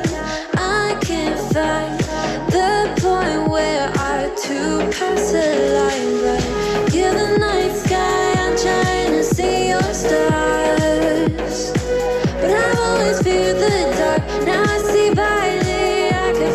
silence. You always feel so far when your stars have burnt out and your heart makes no sound. I'll find valid in your eyes. You'll always be my night sky.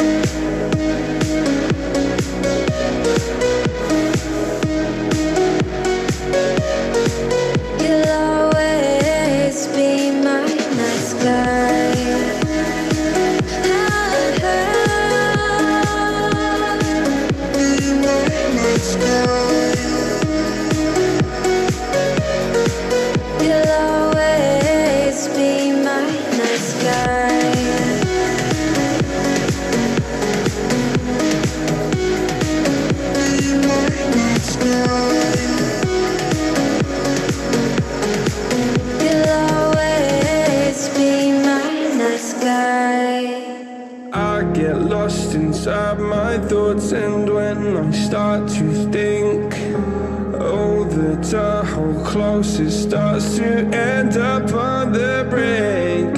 I tried so hard, but all these scars, they cut so deep, I bleed.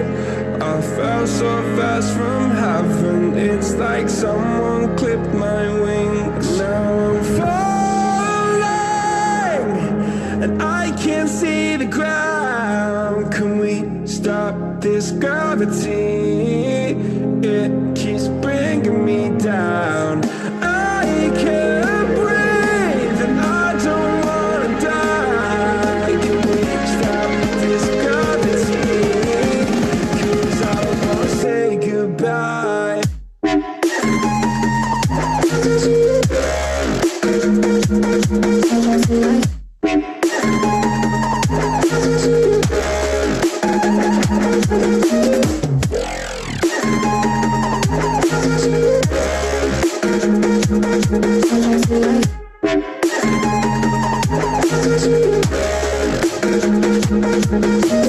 I forgive the pain you gave to me so long ago.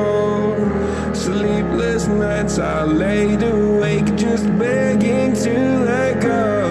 I almost got to suicidal thoughts, but you stepped in.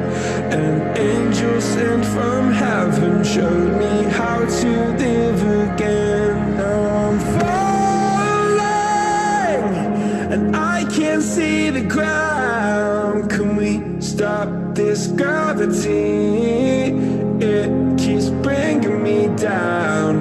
I can't breathe and I don't wanna die. Can we stop this gravity? 'Cause I don't wanna say goodbye.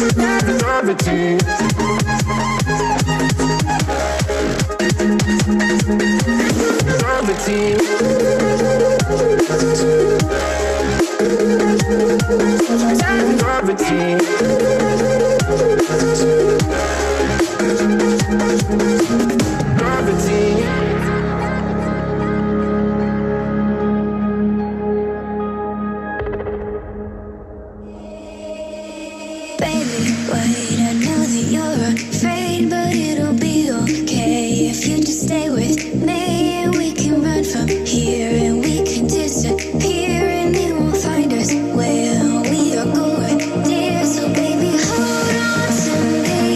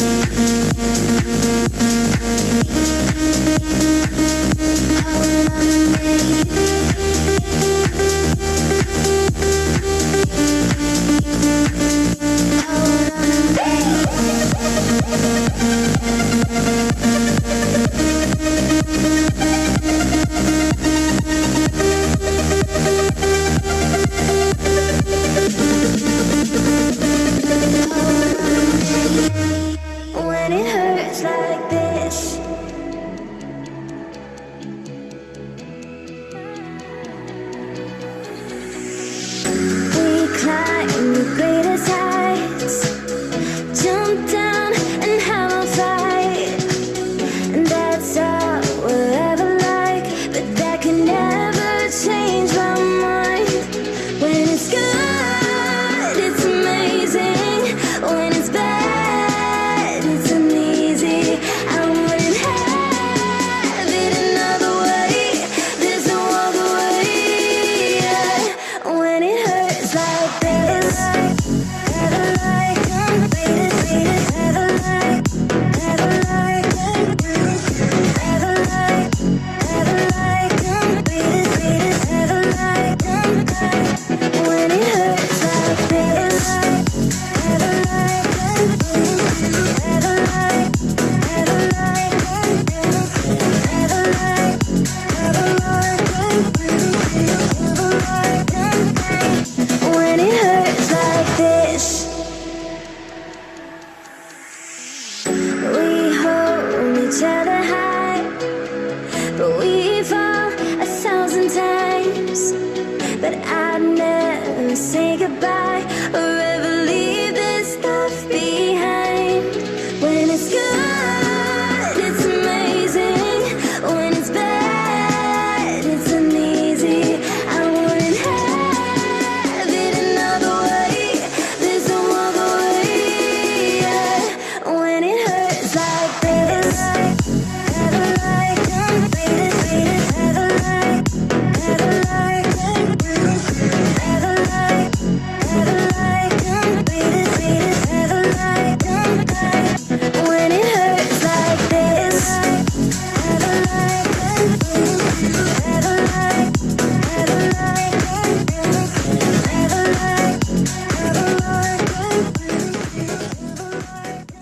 Hello, everyone. My name is Cece Battle. My pronouns are she, her, hers. As Andrea mentioned earlier, we have a lot of surprises for you for the rest of the day and tomorrow. So whether it be giveaways or amazing interviews by dope folks doing the work, I am so excited to have a quick chat with my homegirl, Selena.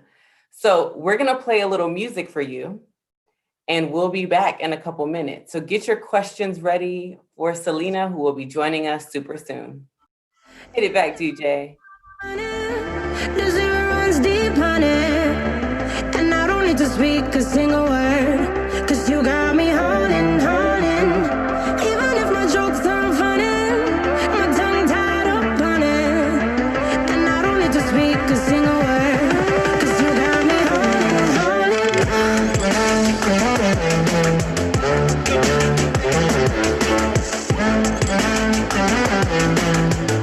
'Cause you got me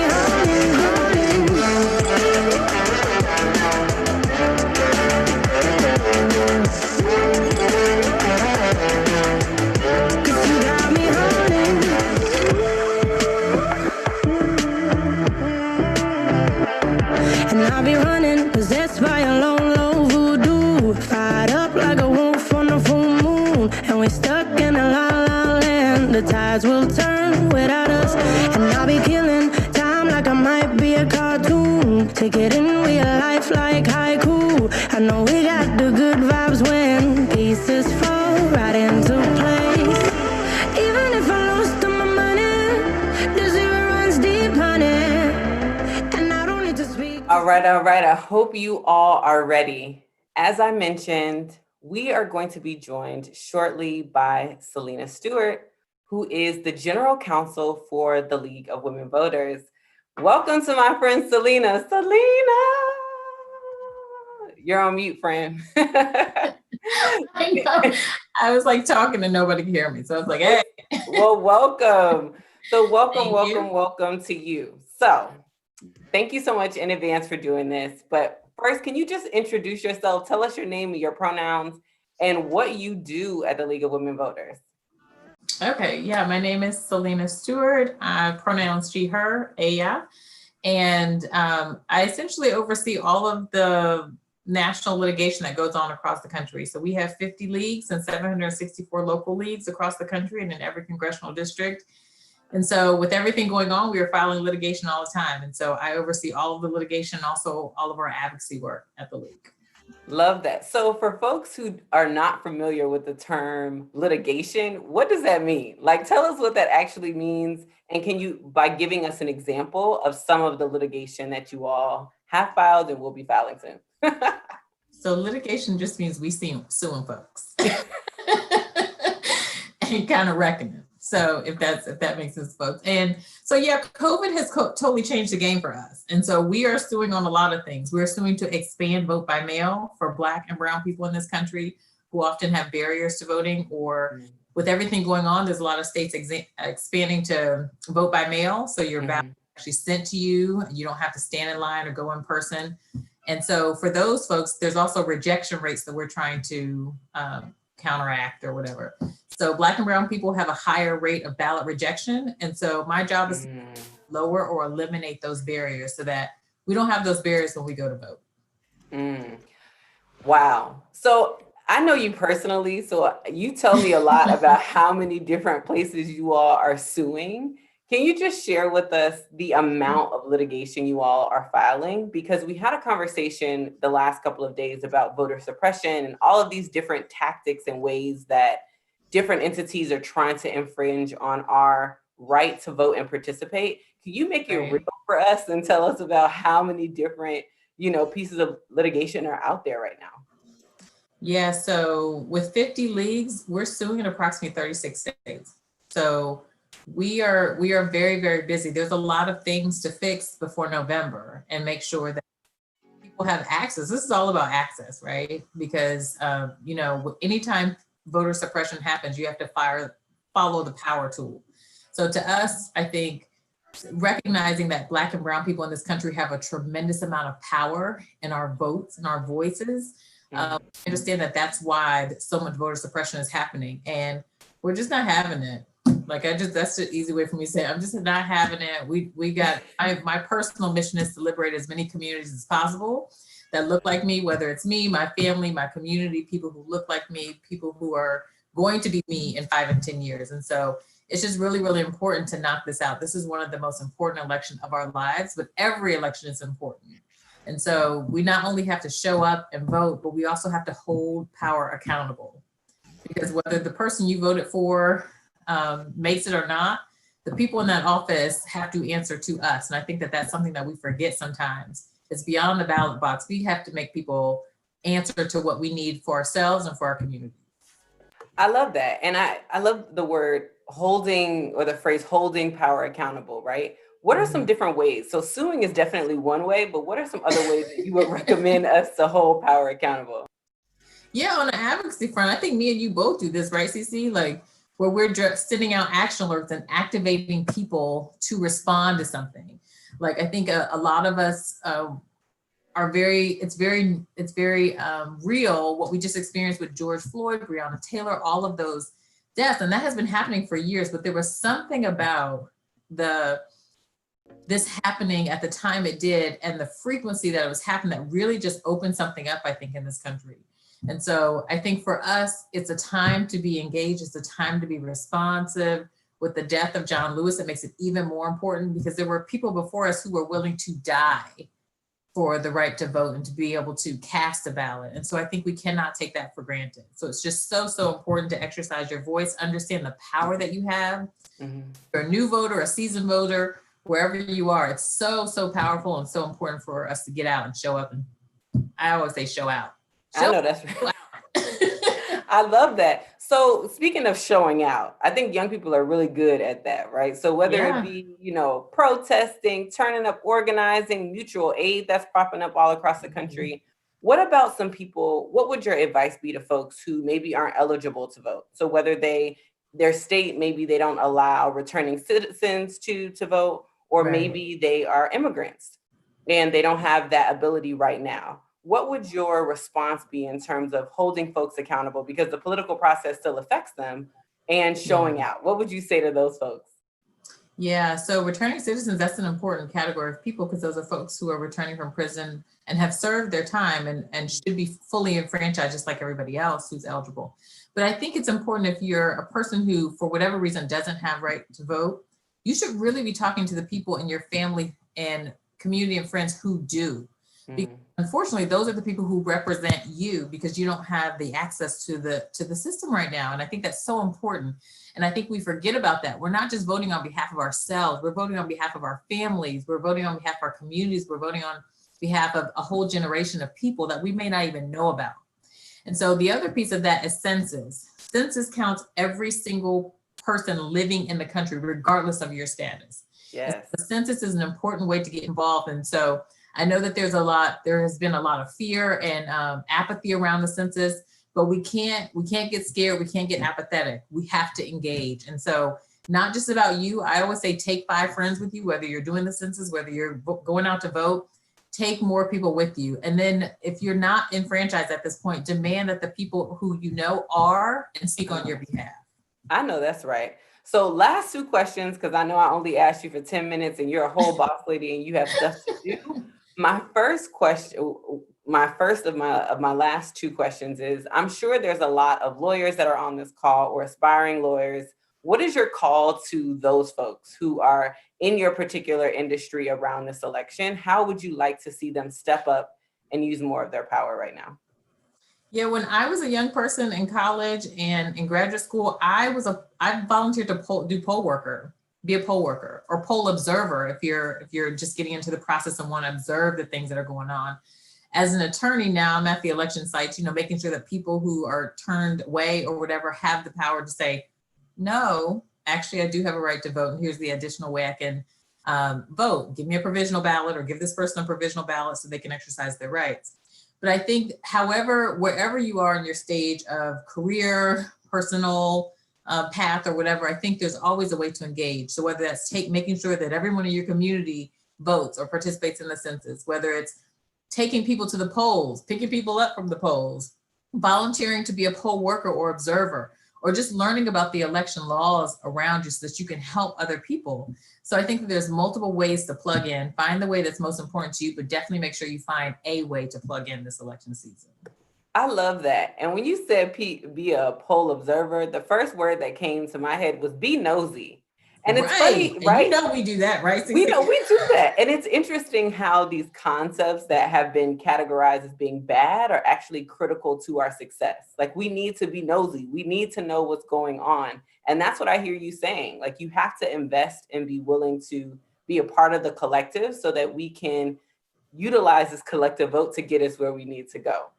I just feel like when you're Black, everybody in my neighborhood was nosy. Exactly. My whole neighborhood raised me. Like, there was no having any business of my own when I was a young person. So that may be new for people, but yes, definitely get engaged. Absolutely. I mean, because our survival is tied. I think that's what our community was showing us from very young ages. I can think back to my experience. It's like, they'd be like, do your mama know you out here? It's like, exactly. I don't even know you, but how do you know my life, right? And I think if we applied that same kind of way of being to voting, we could be in a different place. So thank you for illuminating that. And yeah, nosy. Embrace your nosy, y'all. Give me some exclamation points in the chat if you're ready to embrace your nosiness for the sake of your survival. My last question for you all, I see some exclamation points coming through. My last question for you is, what would be your charge to everyone? If they're trying to consider, like, oh, I don't know, I don't really know, care about this election, or I don't really know what's at stake, what would be your closing and final charge to the folks who are watching this on our Zoom or streaming right now on Facebook and YouTube? Yeah, so I have 4 things for being a super voter, what I call a super voter or a power voter.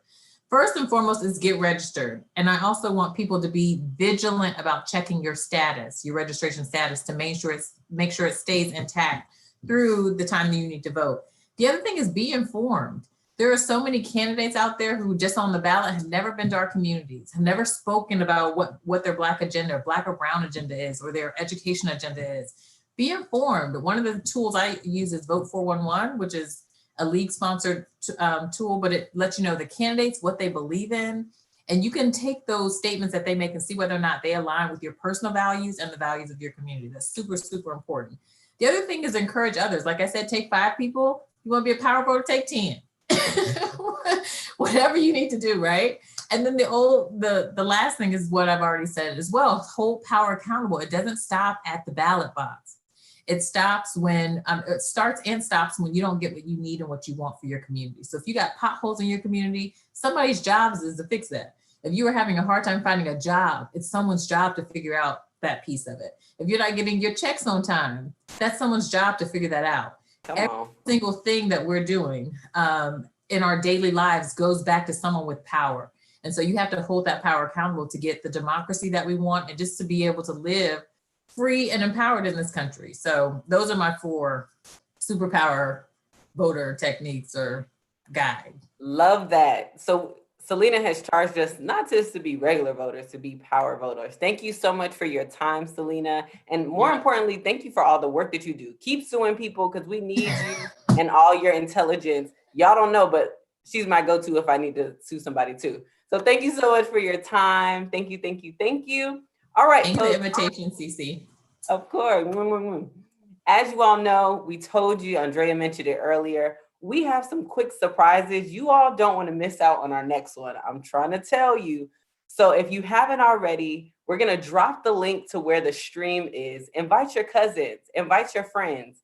As Selena mentioned, you got to be nosy, right? Voting is a community process as we need everyone to participate in order to win. So we're going to play some music back on, put our countdown clock back up because we are going to go into our next session super soon. So don't leave. We'll see you all in 18 minutes. Bye.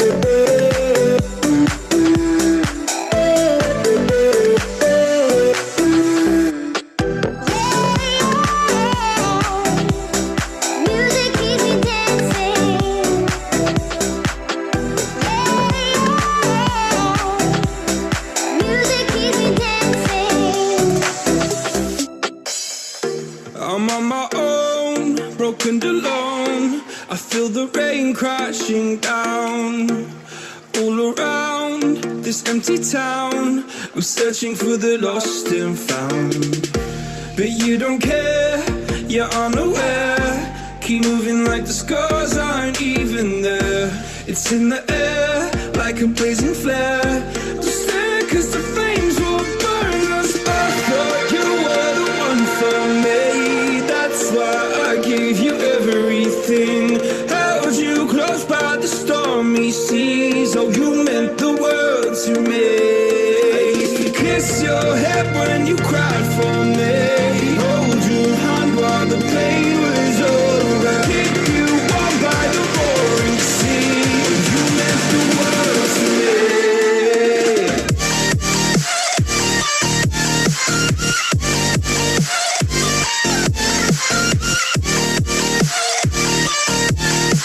Oh, you meant the world to me.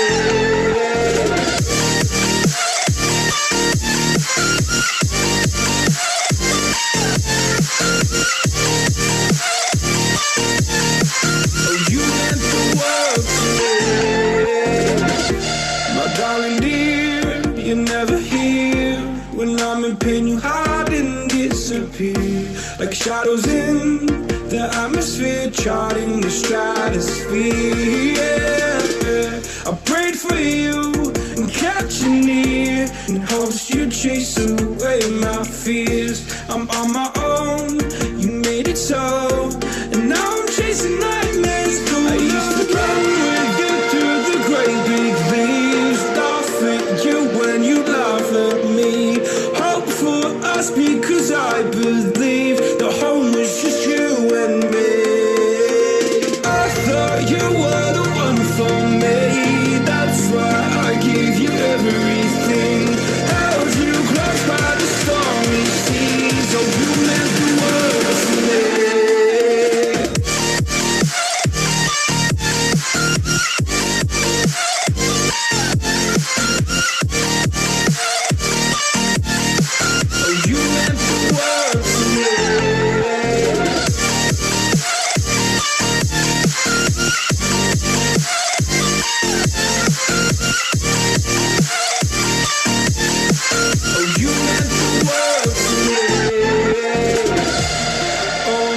do this on my own. No point in blaming you, you did not know. Oh, I thought you were the one for me. That's why I give you everything. Held you close by the stormy seas. Oh, you meant the world to me.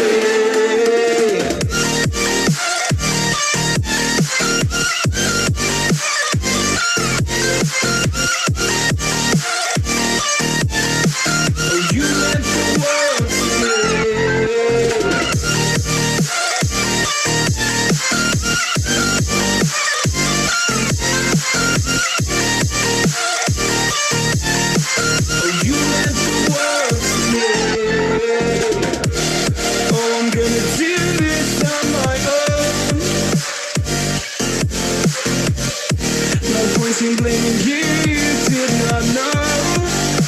Oh, I'm gonna do this on my own. No point in blaming you, you did not know.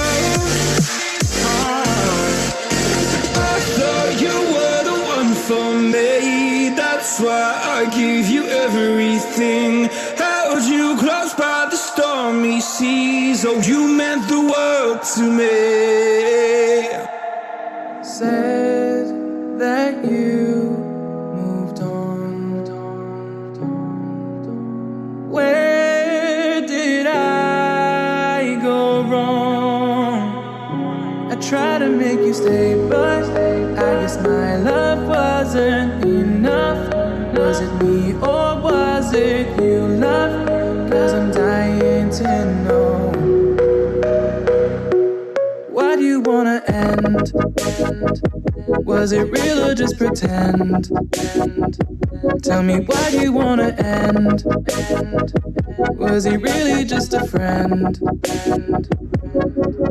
No sign of you at all.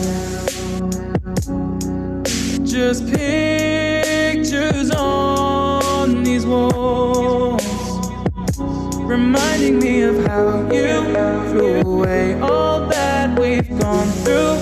Was it all just a game to you? 'Cause I'm dying to know. Why do you wanna end? Was it real or just pretend? Tell me, why do you wanna end?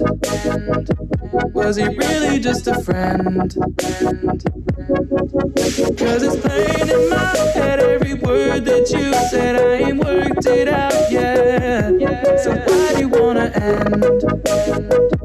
Was it real or just pretend? If there was any sign that our love was in decline, I would have begged you not to go. I would have given even more. My heart is breaking up inside. Can't believe our love has died. Guess it's out of my control. Why do you wanna end? Was it real or just pretend? Tell me, why do you wanna end? Is he really just your friend? 'Cause it's plain in my head, every word that you said, I ain't worked it out yet. So why do you wanna end? Was it real or just pretend? Why do you wanna end? Took a swing at a wrecking ball and I prayed for my downfall, and I found a way to reconcile, 'cause in my heart it's not worthwhile. It's a bloody battlefield where some go down, others heal. In the end it's all the same. All you can do is play the game. Oh, do we say goodbye? Refuse to question why. I deserve to say I'm sorry, so lie, pretend that you're okay, swear that you will stay, keep trying for one day. I'm sick of all these lies. Don't care if I capsize. There's nothing left for me to hide. Don't wanna live a lie. Too many lows, too many highs. Too many things to criticize. And so I leave it all behind. Don't wanna live a lie.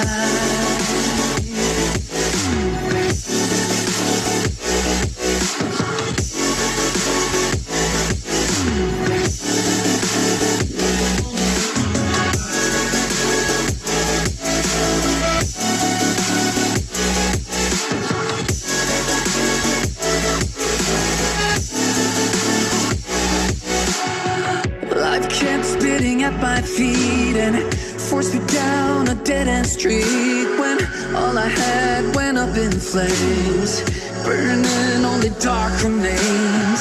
I cover up every part of my skin, oh, 'cause I don't like the person within, oh. I know I'm the one to blame. All I can do is take the shame, oh. Do is say goodbye, refuse to question why. I'm too sad to say I'm sorry, so lie and pretend that you're okay. Swear that you will stay. Keep trying for one day. Whoa, whoa. I'm sick of all these lies. Don't care if I capsize. There's nothing left for me to hide. Don't wanna live a lie. Too many lows, too many highs. Too many things to criticize. So I leave it all behind. Don't wanna live a lie. A lie.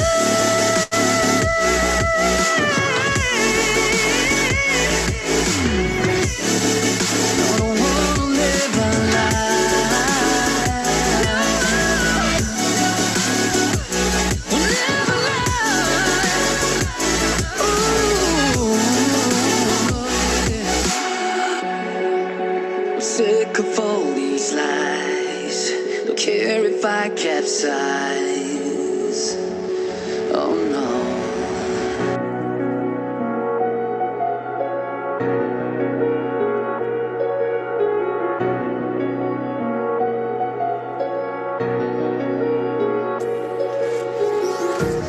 Empty hearts and neon lights. They're playing with my mind. Gotta get out of here tonight. Oh, I wanna run off and fly. And I'll tell myself it's fine to be alone. Just to find somewhere that finally feels like home. Oh, oh, oh. I hate all this overthinking. Oh, oh, oh, oh. The more I swim, the more I'm sinking. Take me to a world of silver. No more heartbreaks, tears, painkillers. Take me somewhere unfamiliar. Bring me back to where we started out. Get me out of now. To where we started out. Get me out of now. To where we started out. La la la la la. Oh, oh. Get me out of broken hearts and starting fights, turning truth to lies. Gotta get up, stop wasting time. Yeah, I wanna run off and fly. And I'll tell myself it's fine to be alone. Just to find somewhere that finally feels like home. Oh, oh, oh. I hate all this overthinking. Oh, oh, oh, oh. The more I swim, the more I'm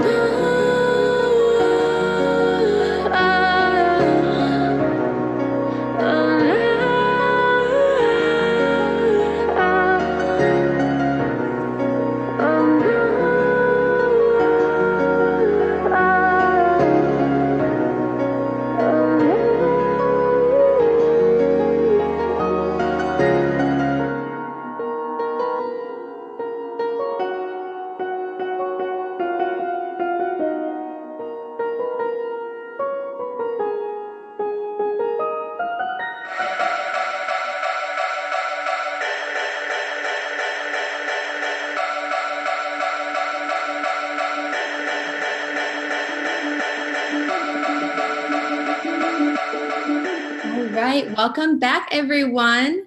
We're moving on to the workshop, She Safe, We Safe, Abolition and Community Determined Solutions, led by Mariah Monsanto from BYP100 and Julia Craven. For those of you who are just joining us, we do have closed captioning available. We're dropping the link in the chat. And please join me in welcoming Mariah and Julia. All right, Julia, take it away. Thank you so much. And hi, everyone. I'm Julia Craven. I am a journalist here in DC. And today I am going to be interviewing Mariah Monsanto. She is an activist with BYP100. And yeah, so I will let her take it from there. Introduce yourself. Yes, thank you so much, Julia. And thank you, Young People 4, for having me for this panel, one-person panel. My name is Mariah. I go by Mariah M because colonialism, but Mariah M. My pronouns are she, they, and I'm a member of BYP100, became a member in 2017 after seeing some community members of Durham, North Carolina, protesting the building of a new jail in Durham. These people were Black, they were joyful, and also understood that safety didn't come from police. And I was like, I need to get to know about these people. And getting to know turned into a commitment to make BYP100 my political home. And now I work for BYP100 as the campaign organizer for our national campaign, She Safe, We Safe. Well, thank you so much for giving us that very thorough introduction. And so let's just hop right into it. So right now, BYP100 has a new campaign. It's called She Safe, We Safe. So what is She Safe, We Safe? Right. She Safe, We Safe is a transformative movement campaign aimed at ending gender-based violence at the hands of the state against Black women, girls, femmes, gender nonconforming folk, and transgender folk. That's it in the long and short of it.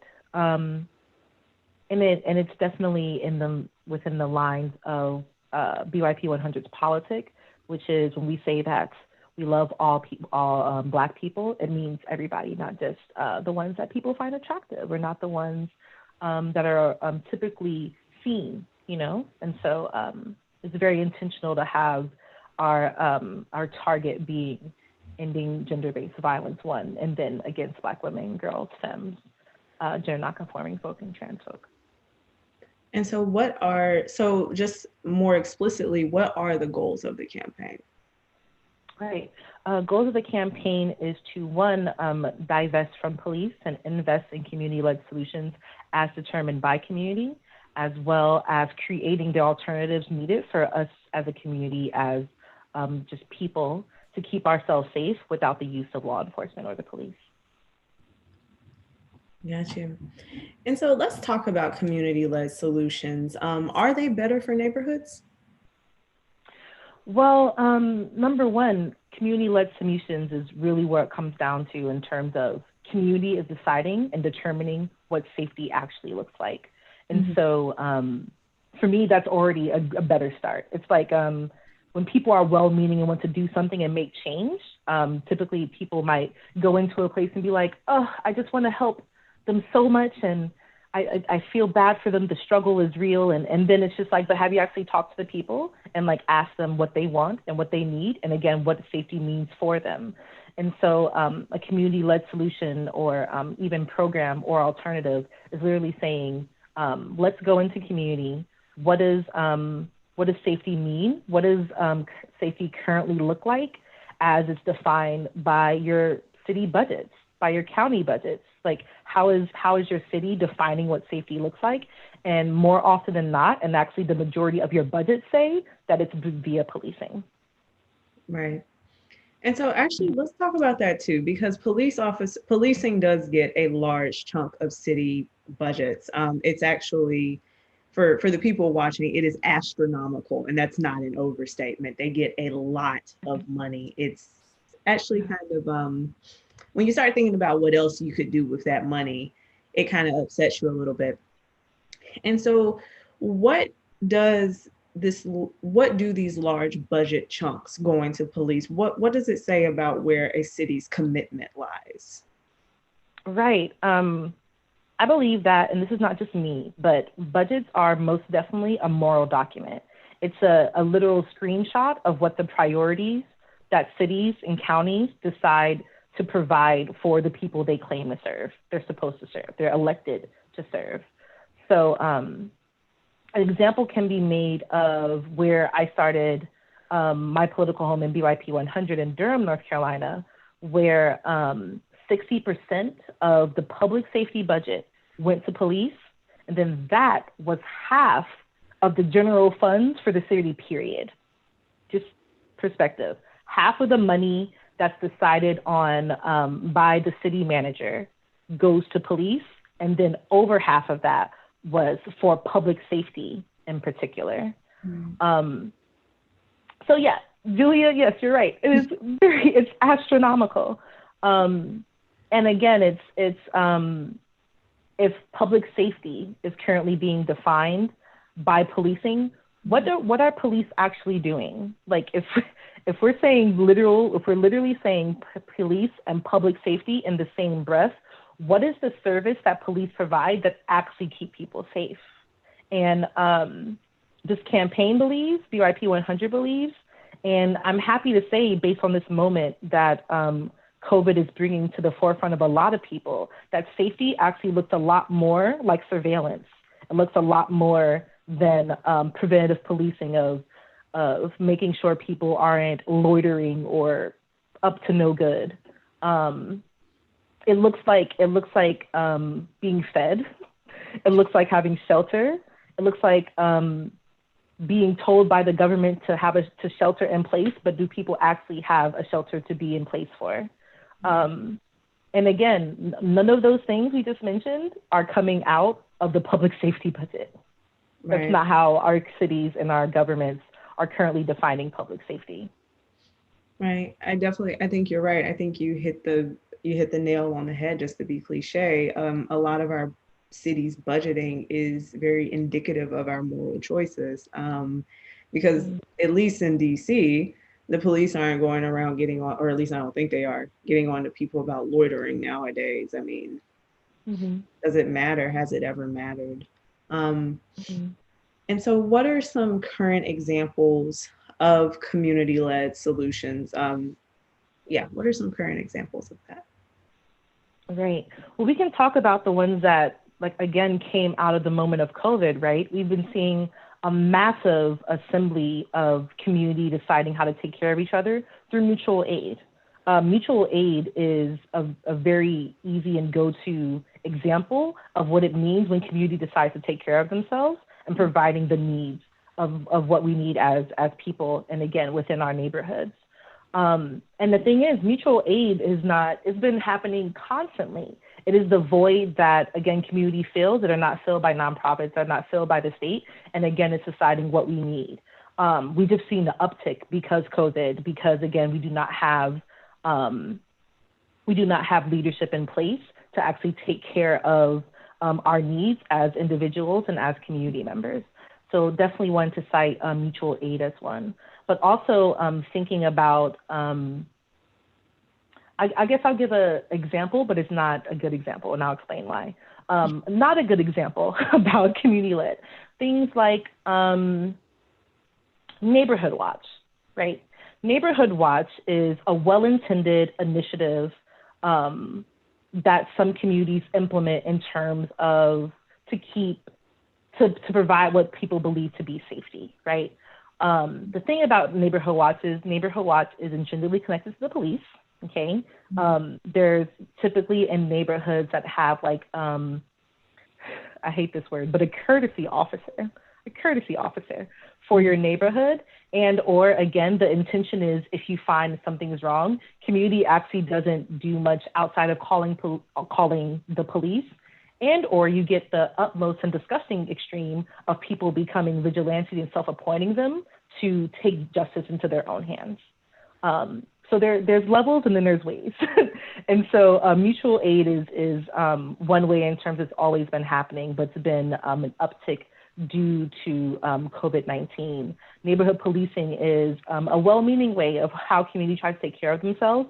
But again, when the people who are literally paid to take care of you, once you have exhausted the amount of resources and knowledge that you have for yourself, come in, actually are shown to not be capable either of taking care of and addressing problems as they arise when we call police into our communities. So again, with the intention of one, what does community need in terms of how to take care of ourselves? And then is there funding to do that? And the funding we should be getting it from is from the police budget, since again, the majority of police budgets take up public safety, and this is just how we're defining safety. Let's put the money in the hands of people to determine what that looks like. Another example I could give would be some of the participatory budgeting that's been popping up around the country. I'm currently located in Greensboro, and Greensboro has been one of the, I wouldn't say at the forefront of participatory budgeting, but I will say before Durham, it was the largest amount of a general budget given to the participatory budgeting around the country. I believe there's only about 8 cities doing it right now, but Greensboro was on the up and up in terms of it saying, if we say, community, what do you want to do? And this is the budget, it was the largest amount of money from their general budget to do so. And some of that efforts look like people just wanting to have like nicer places to live, like wanting to have their streets fixed. And again, for some reason, that was within that budget. Lights fixed, seats at bus stops. Like literal simple things that again, like why isn't our government taking care of these things? But again, community said so. And so another example of a community-led solution, but that one particularly connected to the state. Gotcha. And so how can communities make themselves heard to their local governments? I feel like that might be jumping ahead a little bit, but it is just like on my mind when you were saying that. Yeah. So I can talk about what we were doing for our campaign in particular. Yeah. So She Safe, We Safe is currently wrapping up what we've called the Story Collection Project. This is definitely in the light of, if people are familiar with Sister to Sister organization in the mid to late 80s that was focused on women taking care of women. Also in the footsteps of, not necessarily, also in the footsteps of Sister to Sister, but also in the footsteps of the Kabahi River Collective, in the footsteps of creative interventions. To say that again, what does it look like when we ask community what they need? So the Story Collection Project has had the intention and execution, we did that, to go into communities and ask people what does safety mean to them, and also in particular, what is their experience with gender-based violence by the hands of the state.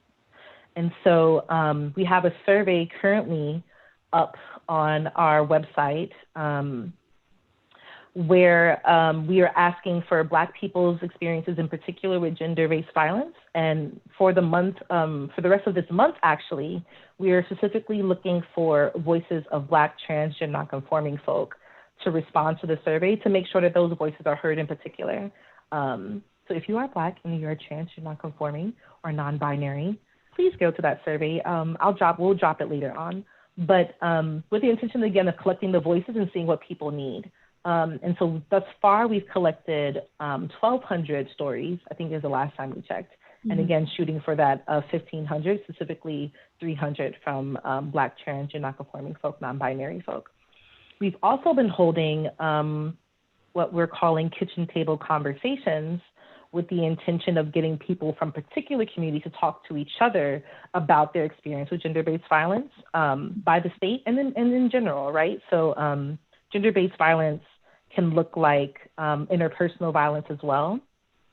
And so that was also part of the conversation. This story collection project also, we were very, very intentional to making sure that everybody who was tasked with collecting these stories were also trained with making sure the spaces were survivor-centered. Because again, anybody whether they identify as one or not, but in terms of making sure the space is safe for people to share these stories. And they also not be something where it's like, thank you for sharing your story and leaving you out in the cold, right? And so also making sure people who came and shared their stories had resources locally in their communities that we can point them to and say, this is how you can try to address and take care of yourself, since we only can do so much in this limited amount of time. We did stories, we did kitchen table conversations for the East Coast, West Coast, Midwest, South. Did one from Durham, North Carolina, Detroit. There were 2 in Detroit, one in the before the Rona, in the before times, and also did one for Chicago. Mm-hmm. Yes, also did one for Chicago. But again, it's like we're doing our best to say what we mean with this campaign. And so it's like, okay, we've gotten the stories, right? We figured out what people actually need and want, and how they want it, and how they define safety, and what measures they need to feel safe. And so the next step of the campaign is to analyze that data, be able to make sense of it, and that will inform how our members implement, like what our members do in terms of implementing these alternative solutions into communities based on the needs of their particular area. And of course, we understand that that's going to differ from city to city, because not every city is the same. Some cities already, again, have one, strong communities that can organize and advocate for themselves. And then 2, just the landscape of the city is different. So for example, you asked me how can people just speak out against how to take care of themselves and defining safety. Example I can give is efforts that happened, again, shout out to Durham, North Carolina, that happened last year.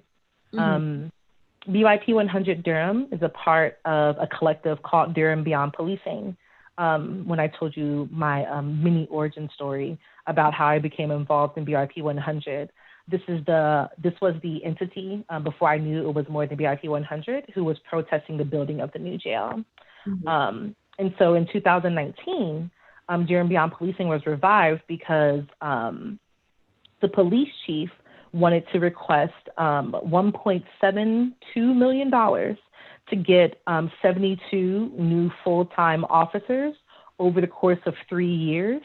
And again, the 1.72 was just for the first year. The thing is that there has been a nationwide trend of crime decreasing. Right.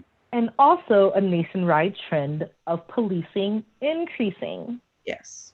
So the audacity to ask for more funds for something that's been historically going down literally for the past 15 years. But onto your question. So essentially, this collective was just like, this is not going to work. We do not think that this is how we're going to be kept safe. And folks showed up to city council meetings. People made their voices heard in terms of being very upset about how are you considering giving the police money when at that time city workers were not getting $15 an hour minimum. Right. How can you allot this money to the police when the affordable housing communities in Durham are dilapidated and falling into ruin? Like the priorities, again, the morals that a city has, it's in its budget.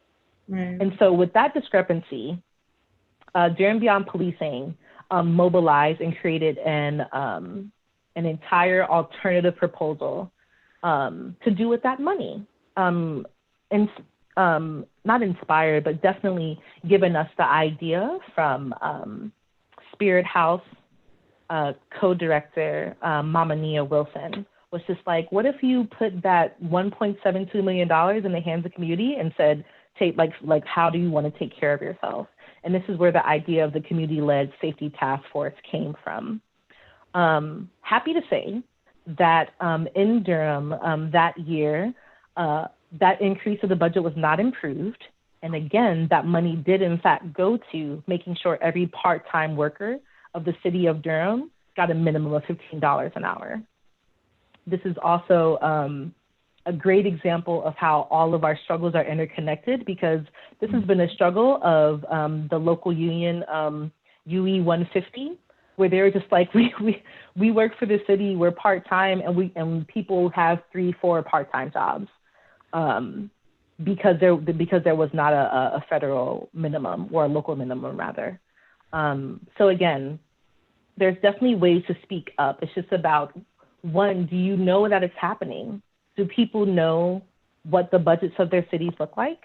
Are your city councils meetings, are people advocating, or do they even know if they're being live streamed? I know some of them, one, that's quite illegal. You need to have the city, those city council meetings public. I think what things have been changing because of how organizers have been mobilizing as of late is in terms of like commenting and how that's regulated. But all city council meetings at this point should have public access in some way, shape, or form, whether it's like an audio or a live stream or something. So it's just getting to know where your city and where your county's morals lie based on the budgets that exist for your city, town, or county. Definitely to start. Very thorough answer. Thank you for that. And so I think the next question is one that comes up a lot whenever we're talking about police and imagining a world without them is, how exactly do we do that? So what do you say to people who are having a hard time imagining a world where policing as we know it currently doesn't exist? And why is it important for people to think that way? Yeah, I do get that question a lot, and I wouldn't say it's annoying, but I would ask them to think in the present first, which is, we already know what communities with police look like. Yeah. And it looks like violence. It looks like over-policing in terms of, again, loitering or stop and frisk or profiling or a picking and choosing of who gets punished for what. That's what policing looks like. Policing also looks like when, in instances of domestic violence that are called, survivors are not centered. It looks like when instances of mental health are called by police, those people actually are not kept safe by police. It looks like if somebody is being abused by their partner, that they cannot get help from police until physical harm is made, like contact is made by that person before the police want to intervene in any way, shape, or form. So let's think about what it looks like now and ask ourselves, do we want it to look like this? Our answer is no. She Safe, We Safe answer is no. YP 100 answer is no. And to imagine what it can look like is, what if, what if community decided what safety looked like? What if our governments redefine what safety looked like for its people that it's representing? What if the governments were listening to people when they say that, hey, I don't feel safer because of police surveilling my neighborhood. I don't feel safer when they carry a gun, and I'm actually scared because my partner wants to hurt me. I want to be safe. I don't want my partner to die. I don't want to die. You're responding with a gun. So, in terms of what it looks like if I call for a first responder, that first responder doesn't have the power to kill me without retribution, more oftentimes than not. It also looks like, honestly, knowing who my neighbors are and not being afraid of them. The society that we live in has conditioned us to be very individualistic people, that the conditions that we all have are our sole faults. And we do have the power and discretion to get out of any situation we're in based on like sheer willpower and determination, and I guess the amount of care that we have for ourselves. And even if that was the case, that doesn't say look over to your right and who needs help, or look over to your left and who needs help. Or it doesn't say that, it says that if a problem is not happening to me, then it's actually not a problem. And I think that's like where this disconnect, when people are asking, how can we not have police? It's like, you don't understand perhaps because you don't have a negative impact from policing. That's very true. Like, some people are not negatively impacted by police. Some people don't worry about having bad license plates and getting pulled over and then losing their life. Like, that's not everybody's experience. Some people find safety in police, but the thing is, a lot of people don't. And that should be enough. That should be enough for people. If you have a large demographic, and to be real, if we're talking about Black and POC, the majority of people who live in the United States do not feel safe, then there should already be a conversation of, okay, then what needs to change if policing is not it? If this is not what safety looks like, if I fear for my life based on who is deciding to respond to a crisis where I'm not safe already. Yes. Oh, we got a visitor. I do have a visitor. This is Left Eye, for those that care. And she does this on purpose, which is in the middle of a call and sitting on the lap. Hello. Hello. But onward. She's gotten very big since I first met Left Eye 5, 6 years ago? 7, 8? Yes, she's 6. She's 6 years old. Hey, gorgeous. She's so much Can bigger. you sit down so we can finish? When I first met her. But yeah, and I think that just to get away from Left Eye to something less cute, I do think that whenever we talk about policing and just thinking about a world where it doesn't exist, I think people kind of jump to the extremes, right? And they're just like, well, if we don't have police, then what about sex crimes? What about shootings? What about this? What about that? And it's just like, those things aren't really being solved by police now. Oh, yeah, let's talk about it, Julia. So speaking of sex crimes, so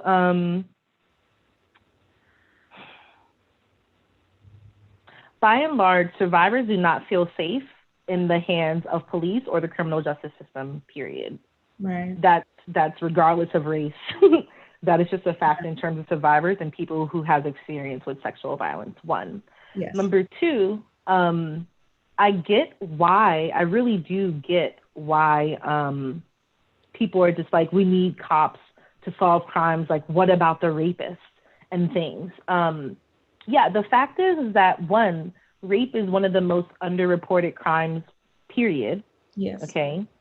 Part of the reason, I'm sure, is connected to the fact that the way it's currently being handled is trash. So if you were to go to the police because you were sexually assaulted, 9 times out of 10, your rape kit isn't going to get processed. Right. It's going to sit on a shelf somewhere, collect dust, and your case goes unsolved. Mm-hmm. So what about the rapists? They're here. They've been here, and they're actually not being punished by the law or being anything by the law outside of enabled, because there's not a current system in place in order to do that.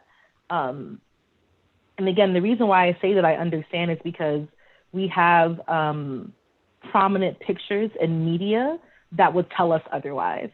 One of the longest running shows on television is Law and Order SVU. Mm-hmm. Law and Order SVU is a fantasy, y'all. and I say that, I don't mean to sound like I'm joking, but let's think about it. Law and Order SVU opens every episode with somebody being sexually violated and the police actually doing something about it. Yeah. We're already not telling the truth on one of the longest running shows on television. Also to mention that on a network that's accessible without cable. So one of the very few channels that people can get, regardless of if they can afford cable or not, is a show saying that police are taking the time to actually research and investigate sex crimes. Yeah, shows we're, like we're being Order. It's CSI, Criminal Minds, all those. All of these shows are fever dreams, truly. Yes. And Pretty much. No, yes. It's very interesting that you bring this up because I watch a lot of, well, you know this, but I watch a lot of documentaries. Like I'm obsessed with documentaries and docuseries. And naturally, some of them pertain to true crime. And so when I see how someone can watch Law and Order, or they can watch a true crime docuseries where, in this very rare instance, the police did take this crime very, very seriously, and they dedicated themselves to trying to figure out what happened or who was perpetrating these crimes. I see how people can watch that because that's the only thing that's elevated and think that that's what happens when they don't have that many interactions with police themselves. And police officers do, in fact, participate in a lot of gender-based violence. Yeah, the domestic violence rate amongst police officers is very, very high. Right. I know that's definitely, definitely, I wouldn't have said kept quiet, but how many people who are victims of sexual violence actually don't go to the police because they got their partner has boys there. They're that they don't even feel safe doing that because they're protected by that. I wouldn't say clique, but they're protected by the quote unquote brotherhood. That police don't take care of themselves. I am, BYP is, there's no such thing as a good cop because the institution that exists means that you're not even allowed to be a good cop. Right. When good people, right, they hit the wall. Like in that in shootings all the time. Yeah. Right. And so it's just like it's definitely an understood thing of just like I can be the one person to make sure that it doesn't go left. But why is it going left though? Like why is the interaction with the police going left? Why do police need to hand out popsicles and give out burgers and Franks and be like, oh, I recognize this kid from the cookout. I don't have to pull a gun on them. Why would you do that anyway? Like these kinds of questions. Again, back to your question, and actually, if you can redirect or restate the question, because we got into the rabbit hole of TV being propaganda, which it is, but relevant to this conversation. I think the last true question I asked was imagining a world without police. And I was going to ask you about the role that pop culture has played in skewing our perception of policing. And you just went right into it. So yeah, I do want to just kind of ask explicitly though, what does safety look like? And I know that it depends on the community, it depends on where you are, but are there any general tenets to what safety looks like? Yeah. Safety looks like community knowing and community involvement. So again, when I reference knowing who your neighbor is, that's very important in order to foster safety. If we're going to talk about popular culture, there's been plenty of celebrities who've been talked about going into their very rich and affluent neighborhood and getting the police called on them because they're Black or because they're not white. They literally don't know their neighbor. But again, the solution, the first thought was like, let me not introduce myself. Let me call the police. Right. Let's make that not our first thing, right? Right, because this person of color can't stay in this neighborhood. It's just not possible. So it's definitely a big part of just community knowing and like community understanding. Two, it also looks like what are your basic needs being met? Mm-hmm. Like, I'm a believer that crime is like not real. Just how like racism isn't real, crime isn't real. As in, one, crimes are discretionary. Like who gets punished for why is purely discretionary by police and by prosecutors. Right. And then crimes are committed because of a lack of something. Right. So a car is broken into because it might have money in it, and somebody needs money. Right.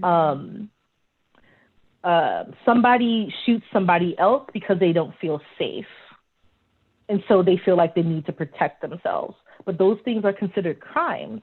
So what are the needs that you have for yourself and for your community that are not being met? That actually, if they were, where would crime be? Yeah. What would crime as it's defined now be? And so it also looks like having your needs being met. Like, do you have food to eat on a regular basis? Are you shoplifting because you can sell these clothes to feed your family? Like, again, like what are your needs being met? Safety looks like your needs being met. The store. Like when we go into the stores, we go into Walmart, we go into CVS, wherever, you go into a store that has stuff locked up. The stuff that's locked up are things like deodorant, soap, right, razors. I never, like if I go into Target right now, I mean, like the iPhones and stuff are gonna be locked up, but those are like iPhones and stuff. But like the TV, like that type of stuff isn't what's gonna be bolted down to the wall. I don't have to call a sales rep if I want to get a pair of headphones per se. Like, but I am gonna have to call them over if I want some deodorant. And to me, that's kind of more of an obvious example of the problem here, because clearly people are taking what they need. Right. Exactly. And again, also, if you see somebody stealing, mind your business, y'all, because what's going to happen? The police is going to get called. What's the outcome of somebody stealing? I should do something about it. Are you in like physical danger? If you're not, I feel like you should just leave it alone. And if you're able, buy it for them. Yeah. Do you got the coins? Right. Do you have the coins to do that for them? I remember a graphic going around a while ago, and it was like very third grade teacher, and it was just like when you should tell the teacher, and it's just like, are you in danger? Do you physically need something? It was like literally the list of why you should bother the teacher, and then people cross out teacher and put cops. Are you like literally? Are you in physical danger? Like, again, what is? Yes, go ahead. This just I feel like every time we talk, like we just keep getting reminded of stuff. And so I was out, this was in the before times. I was out one night and I think we were getting pizza or something. But anyway, guy came in and he just wanted a bottle of water. He was thirsty. It was hot. This actually might have been last summer.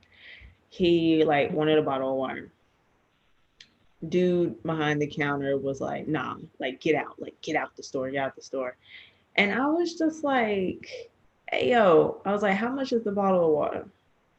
And he was just like, no, you don't have to worry about it. And I was just like, how much is the bottle of water? Like what? Like I didn't ask you what I need to worry about. How much is the bottle of water? I'm just like, that's like $2, right? And he was just like, yeah. And I was just like, well, okay, I got $2. Give him. I was like, actually give him 2.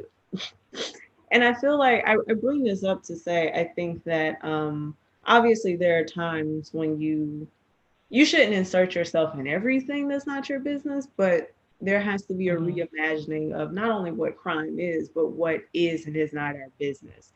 And if you see someone being heckled over something as simplistic as a bottle of water, which they cannot afford, because like the real crime in that scenario is poverty. It's not them not being able to afford the water. And I just kind of would love it if you could talk about when people should kind of intervene, because as you said, if you see someone shoplifting some soap or something, you should probably just mind your business. But yeah, so I would just like, just talk about that. Yeah, sure. I think what you're mentioning is what we already talked about in terms of like caring about your community and caring about your neighbor. Again, looking to your left and to your right. And it's just like, if I have more, how can this be distributed? And also, what position am I in to do something about it? And then, like you said, is it my business to do something about it? And so when, again, one of the goals of the campaign is to create the community determined solutions and to establish the interventions needed outside of police. One of those that is already in practice, people call it different things, but BYP100 has one called the 5 Ds of de-escalation, which is intended to address harm in the moment based on your position of power in a situation, right? And so an example could be, Julia, you're at the subway station before times. You're at the subway station in the before times, and somebody is harassing you. Somebody is, wants your attention, they're making inappropriate comments on your body. They might actually be approaching you physically and you do not feel safe. 5 Ds of the escalation ask, one, for you to make a decision, but like what can you do based on your positionality in the situation?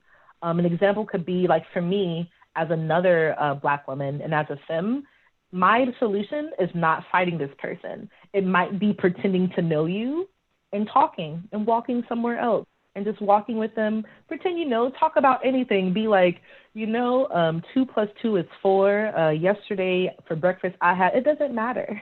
But you have to, but like, think about who you are in a situation and what kind of power you have over something. Because again, maybe somebody who is also able-bodied, but is like masculine presenting, feels comfortable physically stepping in between you and this person and like getting in their way. Again, an example of community care and also based on who you are and your positionality to a situation, what can be done. There's also a local organization where you are, Julia, called Collective Action for Safe Spaces that particularly focus on empowering and training up people to do just such interventions, like particularly for street harassment. And again, what can you do in order to prevent these things? And so, I think again, a big part of it is what is community care in practice. And again, it's giving a crap about somebody other than yourself. And again, what can you do about it? Also, for some people, maybe literally all you can do is be like just giving people money. If you have it like that, maybe literally intervening is, like you said, buying somebody's water. I have personally, this is not like a plug or anything, but I have personally stopped eating at places when there's a friggin' heat wave and you refuse to give somebody a bottle of water because they can't pay for it. Because again, it's just like, again, how are we conditioned to be like, I care more about my job, which says I can't give this person a free bottle of water than this person needing a bottle of water, right? Where are the morals of not only yourself, but of like the institutions that you're working for, right? Are you gonna be, that is a tangent, so I won't go there.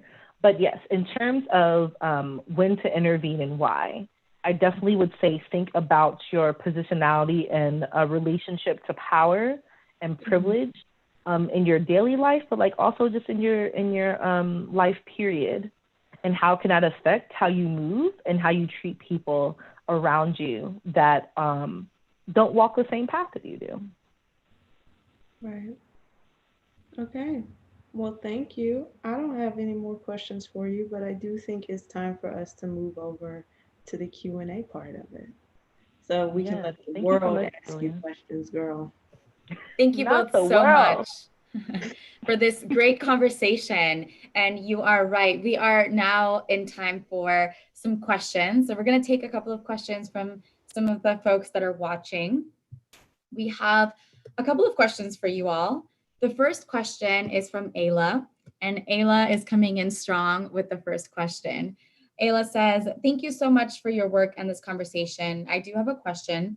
If we are to create restorative systems of accountability in cases of gender-based violence that are led/informed by survivors, how do we navigate cases where the survivor wants to see their abuser punished and locked up?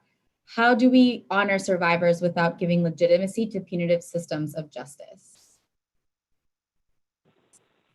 That is a wonderful question, and I will try my best to tackle it. One, I want to make sure I'll be the jargon giraffe and try to tease out some of these terms, right? Number one, accountability. I think it's been misused and used a lot as of late. Accountability is essentially just somebody taking responsibility for what they did and also doing measures to remedy harm done. But the thing about accountability is that it needs to be a mutual and consensual process. Like the term holding somebody accountable is a little bit of a misnomer, because if that person hasn't agreed to be held accountable, you're actually just, that's not what accountability is. An example would be if a politician gives promises. I'm looking at Lori Lightfoot. If a politician is giving promises before their campaign and they don't meet those promises, them saying that they were going to do something is the basis of where that accountability starts. But if they never said they were going to do something, then you're just actually trying to make them do something that you want them done instead of like trying to hold them accountable. So when we're talking about accountability for survivors by their harm doers, one, it's just like, did the harm doer consent to be a part of the accountability process, right? Number one. Number two, if it is survivor-led, it is a hard question of what does justice look like for this particular survivor. Justice sometimes look like just like, I don't ever want to talk to you again, or actually I want physical violence done upon you. Like both of those things can be what a survivor needs, and not necessarily something that alternative solutions or the police are willing to engage in. So in terms of what do we do when a survivor is like go to jail, one is asking of, it's detailing what are the actual wants of the survivor, because what jail does, and I believe this is a paraphrase of Angela Davis's quote of, prisons do not disappear problems, they disappear people. So the survivor actually just want to never see this person again, and actually do not want to have a risk of them being put in danger by this person again. And the way to do that is to get them to disappear in the carceral system. But like, what are the actual needs of this person? And to be real, sometimes people are like, go to jail because they know people in jail are harmed and are mistreated and are actually not taken care of. And so it's definitely a tedious and precarious situation, but it's getting down to the actual wants and needs of the survivor, because in more times than not, it's actually wanting to feel safe. And again, safety looks like not being at risk of being put in the presence of their harm doer ever again. And unfortunately, jails do serve that purpose at times, if the judge decides that that's what's going to happen. Thank you so much for that. So we do have another question from Maya. Maya's question is, many white people don't understand the concept of the police posing more of a threat than protection because of their lack of experience, unless someone is a POC or had interaction with the police. People form their perspective based on either their privilege or media propaganda. What do you say to eliminate the wildly different policing/criminal justice systems in America?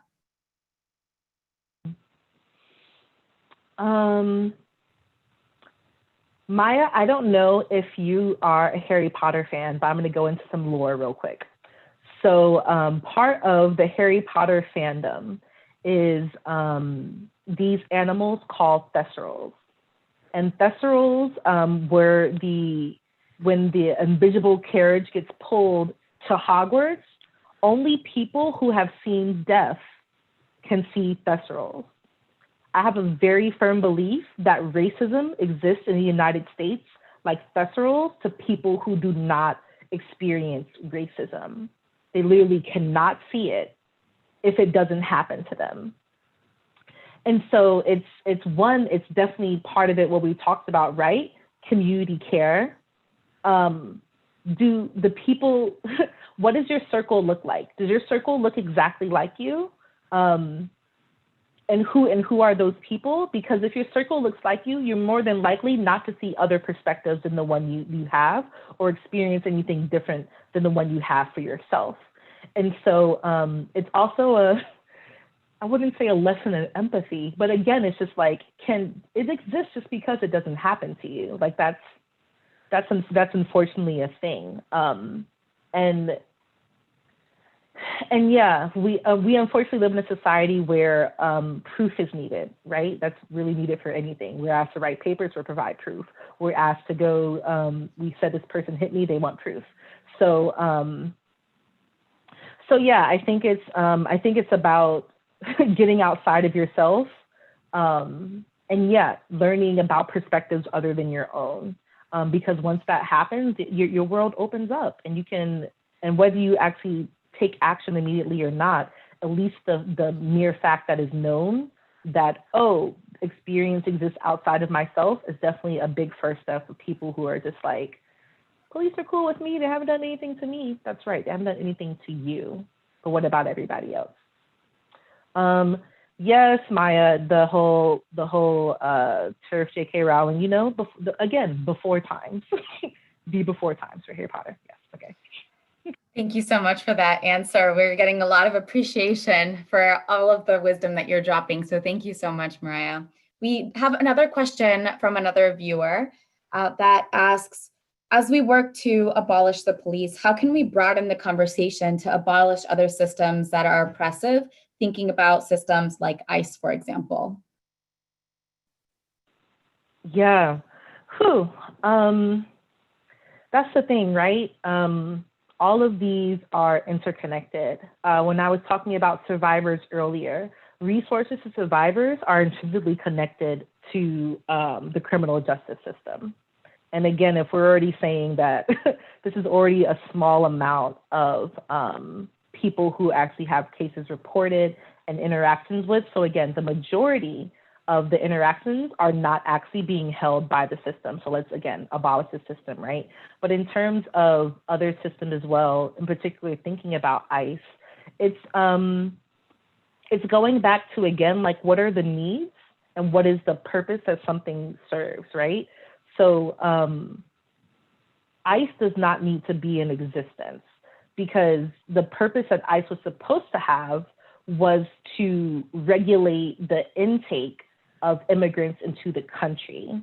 And so now it's become outside of like kidnappers, it's become a way to punish people who literally don't have the rights to protect themselves. Also, in terms of immigration being also seen as like a quote unquote brown issue or a quote unquote border issue, 44% of people who are detained by ICE are Black people. But again, what are the narratives are being told? In terms of connecting these struggles with each other, it's, for me, again, it's going back to what are the overlapping struggles that you have, and how are those in conjunction with the work you want to serve? There's way too many, unfortunately, there's way too many problems that we cannot do it all, but some people have their bags, right? Some people, it's just like worker rights all through and through. But again, if I would look at She Safe, We Safe and be like worker rights, I'm thinking about sexual harassment in the workplace. I'm thinking about making sure that women feel safe to be in their place of work, that they're not being harassed by people as well as their bosses. Like our struggles are interconnected.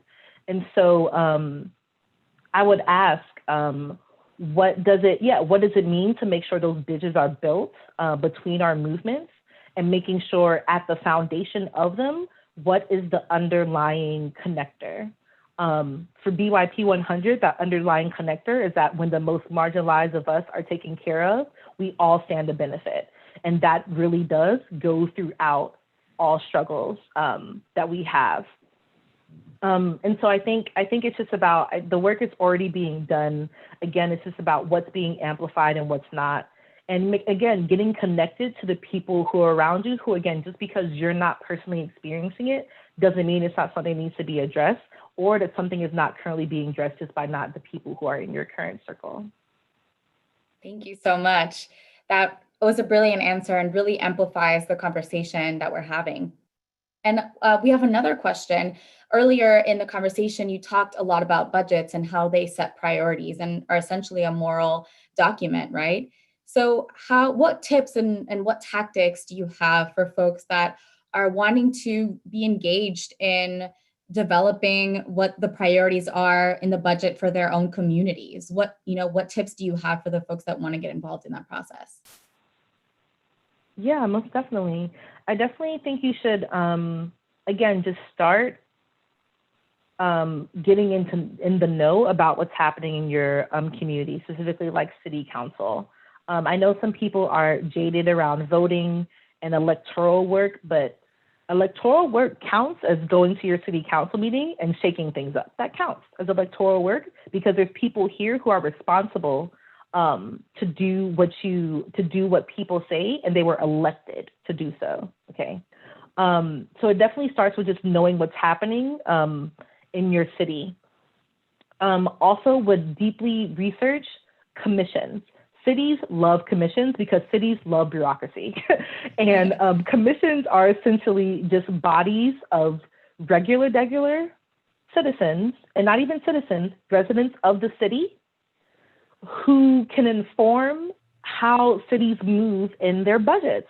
So in terms of Durham, there's like a bikes and trails, because people like bikes and trails, and there's a line in the budget for bikes and trails. And so if Bikes and Trails is your John, go and see if there's any spaces open on the Bikes and Trails Commission. It can also be like an arts council or an arts commission, right? That is not necessarily funded by the city or funded by the state, but there is a level of influence to say that these bodies have already been in existence, and based on who's on it is whose voices are going to be heard.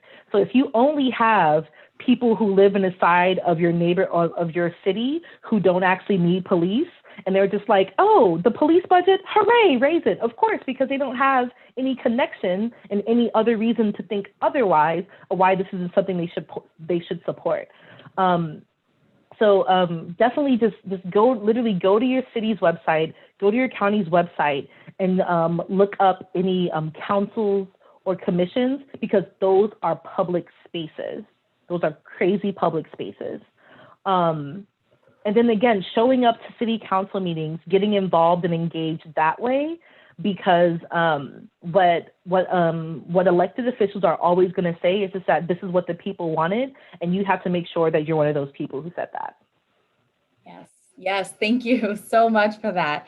And so you mentioned in this answer that there are a lot of folks that are jaded by the electoral process, and that's very real. And right now we're in the middle of an election year. We're 88 days away from the general election in November.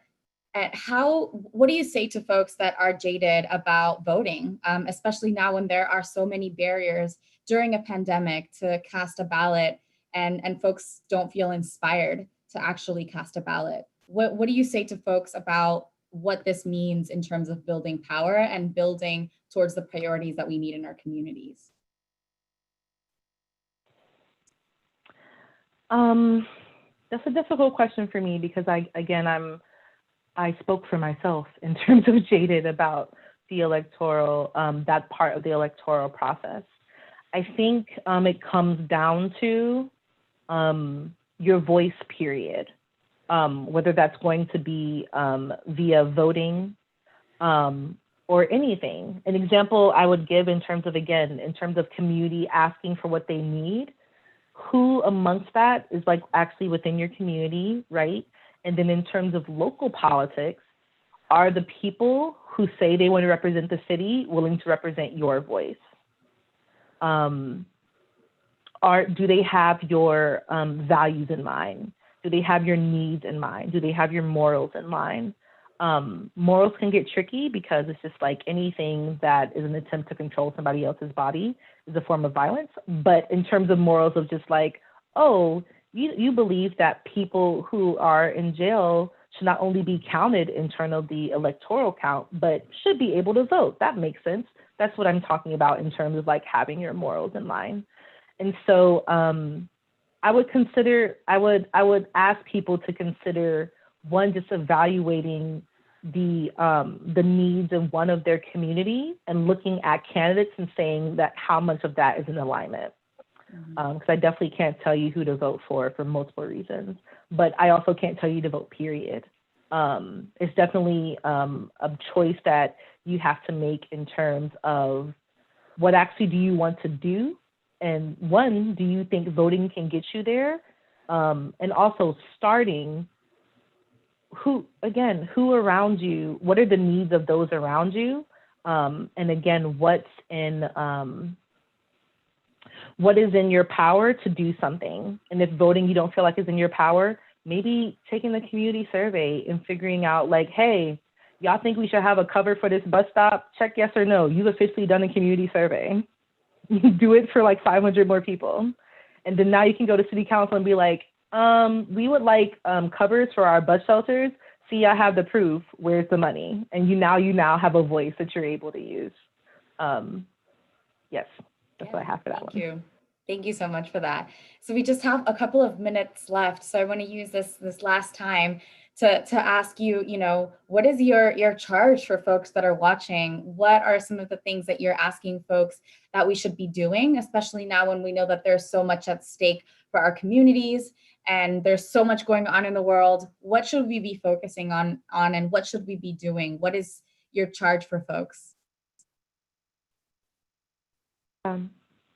Yeah, that's a great question to wrap up on. One is just you're doing it in part by being here, right? You're deciding to care about something outside of yourself, and or you're investing in expanding your knowledge on topics that are not familiar with you and wanting to grow and deepen your politics and commitment to other people.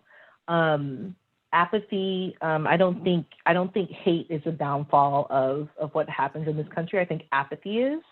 And so literally deciding to try and figure out, to care about something outside of yourself is a big part of it. And then the second step is, again, based on how I'm positioned, what can I do for somebody else? The way to prevent saviorism for that is actually getting to know people as people and not as people to help or to fix or to mainly those two.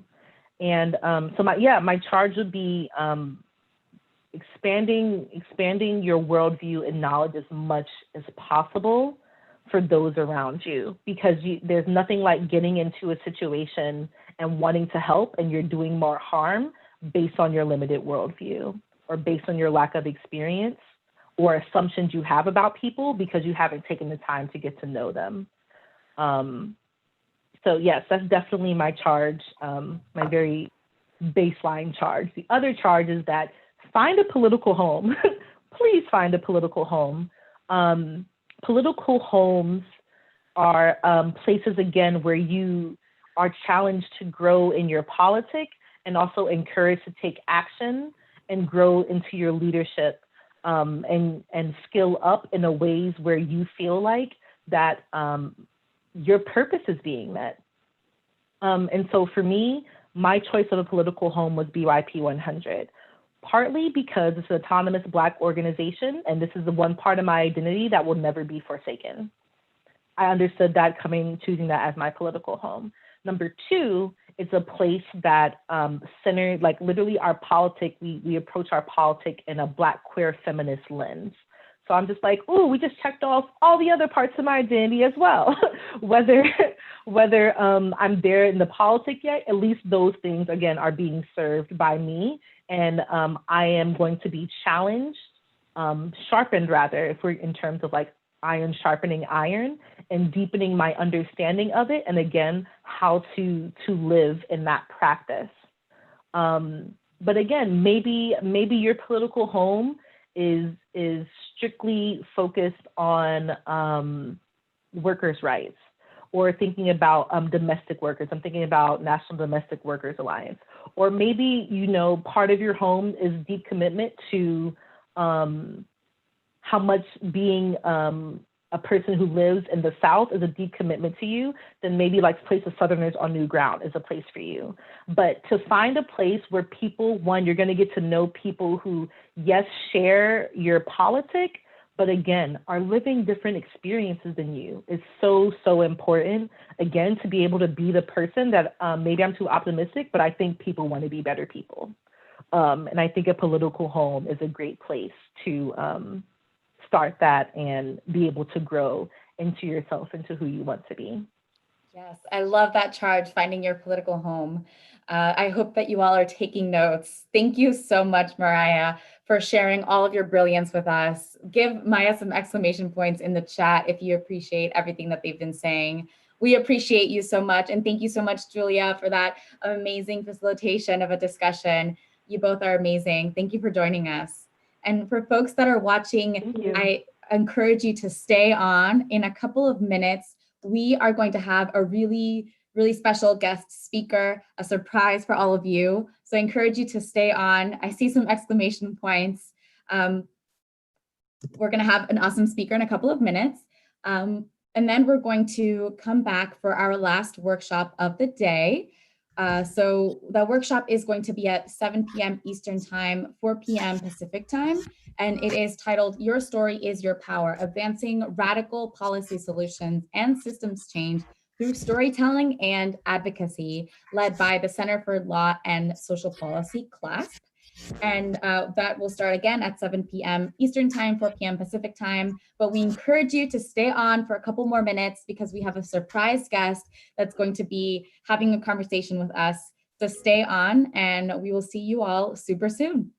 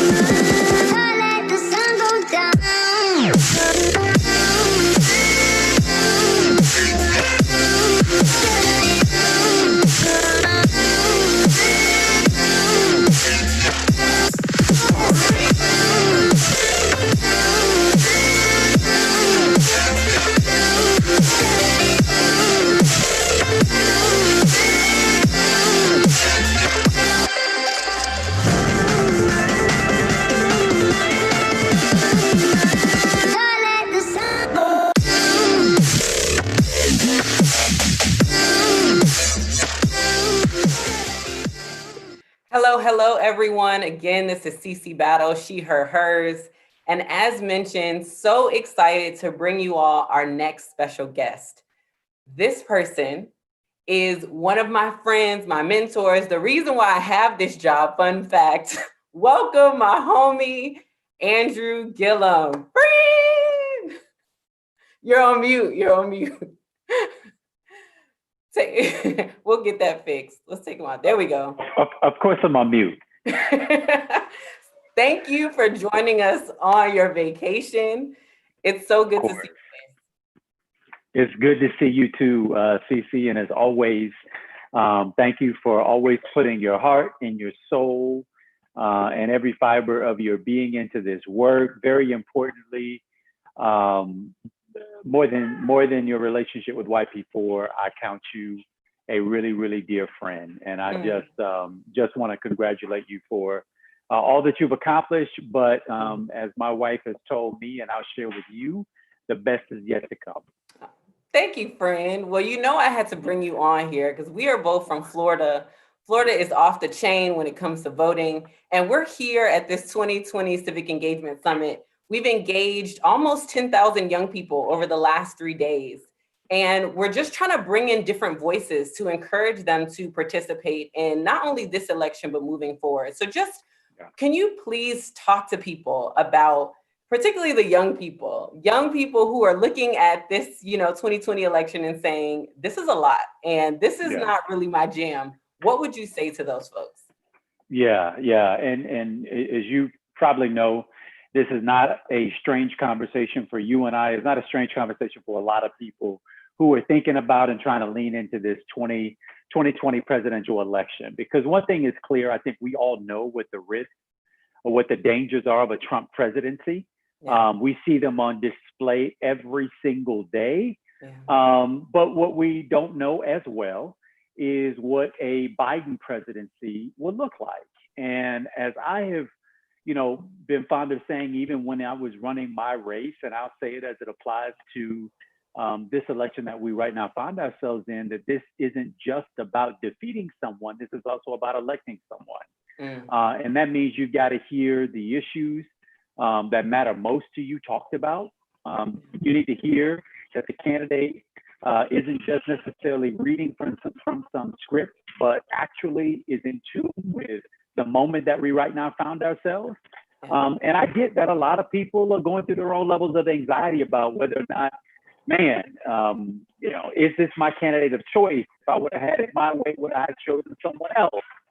Some people are saying, I'm down with Joe Biden and I've been down with Joe Biden, or I'm down with anybody who's not Donald Trump, right? We're across the spectrum here.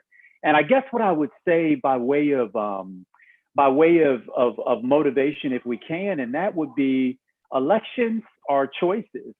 And if you choose not to participate, to vote for one candidate or another, just know that this is a zero-sum game. Somebody will be president of the United States of America come January of 2021. And so I think the question we have to ask ourselves is, do we want to put our fingerprint on who that individual is? My vote is absolutely yes. We ought to have our fingerprint on it. We're celebrating the legacy of John Lewis. We're celebrating and commemorating those foot soldiers who came before us and, laid themselves on the line so that. Uh-oh, we lost you. We can't hear you. We can't hear you. Uh-oh. Do you want to try to disconnect for your headphones and see? Let's see how that goes. It's technology. It is what it is. They didn't want us to hear what you had to say. Are you there? Are we here? Yes, we're there. Yep. Okay. Well, that just means you're going to be hearing my 3 children running around here. So just advance warning that they're coming. But, it's okay. You know what, Cece, just to sum that up, again, elections are choices. Somebody's going to become president. I'm going to choose to participate in this election for a whole range of reasons.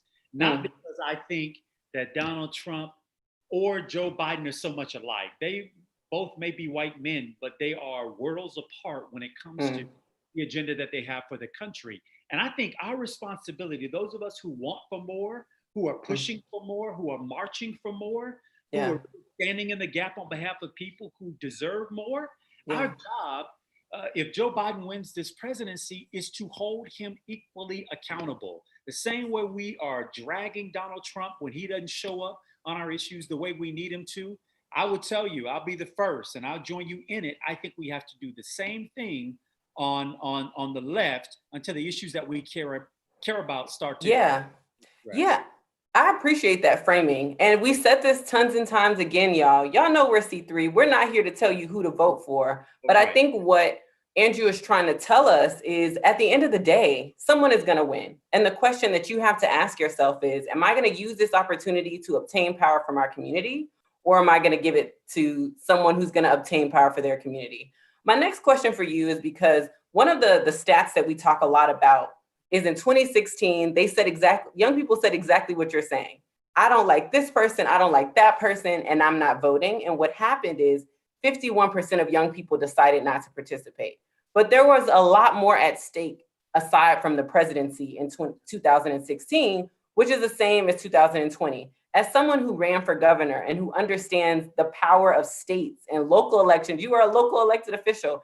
Can you talk to us a little bit about the importance of not only voting for your president, but also voting down ballot and the implications of that? CC, I'm so glad that you went there. And if I crossed any C3 lines, I'm sorry. It's not YP4's fault. It's my fault. And since I don't work for them, y'all can your views are your own. It's fine. My views are mine. But this point around local is so incredibly important. I mean, when I think back to some of the protests that we saw, and in some places across the country are still seeing, right? I don't know what day it is, but Breonna Taylor's killers are still on the loose. So you still got folks who are out there who are demonstrating and protesting and letting their voices be heard. And I would tell you the anxiety that I had, and I was kind of in a quiet place during most of this, but I was paying attention. And I kept trying to put my local government hat on as a city commissioner and as a mayor. And I kept saying, you know what? The people who are on the other side of us on this issue are simply going to wait us out. They think this is a fever, right?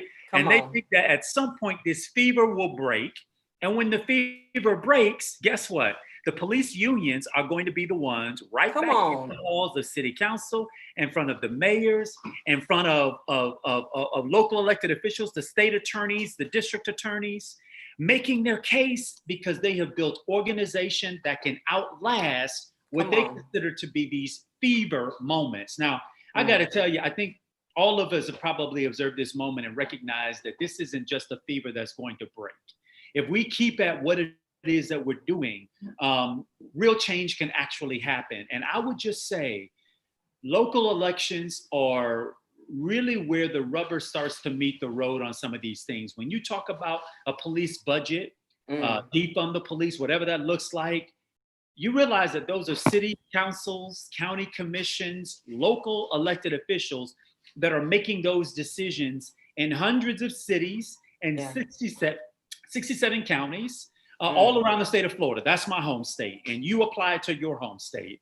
But these are the individuals whose offices you have to show up in. These are the people who you have to petition toward and basically say, look, we got the power to put you in office and we got the power to take you out of office. But the people who are in control, what they're counting on is that we will continue to direct our frustration and our anger and our demand for real reform, maybe at the White House or whoever that individual occupant might be, and that we won't get smart enough to recognize that we elect district attorneys and state attorneys and public defenders and local judges in many municipalities of the country, city council members, state legislators, county aldermen, all these individuals, and I'm talking about thousands of them, who have more power than the president of the United States of America when it comes to funding, when it comes to jail, when it comes to bail reform, when it comes to decriminalization. And so your point is well taken. Local is where it's at. And if you're not voting in those elections, if you haven't been before, this upcoming November is a great place to start. And moreover, and I got to say this because I was 23 when I first got elected, run for something, show up, be the person who is the policymaker trying to make that change. But don't let these folks fool us, and don't let this be a fever of a moment. Let this thing be a movement that outlasts any individual, any particular injustice, until all of the injustices that I think we're standing for and fighting for are eradicated. And that's going to take time. I know that's right. Give me some exclamation points in the chat, y'all, if y'all feel that with your spirit. You see why we had to bring some folks to hype us up, because there's a lot at stake. So my last question for you, because I know I only asked you for 10 minutes. Put some exclamation marks myself. Listen, my last question for you is what would be your charge to young people in this moment right now? You know, we are 90 something days away from this election, but you've alluded to, you know, electing someone, whoever those people are, is only one step. Then we also have to hold them accountable. It's a long stretch of things that we need to do to actualize the vision for our community. What would be your parting charge for the folks that are watching this? Yeah, so I would say, number one, being patient about the change that you want to see. That means you wake up every day frustrated and irritated that we aren't living in the kind of society that we all deserve. But I also want us to demonstrate the patience that is going to be required to stick through this thing. This won't be an overnight story. In fact, it started so long ago. I was going to go back to John Lewis, but the truth of inequality in this country, you know, from the 1619 Project to beyond there, when you go across the seas into Europe, the miseducation and the re-education. Yeah. Carter G. Woodson would call it the miseducation of the Negro. I'm not sure what the forebearer of that would have been, but the education of who we are began so long ago, and the systems that exist that reinforce that are everywhere. You know, we see this movement toward removing certain monuments, and I get it, by the way, right? Because these monuments help to undergird and reemphasize a story, a narrative, a romanticism that doesn't tell the true and oftentimes just simply lies about the history of our country and the moment that we right now find ourselves. And so what I would say is, yes, the impatience is necessary. Yes, we have to keep showing up and protesting, but we also have to demonstrate the kind of stick-to-itiveness, if you will, and I don't know if that's a word or not, you know, grammar police, but the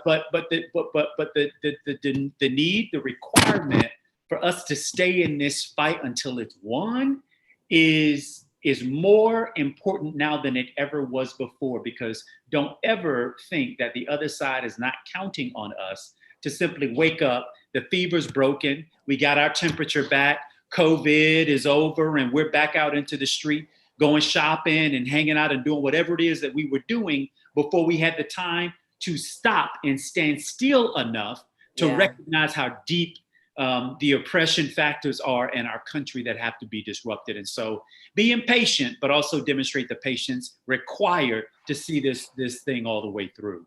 I know that's right. So y'all see why I call Andrew when I need to get my life together. Give him some virtual round of applause, some exclamation points in the chat. Thank you, thank you, thank you so much, Andrew, for your time and your energy, and we love you. CC, I love you guys back. And CC, I know I'm only on for 10 minutes, but I cannot help but to also express this, which is we talk a lot about self-care in this movement. Oftentimes we give it lip service, but we don't actually live it. I just got to tell you from very, very deep personal experience, it's really, really, really important that we take care of ourselves, particularly in these moments. You even heard Michelle Obama talk, a couple days ago about the kind of depression that you can experience, COVID, this presidency, the inflection moment that we're in. And for those of you who are activists, who are living and breathing this every single day, frontline workers, first responders, activists who I also consider frontline workers, we have got to be serious about taking care of ourselves. This idea of martyrdom, that there is just this one leader and that the world will stop if you're not in it and you're not doing your part. Well, guess what, y'all? We have to disrupt that model. That comes from a very Eurocentric orientation around leadership that requires one person give all of themselves, even to their detriment, to their sacrifice, to their life. And I think the community that we have to build, the beloved community we have to build, is one that holds us mutually accountable and says, we're in this thing together and I can't do it by myself. So I gotta take a minute, right? And I really mean a minute before I can get my head and my heart back to where it needs to be so that I can contribute in the way that, quite frankly, we're on this earth to do. So self-care is important, y'all. Forget martyrdom. We're in this movement to be partners and allies and work through these problem times right alongside each other, not out here running suicide missions, trying to see which one of us can get kicked off first by doing a radical or unacceptable thing. Well, thank you for that. No, thank you. Thank you so much. Let's give him some exclamation points in the chat, and hopefully, we will see your face again super soon. Thank you. Absolutely. All right. Love y'all. See you. Bye. All right, y'all. I hope that inspired you all as much as it inspired me. Friendly reminder, listen, we are C3. We're not here to tell you what candidate to vote for or not. All we want to do is give you the information and the inspiration to vote in a way that aligns with you, your community, and your values. So I hope y'all enjoyed that. Stay tuned. We'll have some more folks popping in and out, especially tomorrow. Y'all do not want to miss the ones tomorrow. But we will see you back here in 32 minutes for our next workshop. Your story is your power. Advancing radical policy solutions and system change through storytelling and advocacy. See y'all super soon.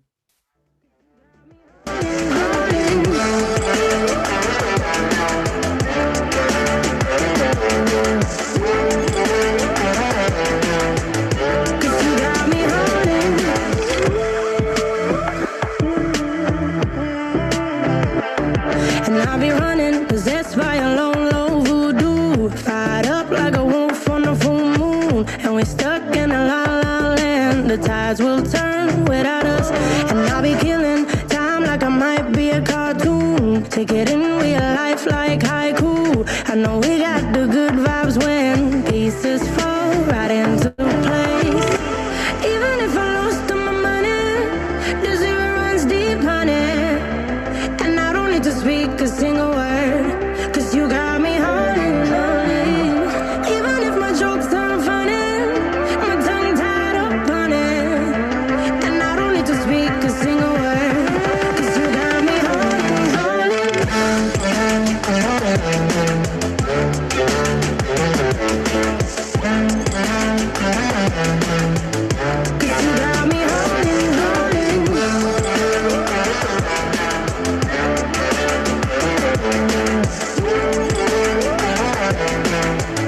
'Cause you got me holding, holding.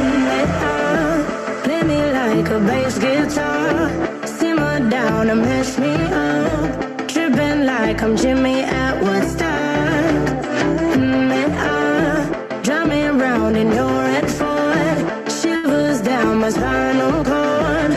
Oh, oh, oh, oh. 'Cause you got me holding, holding. Even if I lost all my money, the zero runs deep, honey. And I don't need to speak a single word, 'cause you got me holding, holding. Even if my jokes aren't funny, my tongue tied up on it. And I don't need to speak a single word, 'cause you got me holding, holding.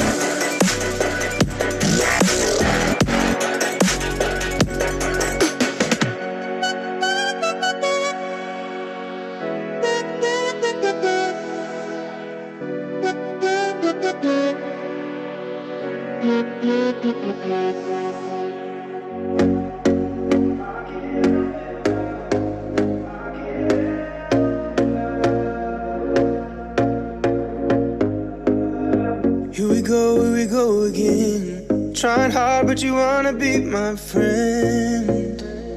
Ain't no place to hide, ain't no one to run to. Here we go again.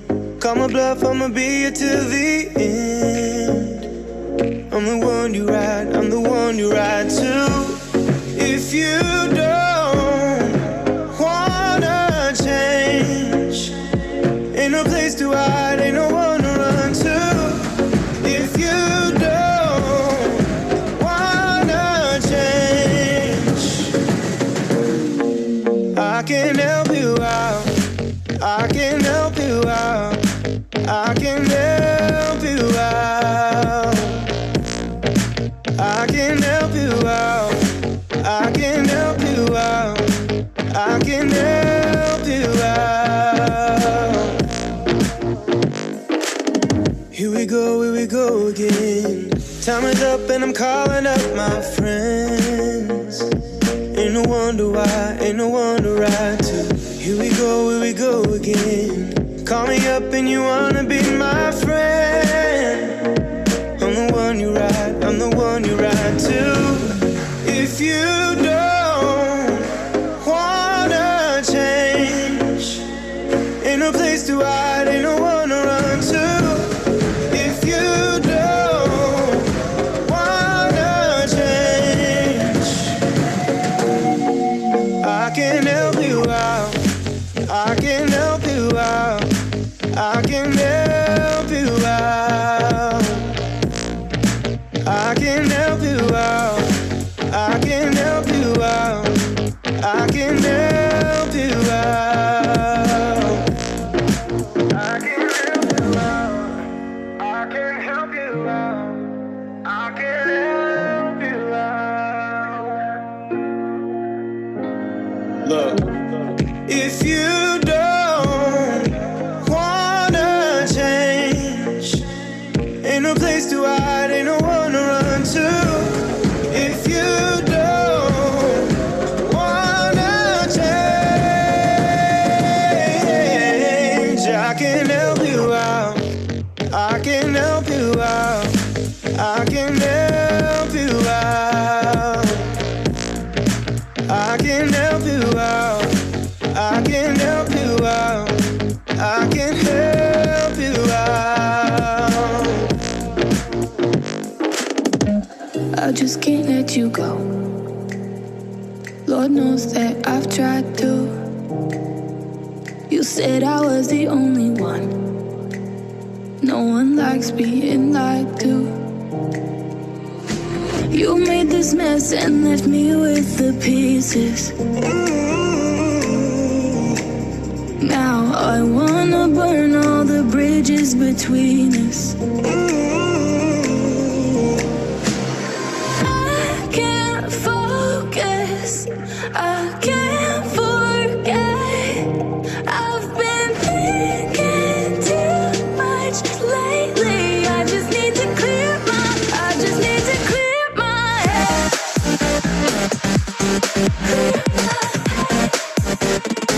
I just need to clear my head.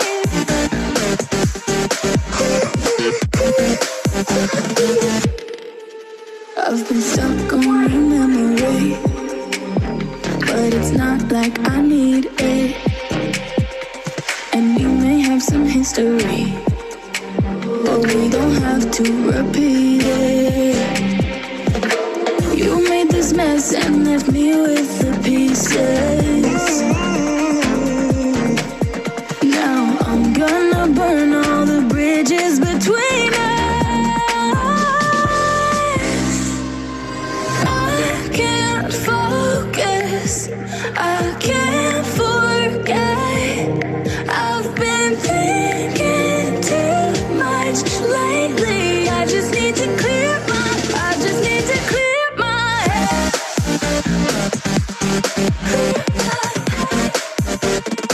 I just need to clear my head.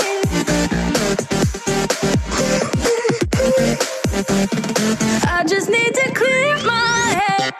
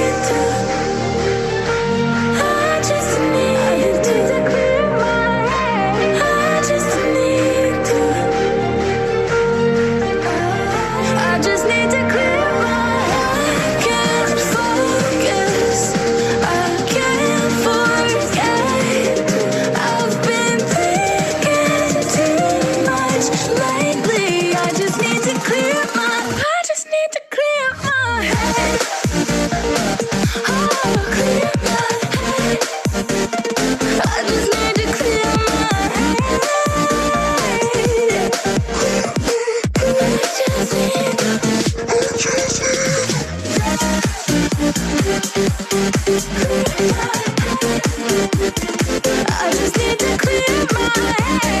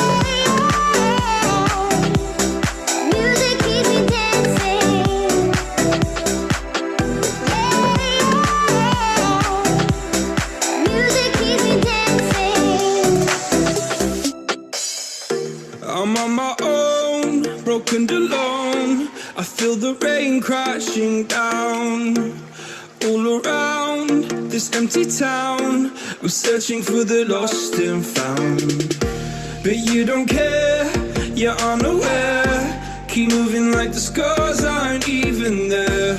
It's in the air like a blazing flare. Don't stare 'cause the flames will burn us. I thought you were the one for me. That's why I gave you everything. Held you close by the stormy seas. Oh, you meant the world to me. I used to kiss your head when you cried for me. Hold your hand while the pain you walk by the roaring sea.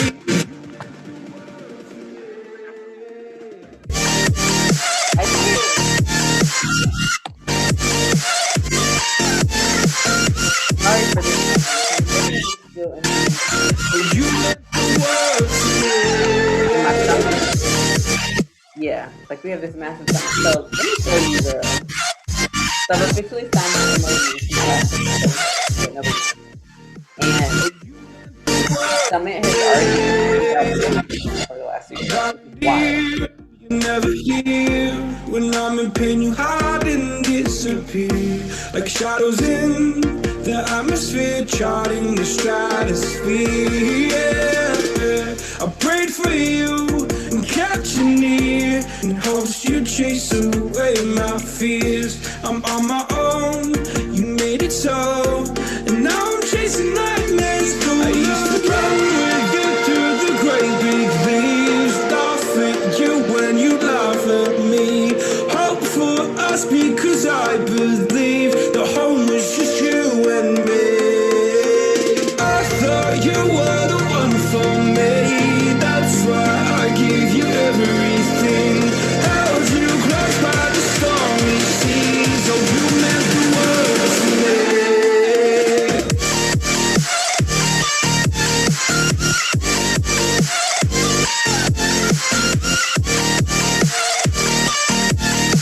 Oh, you meant the world to me.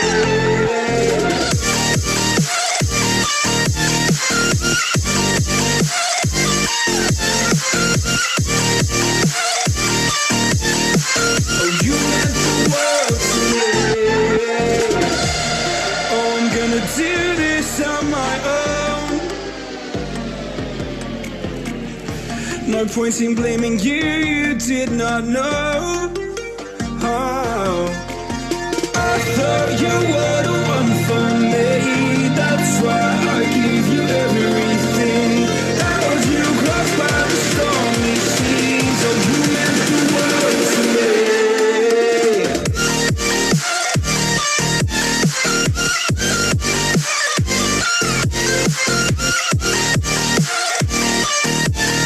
Oh, you meant the world to me.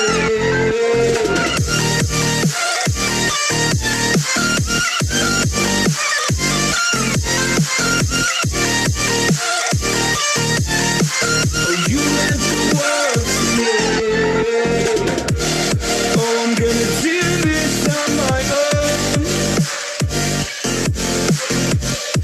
No point in blaming you, you did not know. Oh, oh, I'm gonna do this on my own. No point in blaming you, you did not know. I thought you were the one for me, that's why I gave you everything, held you close by the stormy seas. Oh, you meant the world to me. Said that you moved on. Where did I go wrong? I tried to make you stay, but I guess my love wasn't enough. Was it me or was it you, love? 'Cause I'm dying to know. Why do you wanna end? Was it real or just pretend? Tell me, why do you wanna end? Was he really just a friend? No sign of you at all. Just pictures on these walls, reminding me of how you threw away all that we've gone through. Was it all just a game to you? Because I'm dying to know. Why do you wanna end? Was it real or just pretend? Tell me, why do you wanna end? Was he really just a friend? Cause it's playing in my head, every word that you said, I ain't worked it out yet. So why do you wanna end? Was it real or just pretend?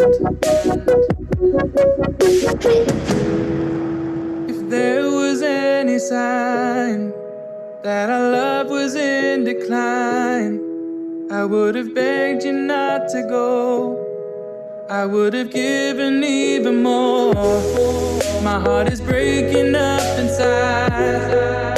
Can't believe our love has died. Guess it's out of my control. Why do you wanna end?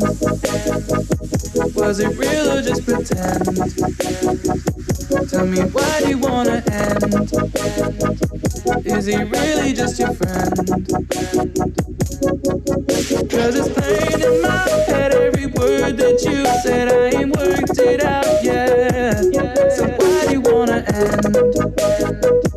Was it real or just pretend? Why do you wanna? Took a swing at a wrecking ball and I prayed for my downfall, and I found a way to reconcile, cause in my heart it's not worthwhile. It's a bloody battlefield where some go down, others heal. In the end it's all the same. All you can do is play the game. Oh, do we say goodbye? Refuse to question why. I'm sad to say I'm sorry, so lie. Pretend that you're okay. Swear that you will stay. Keep trying for one day. I'm sick of all these lies. Don't care if I capsize. There's nothing left for me to hide. Don't wanna live a lie. Too many lows, too many highs. Too many things to criticize. And so I leave it all behind. Don't wanna live a lie.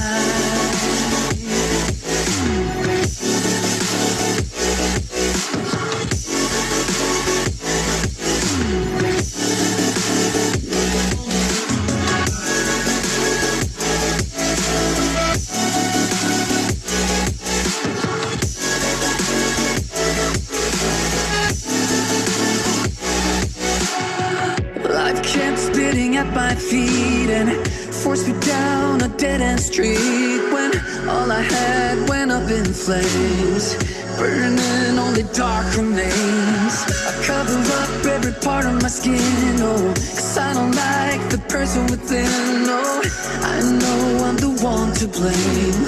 All I can do is take the shame. Oh, do we say goodbye? Refuse to question why. I'm too sad to say I'm sorry, so lie and pretend that you're okay. Swear that you will stay. Keep trying for one day. Whoa, I'm sick of all these lies.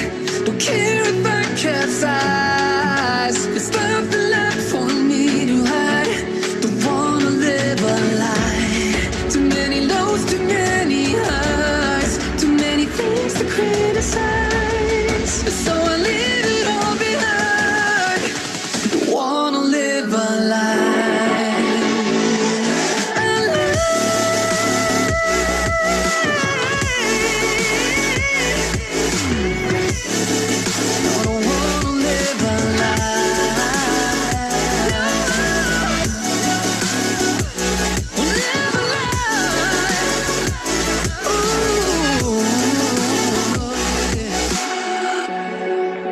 Sick of all these lies.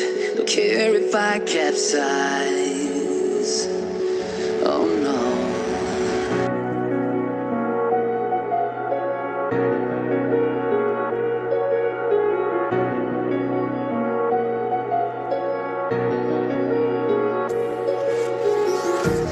Empty hearts and neon lights.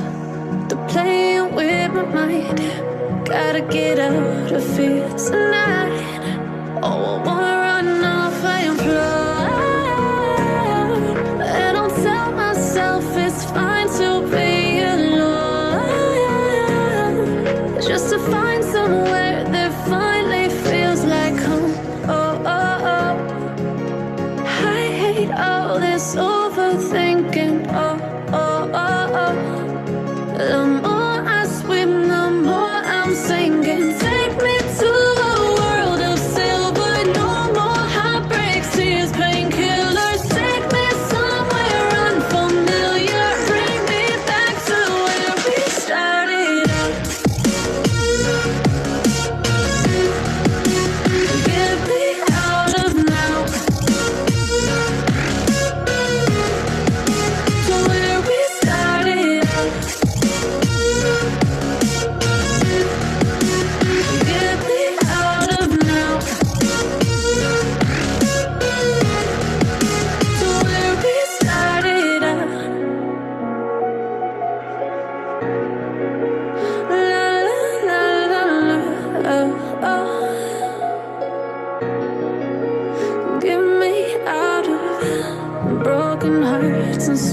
and fights, turning truth to lies. Gotta get up, stop wasting time. Yeah, I wanna run off and fly. And I tell myself it's fine to be alone, just to find somewhere that finally feels like home. I hate all this overthinking. The more I swim, the more I'm sinking. Take me to a world of silver, no more heartbreaks, tears, painkillers. Take me somewhere unfamiliar, bring me back to where we started out. Get me out of now, to where we started out.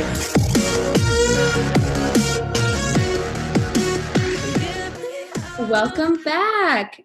We are so excited to introduce the last workshop of the day. Our final workshop is Your Story is Your Power, Advancing Radical Policy Solutions and Systems Change Through Storytelling and Advocacy, led by Marlen Joanne Mendoza from CLASP, the Center for Law and Social Policy. For those of you who are just joining us, we do have closed captioning available. We're dropping the link in the chat now. Please join me in welcoming Marlen. Marlen, take it away.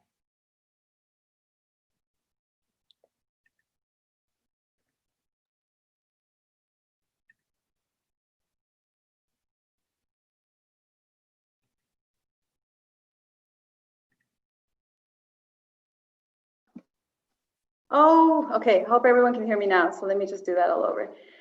It's been a long day. I know that I'm the last panelist to go. So I really, or I guess the last session for today. So I really appreciate folks who have decided to join for this last session. I promise I will make it as exciting as I can for you to get really excited and passionate like I am about local policy and how you can develop your own policy or advocacy agenda.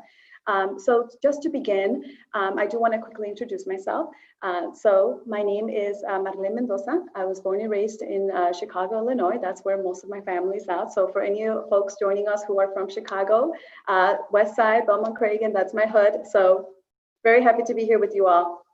So what do I do? So that's a very hard question to answer, I guess you can say, because if you ask my mom what she thinks that I do as first generation kind of student, child from immigrant parents, she would tell you that I get paid to protest, which I don't.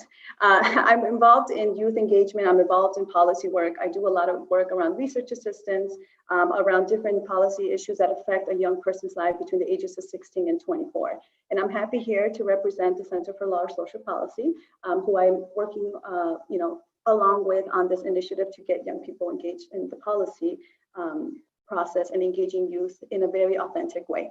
So that's a little bit about who I am and what I do and why you will see CLASP all over this presentation. So to just begin, just to get a feel about who's here, who's listening in, wherever you are. I know that this is being live streamed in a lot of places, so feel free to just, change your name or in the chat box, just, give a shout out where you're representing, what community you are from. Always encourage people to use their name and preferred pronouns or how they wish to identify. So there are a couple of times throughout the presentation where I would like to have some engagement in the chat. We wanted to set up a poll everywhere, but obviously technical difficulties. So for those who are interested in participating in the chat, that'd be awesome if you can do that when the time comes. I have a couple of one or two icebreaker questions in the beginning and at the end. So no need to listen to the third bullet point since we'll be doing the chat function. But mainly, I also wanted to say that this is meant to be fun, right? I know that because it's a webinar, usually this kind of presentation is done with an activity where in 30 minutes, well, before COVID, we would do it in person and we would have an activity where we would have young people break out into groups and then have themselves practice doing the agenda. We can't do that in this webinar format. So instead, what I've decided to do is shorten the presentation so then I can answer some questions at the end. So if you do have questions, please hold on to them. I might answer some of them throughout the presentation, but I'm happy to give examples at the end and talk to whoever is interested about how they can take this amazing and very useful resource back to their communities. All right, so let's go to the next slide. Okay, next slide. So let's give a little background about who is CLASP and why am I here representing them. So CLASP is an acronym. It stands for the Center for Law and Social Policy. They're based out of Washington, D.C. And like many organizations in D.C., they are a nonprofit policy advocacy organization, definitely focused on an anti-poverty lens. And the good thing about CLASP that I really enjoyed during my time with them is that I worked on the youth policy team. And there's a lot of teams at CLASP, so let me just give a quick overview of them. We have our child care team, we have a job quality team, we have a post-secondary education and workforce team, we have obviously the youth team, which is part of the reason that we put together this presentation to engage with young people around these kind of efforts. But we also have a couple cross-cutting teams, justice, immigration, and I believe I covered them all. I hope I did. So working in the youth team, one of the things that I really enjoyed about the way that we approach the work through this organization is that there isn't a specific issue that we focus on young people, it's a demographic. So we focus on young people between the ages of 16 and 24, and specifically youth of color, specifically opportunity youth, which is a term that will come up throughout the presentation. And most often is not very known among other groups of people that are not in this kind of advocacy field. And I will do my best in the presentation to use language that we can all understand on how we can get this kind of work done. There's a lot of policy kind of wonky language that I will do my best to not really speak in, because we want to make sure that people are in different learning stages in this kind of process of trying to get involved in policy and advocacy. So opportunity youth is a term that's often used in these fields. And what it means is young people between the ages of 16 and 24 who are not in school and not working, right? So how can we as an organization that is fighting that is working to be an anti-poverty organization, how can we look at this population, which last time I checked that the numbers was more than 4.6 million across the whole United States, right? These are young people in the prime time of age development, of coming of age, of finding opportunities, of finding things that they're passionate about, right? These young people are not in school and they're not working. So how can we find ways that we can reconnect them to different employment opportunities, or maybe it's a different form of education opportunities? How can we get them re-engaged in their community? So when you hear me use the word opportunity youth, this is the population that I'm referring to. So CLASP, that's the background on CLASP. So let's go through some of the workshop goals. So the purpose of this workshop, like I said, the reason I put the word demystify policy is because oftentimes I found that when I talk to young people about policy, and not just young people, but people across the spectrum in these kind of fields in social justice, the first initial reaction I get is that they think it's something that's way like a pie in the sky, like something kind of like that they don't think that they are capable or are knowledgeable enough to do, right? Specifically with young people, oftentimes I tell young people, oh, have you ever thought about getting involved in your local policy? And the most often response I get is like, well, I don't know that I could do that. I don't think I'm knowledgeable enough to do that. So the purpose of this workshop is to show you that you already have the knowledge and how to be able to start your own policy agenda and get involved in your local policy. So that's why the word demystify is in front of it. We want to not make it a scary term. We want to make it something exciting that people are like, oh, this is something that I can definitely be a part of in my community. So building off of that, so once we break down that term and show you what exactly it means and how to start in policy, we also have to look at the different systems of power and the different way the systems interact with each other, right?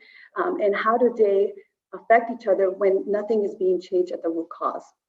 And what is its implications of those systems on the actual development of policy, right? Also, I will teach you and show you some of the tools, and I'm happy to chat and engage with people after this conversation. And if you have specific questions, or if you want, maybe some folks at CLASP, or myself included, to maybe even look through or walk you through some of these tools that I'll be sharing, but you won't have the opportunity to build your own agenda, of course, because of what I mentioned earlier, different formats. Also, provide an opportunity for participants to have something that's tangible enough, something that they know that they can do to then move policy or start getting involved in their local policy, local, at state. This is something that you can mold at different levels, but obviously because it's a policy 101 and because a lot of power right now is very local, I will be focusing at the local level about how we can incorporate some of these tools. And of course, to have fun with it. You know, I'm going to be myself in this whole presentation. I hope that y'all can reciprocate that and give me, you know, anything, comments, questions on the chat. It's supposed to be very interactive and, you know, fun. So, well, my intention is I can make it fun. So let's go to the next slide. So before we start even demystifying policy, what I want to do is I want to use the chat function, and I'm going to open it up here so I can also see what you guys are sharing.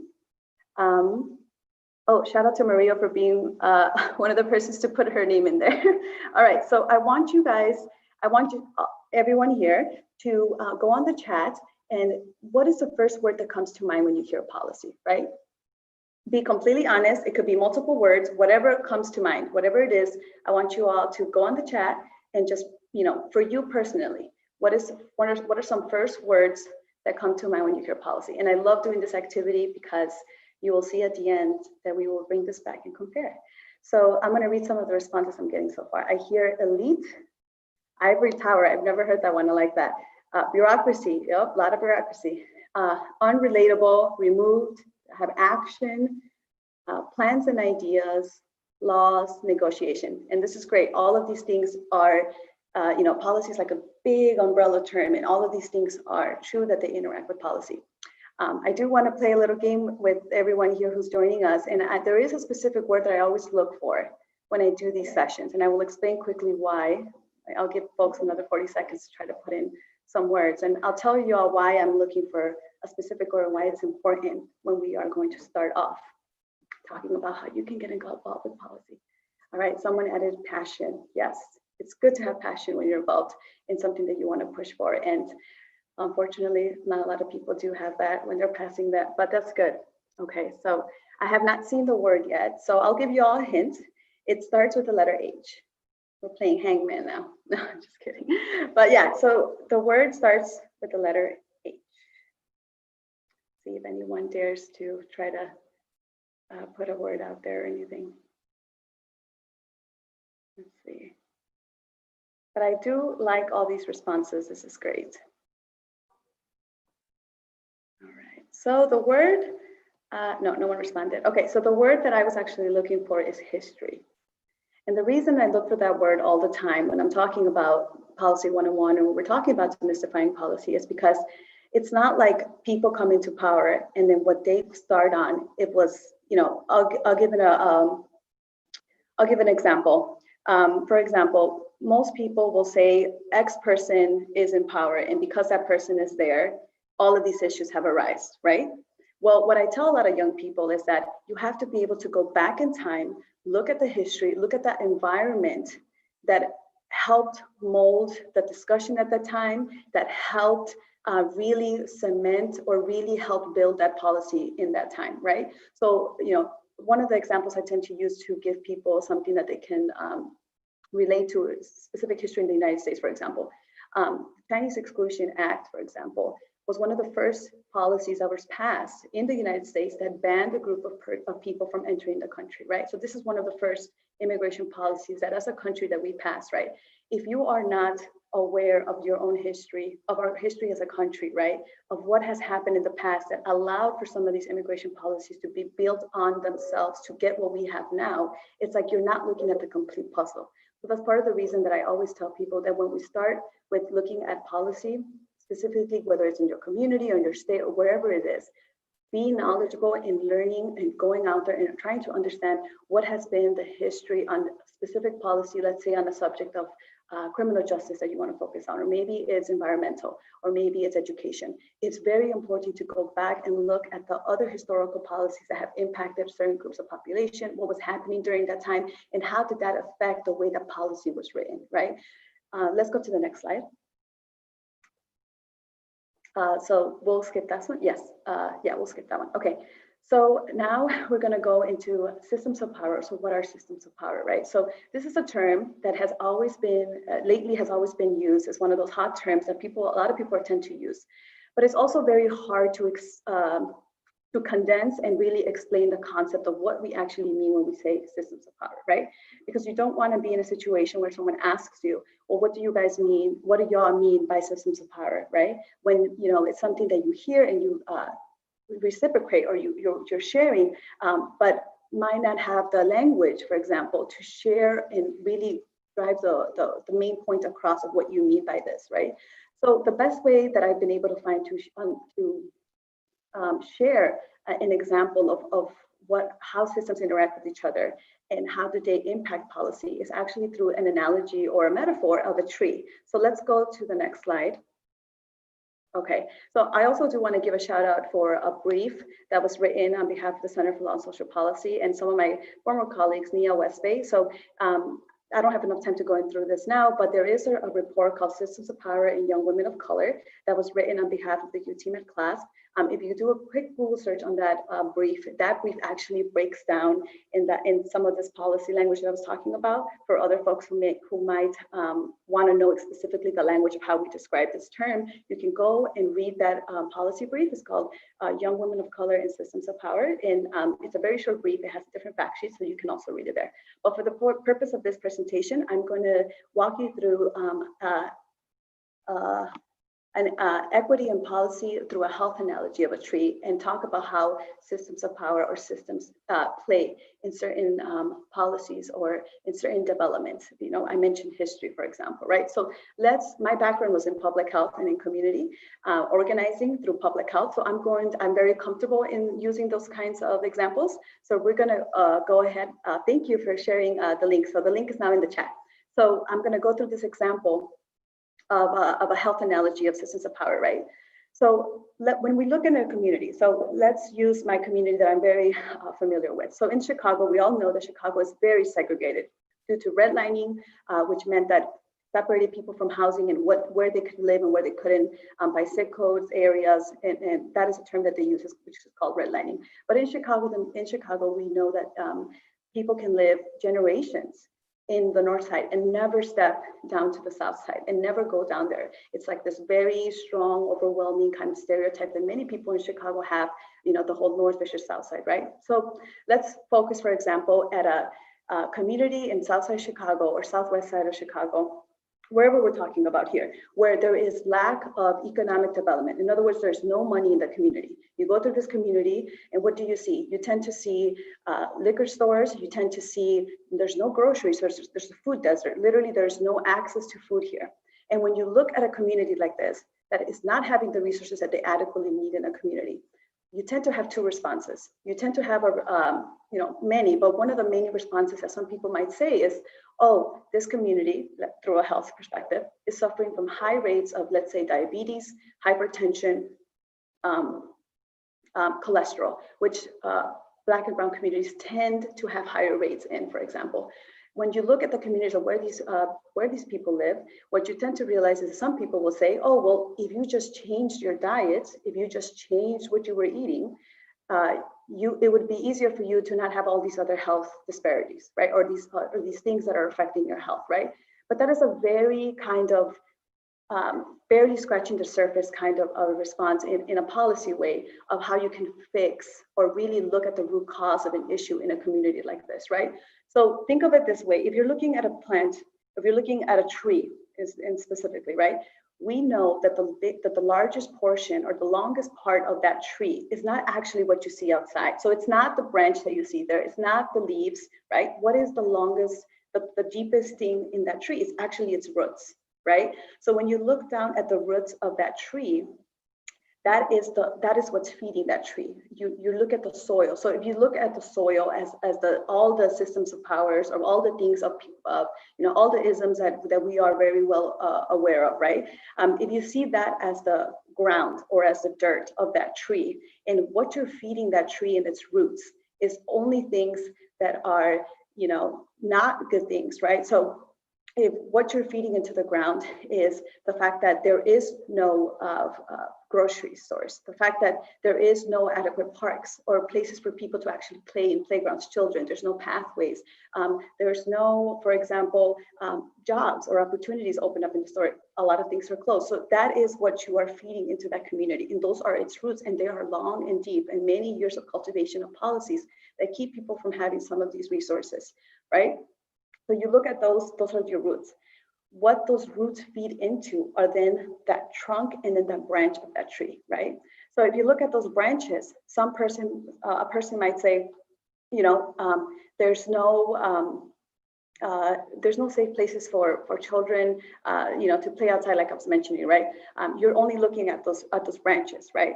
Or that trunk of that tree. When then you look at the leaves, that is something which is the outcome of all the things that you've been feeding that tree, right? So if we take it back to the health analogy, when a person says, well, if you identify a problem, whether the problem is at the leaf or at the root, what certain policymakers tend to do is that they want to cut off those trees, the branches or the leaves, for example. And what happens when you look at a problem and only temporarily tend to want to cut off the branches or the leaves of that tree? They grow back because you're not identifying the root cause of the actual issue, right? So if we're trying to go back to the health analogy that I was talking about a community who's facing higher rates of cholesterol, diabetes, or hypertension, right? To then tell that person that it's solely their responsibility and their fault for the reason that they're in that condition, you are not looking at the whole picture. You're not looking at the whole tree. And as to, well, why is it that the only food available to these communities are processed food? Why is it that the only kind of food that they can access is very cheap, high processed food that there's lack vegetables or fruit or anything that's actually nutritious, right? So then you look at the leaf, which is the outcome, which you see that you have kids, you have families who are facing high rates of, health disparities, health illnesses, right? You look at that leaf and you go down to the branch and you say, okay, well, they don't have access to all of the things that require them to have an actual good diet. And then you say, well, why is that? Let's go down to the roots. You go down to the roots and you start to look at all the policies that have prevented or have kept people from going into those communities to actually go ahead and build the things that they need in order to be healthy. So this is a perfect example, and we do this a lot through social determinants of health, which is a big acronym that we use in public health to identify a problem that is facing our community, right? So this is the best way, a very effective way that we can share how systems of power and how they interact with each other and how that they work with each other to then produce an outcome that is not something that we're looking for, right? So, shout out to Louisville, because Louisville actually had this tree as an example. But then also at the same time, you also have to ask yourself, are we all standing on the same soil, right? Is the fact that I am aware that there's a lot of problems that are happening that we're feeding into that soil. That could be trash, it could be toxic, or it could be things that, could be well-intended.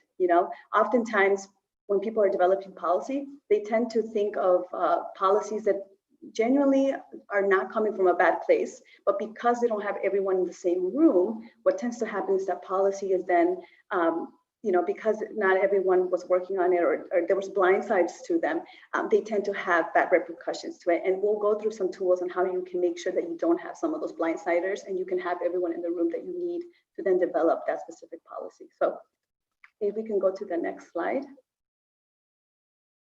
Okay, so now that I talked about this tree and I talked about, making sure that you look at the roots and not just an outcome or a leaf or not just a branch and not just want to try to cut those things off, because again, like I said, they will always grow back unless you fix that root cause from that tree. So let's talk about some examples of how some of these implications of these systems when they're not working properly, right? Sometimes they are, but we're looking at this through an example of how they're not working properly, because clearly in this time we are seeing a lot of things that are not working properly for everyone, for anyone really. So what are its implications on policy development? So we're going to do, let's talk about COVID, and this is something that everyone has been experiencing. So let's go to the next slide. So let's use COVID as a case study, right?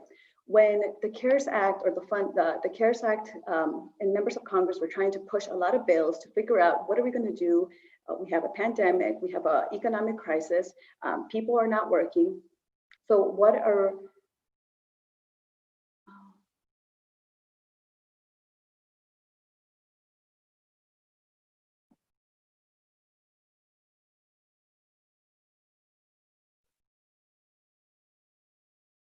well, I think we might have lost some signal, but Making sure that we're back.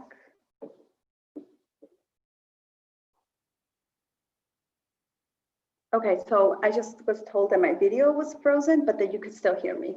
So I think my background's a little bit gone, but let's just carry on with the case study that we were talking about COVID. So, you know, I think COVID was I think the best way that I can describe to people who are asked, you know, because when COVID happened and a lot of things started happening in regards to policy, and many people had a lot of questions, including young people, especially. Young people, peers of mine were reaching out to me who knew that I was in this field and were asking me a lot of questions that they never once, you know, had navigated themselves. For example, let's take the example of the stimulus checks, right? For folks or anyone who was not working, was still dependent under their parents, it was very confusing to try to navigate who qualified for the stimulus check and who didn't, right? Who decided also, by the way, that we were only going to get $1,200, which was what, a couple months ago, right? All of these things, people had so many questions, but like, well, who gets to decide that? And who does this? And why is it that certain workers are supposed to still work, even though this is in a pandemic? Why is it that certain schools haven't closed yet? What is happening? There's a lot of misconfusion. But I think that in times of chaos or crisis, we tend to rise above it, and we can tend to use those moments to then get stuff done, right? And I think COVID as a case study was was a learning opportunity for a lot of people to then get involved in the way that policy works, to try to identify the different levers of power in government, and to try to really start looking into how some of these things work. So for those reasons, I think it was very important for young people to then say, okay, I have done the work in the advocacy, I want to jump now to the policy side of this work, to then say, how can I take what I've been advocating for that I'm so passionate about, and how can I connect it to an actual policy agenda? And I think the times that we're living in through right now, which are very chaotic, I think are still ripe for change in that movement. And so this is a perfect tool for young people who are trying to bridge that gap and jump from that advocacy to that policy action. So, you know, when we looked at what happened during COVID, with the economic crisis, with the fact that essential workers were not, some people qualified for unemployment insurance, other people didn't. There was a huge population that was left behind, young people being one of them. You know, there was not a lot of, there was no federal job programs that were approved. Unfortunately, there was no, freezing of rent really, or just letting people not have to worry about these kinds of things, which shows that we have a lot of work to do to get our members of Congress to actually pass the kind of relief bills that we really need to help people who are struggling during these times, who are not working, who haven't been working for months, who maybe didn't qualify for unemployment insurance, and all of these things. So the reason I wanted to talk about COVID is because I wanted to drive the point home that if you were one of these people who felt confused, you're not alone. This is very confusing. I tend to think that that's not by accident, because if you know how to actually work through these processes and these bureaucracies, and if you understand how the system actually works, you know, how, if you don't know how it works, how can you do something about it, right? There's a lot of assumption, I want to say, that young people are not interested in getting into policy, or that a huge assumption that all young people don't vote, for example, or the fact that we were fine coasting during COVID, and that is so not true. Young people actually have some of higher rates of being uninsured, for example. That's another policy issue. Young people, for example, who were still dependent under their parents, for example, couldn't qualify for a stimulus check. And don't get me started with young people who were still in school, who were then kicked out on college campuses and not told what the next step was, right? So even though there's a huge shitstorm happening right now, be hopeful in knowing that you can do some of this work in policy and trying to change some of this stuff. So let's go to the next slide. I want to make sure I stay on time. So for those of you who have not heard of this case, and again, this is all tying to history. We started off with why is history an important word when you're trying to start working on policy, right?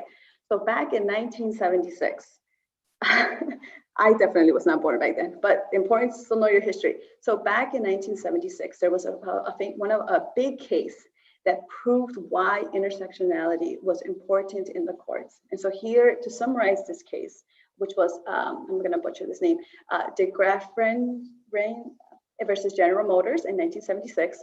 So what happened is that General Motors fired 5 Black women before they fired white men and white women who were hired after they were hired. So these women, these Black women were like, okay, this is totally not fair. We have a feeling that the reason you fired us first is because we are not only Black, but we're also Black women, right? So we're talking about different forms of intersectionality in identity that put them to be the first ones on the chopping block, in this case, to be let go, right? However, when they sued for racial and gender discrimination, what the courts argued was that there was no discrimination against them because there was white people who were, women who were working at the factory and they did not get fired, right? This is the argument that the other side was presenting. And then they said that they also were not firing the women because they were Black, because there was Black male workers in the factory, right? So this is the position that the other side presented. However, Crenshaw is a big person who talks about this case study. Crenshaw argued that treating Black women as only women or only Black ignored specific challenges that Black women specifically faced, right? So why was this huge? This was huge because in the court system, what we were able to realize, maybe not ourselves as people of color, but what we were able to cement and prove to the courts is that if you have a woman who's also a Black woman and is being discriminated in a workplace, for example, there's a specific type of challenge that that person has to face because they're Black and then they're a woman, or they're a woman of color, for example. So this was one of the first case studies or cases that went up in the Supreme Court that really proved what these 5 Black women were fighting for when they knew that they were fired or let go because of their overlaying intersectional identities, okay? So for example, most people who probably are not familiar with this case study or are just starting to learn it, in their respective fields, this is an important thing to learn that can build on certain things in the policy development that you want to specifically focus on, right? So again, history is very important. We have to learn the history that has formed a lot of these policy decisions. So let's move to the next slide. Okay, so now I want to talk about what are some, so let's just kind of like go back into what we talked about. We talked about why history is important when you think about policy. We talked about systems of power, and we talked about a health analogy on how systems interact with each other, right? Remember, always go to the root, never cut up the branch or the tree. Always try to figure out what is the root cause of this, or else you're not really going to change anything, and you're wasting a lot of people's times, effort, and money, because you're going to get the same result, right? So we talked about systems of power, we talked about the tree, we talked about how do systems of power in history, both of those contexts, how do they affect policy implementations in people's real lives? So we talked about COVID as a case study. How is it that after all these years, we as a nation were not prepared for something like this? Well, it's because you have to go look back and look at all the defunding that has been happening in a lot of social welfare programs. You have to go back and look at why we have been why we've been investing in the wrong things and de-investing in the things that we are actually asking for. There's a lot of things that are wrong in the revolving door in Washington when it comes to money, buying special interests. And we're seeing that ourselves now during the economic crisis in COVID-19. So I'm highlighting these things because these are very real and we're experiencing them right now. And the reason that we don't have or we haven't been able to really support people with the actual things that they need is not just because temporarily now, it's because of look at everything that has happened that has led up to this point, to this economic crisis, to the fact that the wealth and inequality gaps are huge, to the fact that people of color are facing higher rates of these injustices. You have to go back and look at the history and how different groups of populations have been impacted differently and what policies can be specifically tailored to help those people. So now let's go into the tools of like, okay, now that we've set up that framework and have connected those dots and why all of those things are important in policy development, what can you do in your community to start? Let's just, square one, how can we start developing something when we see an issue in our community, and I've been advocating for it, how can we cross and build that bridge into advocacy and a policy agenda, for example. So to do that, there is a tool that is accessible to anyone. So if you look up 9 questions advocacy agenda, I believe that's what you should put, like 9 question advocacy agenda. You will come up with a I'm trying to see, I can pick it up here. I can't, but if you Google that, there's a page that comes up and it has 9 questions, right? And those 9 questions are actually listed here on the slide, right? So to start, y'all are not going to believe this, but this is how you begin your policy agenda. You start off with goals. What do we want? What is your goal? Is it a short-term goal? Is it a long-term goal? Do you have multiple goals up to a bigger goal? You decide. You are the one who is creating this. You decided this is something very small. You decided this is something medium, or this is something that can be larger, right? So what are your goals? What do we want? The second thing is who can give it to us, right? So that is our audience and key players. What kind of audiences are we looking for? Who are our key players, right? And again, do you have different audiences? Do you have different key players for those people? Do you have different messages? What is your messages? What do they need to hear, right? And is your message different for different groups of people, right? So number 4 is messengers. So what do they need to, who do they need to hear it from? Is there a specific person that should be sending that message to that other specific person? Perfect example, if you have a young person who's like a peer advisor, who then knows how to talk to other young people, you're going to send a young person to communicate and connect and bond with another young person. You're not going to really send a person that, you know, is probably no longer in their youthful stage and is probably not aware of the current youth culture to then try and work with a group of individuals, right?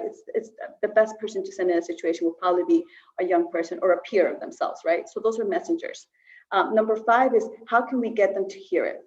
So what is your delivery? How are you going to deliver the message? Is it social media? Is it you forming a campaign? Is it you writing a letter? Is it you going and lobbying, right? Number 6 is resources. So you have to think of it as what do we already have, right? Don't try to recreate the wheel. What are some things that we already have in-house that we can then start from that point, right? And then it leads to the 7th step, which is what are our gaps? What are we missing? Who is not in the room that should be in the room? You know, and this is why we all have blindsiders, right? We all tend to have things that slip our mind. But if you are making sure to look within your community and say, okay, who represents or makes up our community? How can we make sure that we have equal representation of our community to make sure that we're all putting together this agenda for this specific issue, for example? So making sure you look at all your gaps. Number 8 is what is your first step? And you get to decide this. Maybe your first step is just finding a name to the campaign or finding a name, you know, maybe just identifying the first goal. Again, everything here is left to your own liberty. Use your imagination on this. And number 9 is evaluation, right? So the best way to show this should actually be a circle, because these 9 steps, think of them as them going in a circle because they never end. Things change, demographics change, your community changes, for example. So maybe the agenda or policy agenda or proposal or whatever you pass was fitting for that time, but things happen, things change, and now you have to update, you know, that first agenda that you built up to then fit the current environment or issue or what you're dealing with, right? So that is what 9 is meant for, evaluation. I'm gonna be honest with you, the hardest thing is not starting. The hardest thing is making and maintaining relationships and making sure that you keep going at it little by little every day, and you keep trying to build a community. Building community takes a long time. That's not a surprise, but it's worth it at the end when you're able to build those relationships and things can pick up faster. So again, these are 9 steps. This is how they start. Sorry for folks that I don't have the link. Maybe this is the link yet, but I promise I will send it after this session so y'all can look at that. So now that you have the skeleton, so think of the 9 steps as just a skeleton of how you just very basic, just put things on paper, right? So when I do this activity with young people in person, we would give them a huge post-it note and divide it into 9 boxes and have them as a group pick a topic. And then they as a group would go through the 9 steps. So that is your skeleton. But you also have to have some principles, or like I like to say, you have to have some meat on that skeleton so that we know that how you're building the agenda is done in a very equitable way. It's done in a way where you're centering youth voice. So those are the 4 principles that you have here on your left. And those principles actually come from another brief from class called Realizing Youth Justice, Advocacy Principles During the Trump Era, I believe. I might be botching that title, but it is from a report from class called Realizing Youth Justice. Those four principles, the first one being equity, right? So just policy frameworks must proceed with a racial and gender equity lens, right? So what that means is when you're looking at policy, looking at through the lens of race and gender to specifically look at something that's, for example, we talked about the case study in the General Ford firing those 5 Black women, right? So for example, for others, they were not looking at the policies of what they were talking about or what they were doing through a race and gender lens, for example. They were actually trying to argue against that. And what successfully was shown is that when you look at it through a race and gender lens, there is different levels of experience of discrimination that this group of Black women were facing in that experience, right? So obviously when you're building your policy agenda, making sure that whatever issue that you're focusing on, that you start off with that first principle. The second principle is recognizing young people as assets. So this means looking at them as peers, centering their voices, their experiences. Again, all our experiences are different. We've all gone through this roller coaster of life, through different experiences, and sometimes data itself is can be very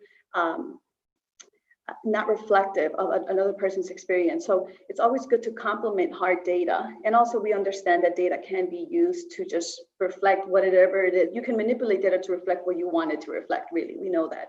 But the one way that you can counter this is that when you look at hard data, maybe the hard data is not showing something that you, for example, saw in a focus group, or you yourself have heard from your peers that have shared with you. So one of the things that what we do when we work with young people in developing or building out their policy agendas is that we look at the hard data and what it's showing us, but then we also do focus groups or qualitative data to then use their quotes, their stories to then complement the data as well that we see, right? So having both.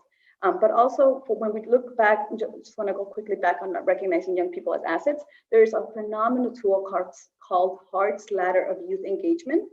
So if folks can look up Hart's Ladder of Youth Engagement, is a one-page PDF document that just shows you from bottom to the top different levels of engagement with young people and how folks who are more kind of in charge of systems or are working with young people, for example, this is a great tool to look at when you look at, am I tokenizing a young person? Am I using them as a peer?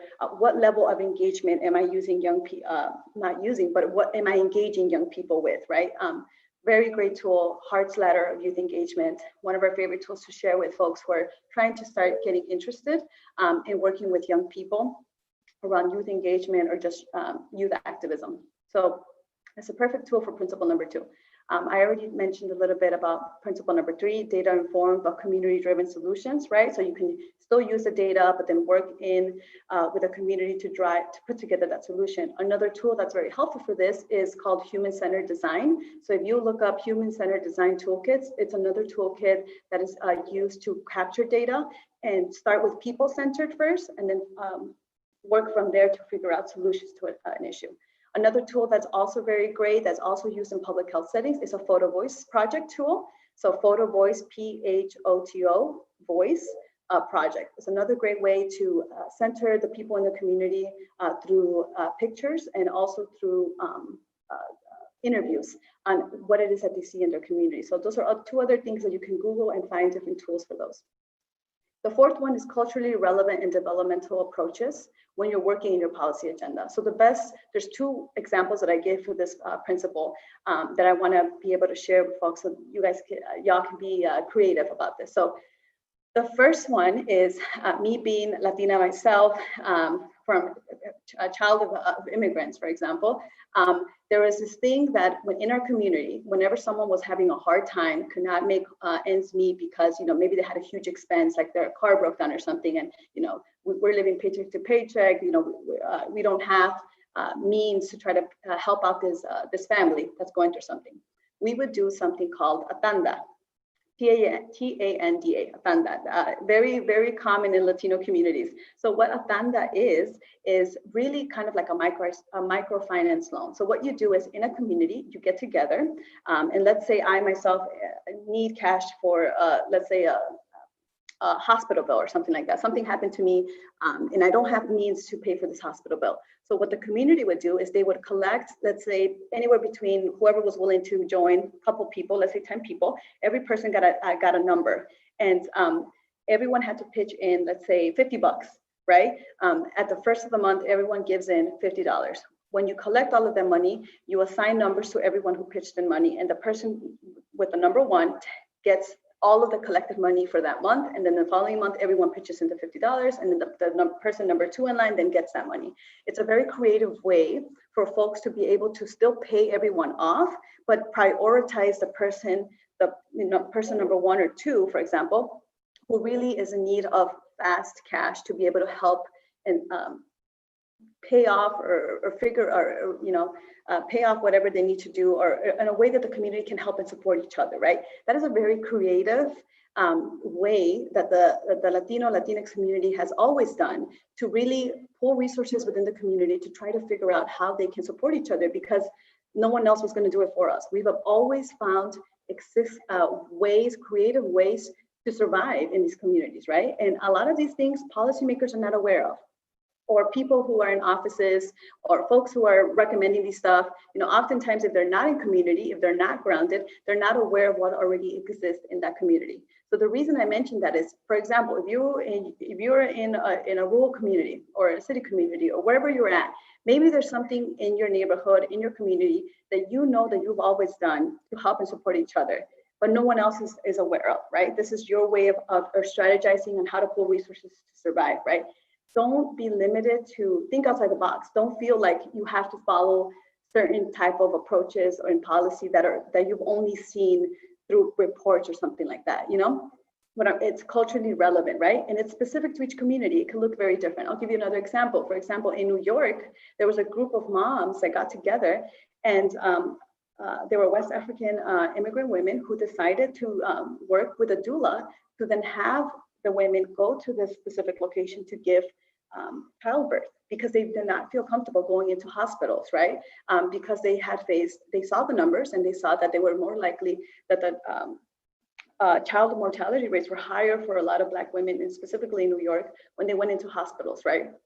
Again, we can go through the same example and go through that tree about where is the root cause of all of this, right? But again, the solution that these women in the community found was going through a doula, going through a different way where they can feel comfortable in their own way to go ahead and have and give birth, right? So these are culturally relevant, developmentally appropriate approaches. So be creative, think outside the box, look at something that's already existing in your community, and maybe that's an approach on how you're going to build in those 9 steps to then develop your advocacy agenda, right? So let's go to the next slide.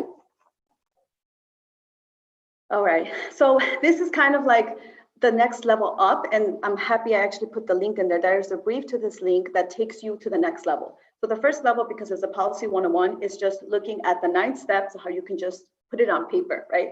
All right, I have this issue, let me put it on paper, let me walk through the 9 steps that Marlen showed me, and I'm gonna go ahead and do a little quick, outline of the agenda, right? To take it to the next step, I won't have enough time to talk about this, but I did still want to share it. The next step would be then to look at the different public, so earlier I mentioned audiences, and then I mentioned changes, right? So in this specific advocacy strategy framework, what they focus on is, once you have identified your outline, you've gone through the 9 steps, you've gone through your principles, your next step is where are folks at and how can I meet them? This is really the best way I can summarize this.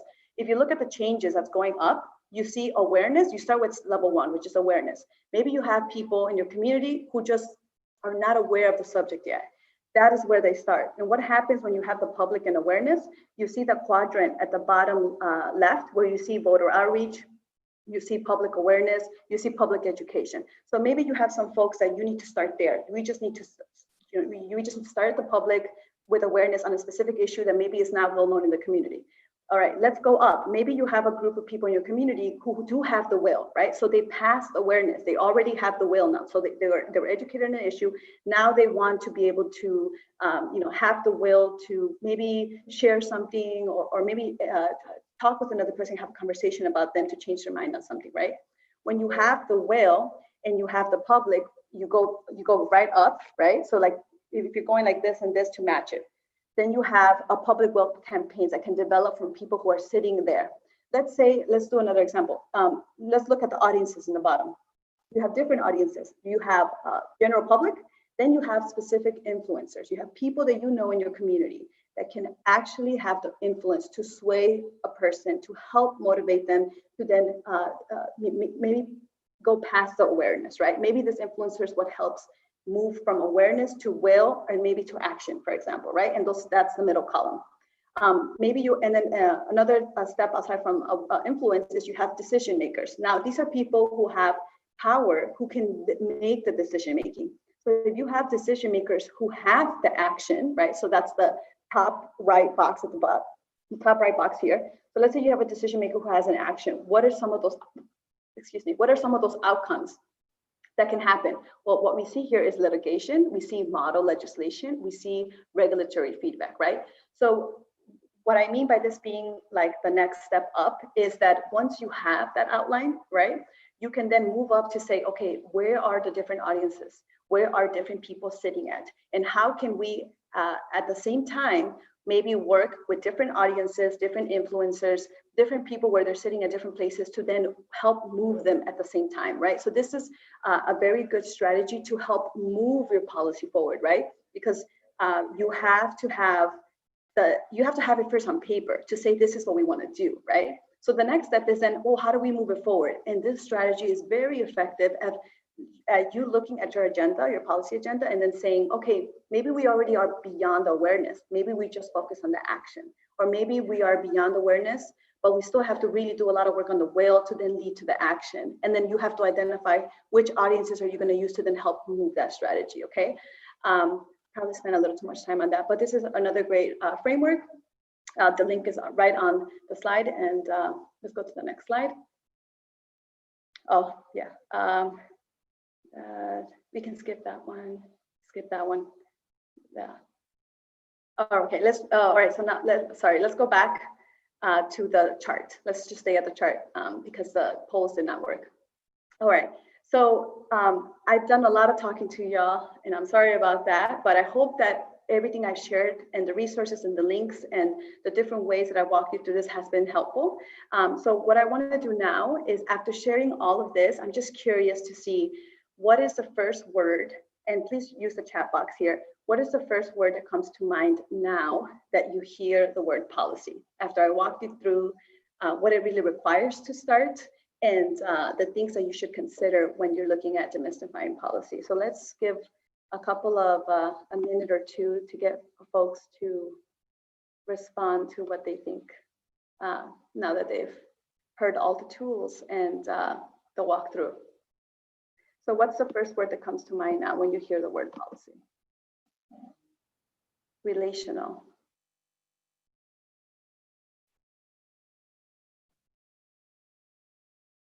Let's try to encourage more people here to comment. And please feel free to be honest. Maybe I confused you in the way. That's totally fine. We're gonna touch base after this, and we can walk through some things, right? It's just a lot of information to give in an hour, but we'll do our best here. So yeah, so as folks are, yes, I like that. It's a journey. It is a journey because it never ends, and the fight in a lot of this work really never ends. So it is a journey. I like that word a lot. Sorry, I missed the question. Yeah, so the question was, now that I walked through all those tools, what is the first word that comes to mind now when you hear the word policy, right? So like after this workshop, someone will talk about policy. What's the first word that's gonna come to mind now?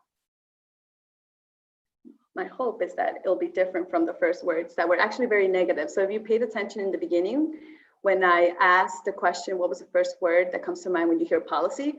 A lot of the words did not tend to be positive. They tended to be more like, oh, see, tool for change, right? So that's great. They tend to be a lot of more like negative associated words. And usually when I walk through people of, what it really looks like and how you can do it and different things that you should start, most folks are like, oh, this is reasonable. I can definitely start this. Or sometimes you'll hear from young people like, oh, I've done this before, in maybe your church group setting, or maybe in, Boys and Girls Club or something like that. You're like, oh, I put together something before. So I didn't know that this was the same tools that you need to just start, for example, right? So I'm just gonna end there. That gives us about 10 minutes for any questions or feedback that I'd love to be able to explain in case anyone was confused, or if you have a specific question on an issue that you wanna start, or if you need examples, for example. So I'll let the staff here take it away. Thank you so much, Marlen. Everyone, let's give Marlen some exclamation points and a virtual round of applause in the chat. Thank you so much for sharing all of this knowledge and your brilliance. Samira, Mercy, I see y'all. Thank you so much, Marlen. So we do have some time for some questions. So if you all can submit your questions into the Q&A function, anything that you want to ask Marlen. We do have a couple of questions from some of our other streams.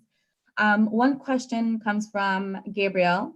How can we reshape conversations around policy to be positive and forward moving? That's a great question. And my best answer to that is to bring it back to them, right? So what I would tell you is use COVID as an example, or the economic crisis, ask them, for example, to make it very relationable, try to meet them where they're at. Maybe they're a student, or maybe they're a worker, or maybe, they're facing something and they're frustrated because they don't see the need being met in their community. Start the conversation there. Say, hey, we've been living in this community. What is something that you wish that you would have seen here? What are we missing here? What are some things that you wish that you could change? Start there. And eventually what happens is that you identify a problem. And if the person is interested enough, you can say, hey, man, like I have some tools, or I know a group that I'm involved with, or I have some things here that we can actually take action into our own hands. Take advantage of the momentum. There's a lot of people right now who want to do something. They feel the frustration. They're like, what can we do to get together and move something forward? I just want to be able to help. This is a perfect way for you to go back to your communities, especially if you're like leading in a youth group, or maybe you know that you're in a position where you can share some of these resources. That's a perfect way to make it engaging and have a real honest conversation with your peers in your community about,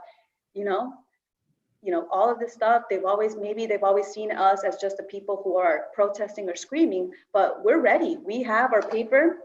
We have we've outlined our 9 boxes. We know how to advance our strategy, and we're going to show up to a city council meeting, and we're going to demand that they put us on the agenda, and we want to propose something. This is how these things start, right? It could be scary. Of course, it can be scary to want to put yourself out there in a position where you've never been the type of person to be involved in policy. But I'll tell you this, no one can tell you that you're not ready for policy, because policy affects all of our lives.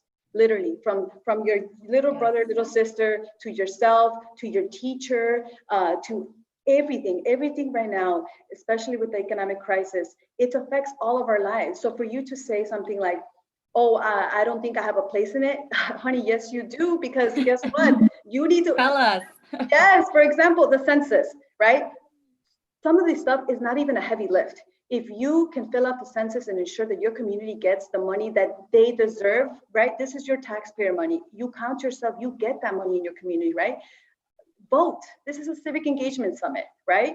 We're not going to tell you how to vote, but practice it. Go and show people, like, this is serious. I know, like, oftentimes, people tend to focus on things like how an elected official looks, or, by that, I don't of their. What I'm trying to say is that identity politics is important. I'm not saying that it's not, but sometimes you have to look past that and say, okay, that's awesome, but where are you standing in the policy? And that is a conversation that honestly is not being had. Just because you look a certain way does not mean that you are going to advocate for something that's going to help the community. Right. You see where I'm going with this? So, and so oftentimes I feel like we only look at the surface, right? We have to go beyond that. Ask them where they stand on their policy. And if you get a response that is a very long-winded and they're beating around the bush, guess what? They probably they haven't thought that far on that policy, because they're thinking that you're not interested in it. They're thinking, oh, they don't care, they're too young, they're not gonna really look at what we're actually gonna pass. No, hold them accountable. You are electing them. They work for you. You say, okay, well, we elected you for this because you said this. So now we're going to hold you accountable. What is your policy on that? And I just went on a tangent, but there's so many ways you can make this interactive, especially with what's happening right now, right? Yes. Unemployment insurance ran up a week or something like that. Folks are not getting the unemployment insurance anymore, which was $600 a week for those that qualified. If that is gone and you're still not working, what is going to happen, right? This is a conversation you can start having in your communities. Why have they not passed the stimulus kind of bills that we need to provide economic relief? That's all policy. Not all of it, but a good chunk of it is. And right now, the most power that you have is not at the state or the federal, it's local. Right. Go to your local community. Start showing up to city council meetings. Go to your city. All of that money comes from that community. You go and you realize, are there police commission reports that are open for the public? Can I sit in on them? Is there a human rights commission on my community that's open to the public? Can I go sit in on that? These are all meetings that have been available, but they don't really have an incentive to really advertise it for it, because then you have a lot of people complaining about a lot of things that they don't like to see in their community. Be that person and show up and tell them why you don't like that, and have that conversation with friends. So that's what I would say. I'll make room for more questions. Yeah, no, that's great. I see you have some snaps in the chat. So that was amazing. And I think that, you really brought home how we can contextualize this in all of the areas of our lives. So thank you so much for that. We have AJ, amazing answer, Maya and Samira, they're here for it. So we do have another question. So yesterday we spent a lot of the day dreaming and imagining and envisioning about the type of world that we want to see. And we have a question that says, how can policy be used to help us reimagine the world that we're trying to create? Yes, I love that. And that's what I tend to tell people all the time. In your community, think creatively, this is one of my biggest pet peeves when people work with young people, that they will give them the liberty, quote unquote, oh, we're giving you the reins to then think up an idea and we're going to implement it in our community. And if that idea fails, what do the group of I don't want to say elders, but adults say? They say, oh, well, we tried giving them the freedom and it didn't work out, so we're not going to do it again, as if they've never messed up in their own positions or in their own jobs and something didn't work out, right? You have to have patience. Even with us as peers, as youth or young adults, right? We might not get it right the first time, but that is a process of learning, right? You don't know something, you don't perfect it, including policy, if you don't practice it. So this is what I meant by going back in the principles in looking at your community, what is representative of our community, and how can we ensure that the people that's representative of the community is in the room when we're having these conversations, right? So that when you're in that room, maybe you yourself, for example, maybe my strength is not in thinking creatively, but if I know for a fact that I've invited everyone and everyone is in the room and is represented, maybe another person will be like, hey, I like that idea, but have you thought that it could consider or it can affect people in this way, right? And this is where you catch yourself with, there's a lot of policies that were well-intended, but had horrible catastrophic consequences, right? You get a lot of those kind of things. I'll give you an example. No Child Left Behind. The concept behind that was that we wanted to ensure that our children would be able to not get left behind. That's literally the term. How can we ensure that there's teaching in our children, that we can meet them where they're at? The bad consequence of that was not malintended, but what ended up happening is that schools tried to receive funding, and in order to receive funding, they were passing kids to the next grade when they were not ready to be in those grades. So you do more harm to the child if they're not ready to be in that grade and you're just passing them because you just don't want to have them again in that grade. You have to ask yourself and say, what is going on here that these kids are not being met at the grade, right? What do we do to figure out resources, to figure out what's happening at home? How can we figure out that, maybe we need to put them in a tutoring, all these other things that you should be focusing on, right? So when we're looking at how can we think about what it is that you want to see, start high. Start high and then work yourself and negotiate down.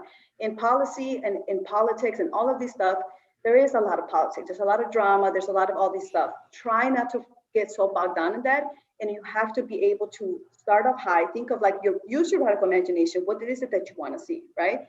Before 2016, I'm not going to name names, before 2016, there was a lot of policy issues that most people said, if you propose that, no one will support you. Who would ever support those kind of things?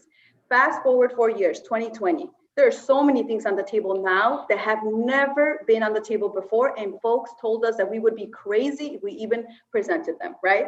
Look at what has happened in 4 years. What you need is for someone to throw the idea out there and start high, and then work and find a compromise where you say, okay, maybe we can't go all the way here, but there has to be some form of reform. There has to be some way that we can move forward, right? And ensure that you're actually moving forward and that they're not just lying to you and virtual signaling and just putting a poster up so that they can say that they're doing something, for example, right? So I guess my answer to that question is that it's up to us. We decide how some of that works, right? And if it doesn't get accomplished, you know that it's because of a person who has more power who's doing that. But then it's up to us again to hold them accountable. Because if no one holds them accountable, they're going to keep doing it because they know that they can say something and then get away with something else, right? Right. Marlen, thank you so much for all of your brilliance and for sharing it with us. We hope that all of the folks that are watching here in the Zoom and on our live streams have learned something new. We know that here on our side we have. Thank you, Marlen, for sharing all of this with us and for inspiring us in this last workshop of the day. This is the exact motivation that we needed. So thank you. Yeah, thank you, everyone. Thank you. Let's thank Marlen in the chat. If I could say one last thing is my information in class information, my supervisor, Keisha Bird, and all these people, lovely people who are doing some of this work here. Feel free to share information. Happy to connect with anyone, specifically young people. If you maybe want to be paired up and want to learn what, for example, San Francisco is doing or what are people in Chicago doing, we have enough resources and coalition and partners that we can connect you to that. So maybe you have nothing and you literally have nothing. Maybe you don't even a part of a community, but you want to be a part of something. There's so many different ways that we can start you off, right? And I just want to thank young people for putting this free civic engagement conference together. And I'm just hope that we can continue to connect and help young people out there start getting involved in policy. So thank you. Yes, y'all, take advantage of these resources. And thank you so much, Marlen. So everyone, this is the last workshop of the day, and that officially concludes the third day of our Civic Engagement Summit. Don't leave yet. We still have some things that we want to share with you all as we close out the day. We are, the purpose of today was to strategize and gain the tactics that we need to really develop that and work towards that vision of the world that we want to see. So we hope that throughout the workshops for today, you learn something new. You learned new tactics and new strategies to really work towards that vision that we all want to see for the world. So we are closing out the day, but before we close out, we do want to do a quick survey with you all. And we're going to go ahead and pop that poll up now.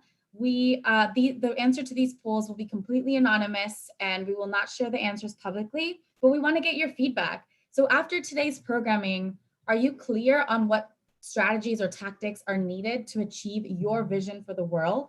Thinking about some of the workshops that you've had today, some of the conversations, are you clear on what those strategies are, what those tactics are? We had Marlen talk about policy earlier today. We talked about how we can use the budget as a way to reshape our priorities. We've had a lot of really awesome conversations. So take a moment to think about it. Yes, are you clear on what those strategies and tactics are? Are you somewhat clear or are you not clear? And that's fair. So take about 10 more seconds to respond to this question, and then we will pop up another poll for you all. We'll give you all 5 more seconds. All right. Thank you all so much. So we're going to pop up the next poll. The next poll here is, we want to know how you heard about the summit. How did you hear about us? Was it through social media, an email? Did an alum tell you about it? A partner organization, word of mouth, or something else? We want to make sure that more people have access to these workshops. More people are joining us and learning the strategies and tactics that are needed to work towards the vision of the world we want to see and to vision and dream with us. So we want to make sure that more folks are joining us and have access to this space. So how did you hear about us? Because we want to do more of that. And also help us in spreading the word. We have one more day tomorrow full of amazing workshops and an amazing keynote. So make somebody hear about the summit from you. Share this summit with someone else. So we will give you about 10 more seconds to respond to this question about how did you hear about the summit? Let us know. We have 5 more seconds for you all, and then we're gonna pop up the next poll. So we're gonna go ahead and close this one and pop up the next one. So we wanna know, what issue is most important to you right now? We know that every issue is important and there's a lot at stake, and there are a lot of issues that are important to us. We wanna know, looking through this list, what for you is really important right now? Is it health equity and reproductive justice, racial justice, civic engagement, criminal justice reform, disability justice, economic justice, education justice, environmental justice? Is it immigration, LGBTQ plus justice, or gender justice? Let us know. Put in your polls. Again, these are anonymous and we will not share them with the public, but we want to know, where is your mind? What are you thinking after going through the summit, after talking about all of these issues? What issue stands out to you right now as being at the top of your mind? We'll give you all about 5 more seconds to respond. And we're going to go ahead and close this poll now.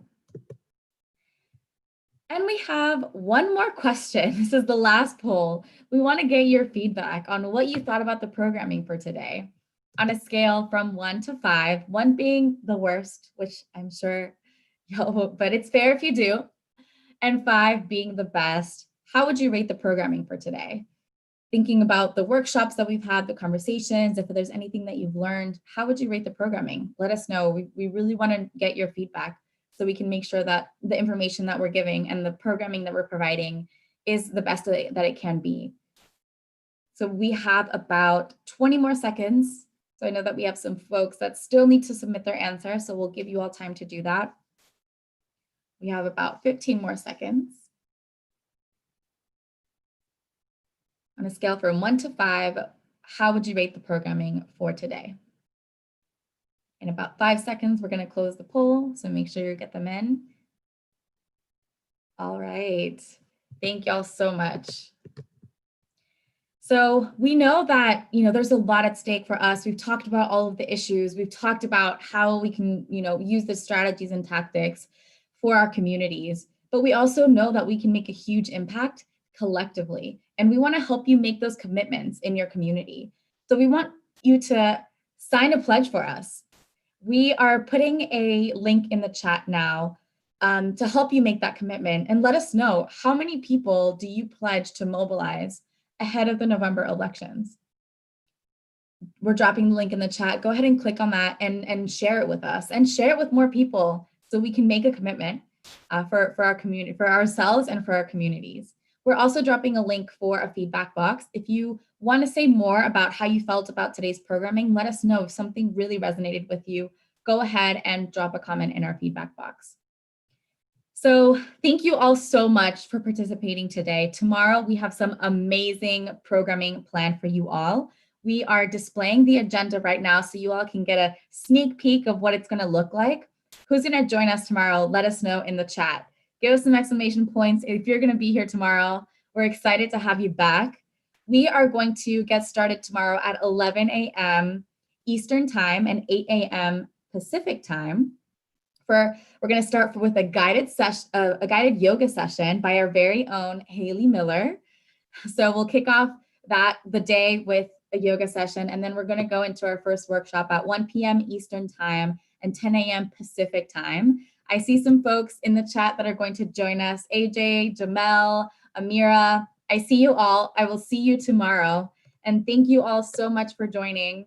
We'll see y'all again tomorrow. Bye.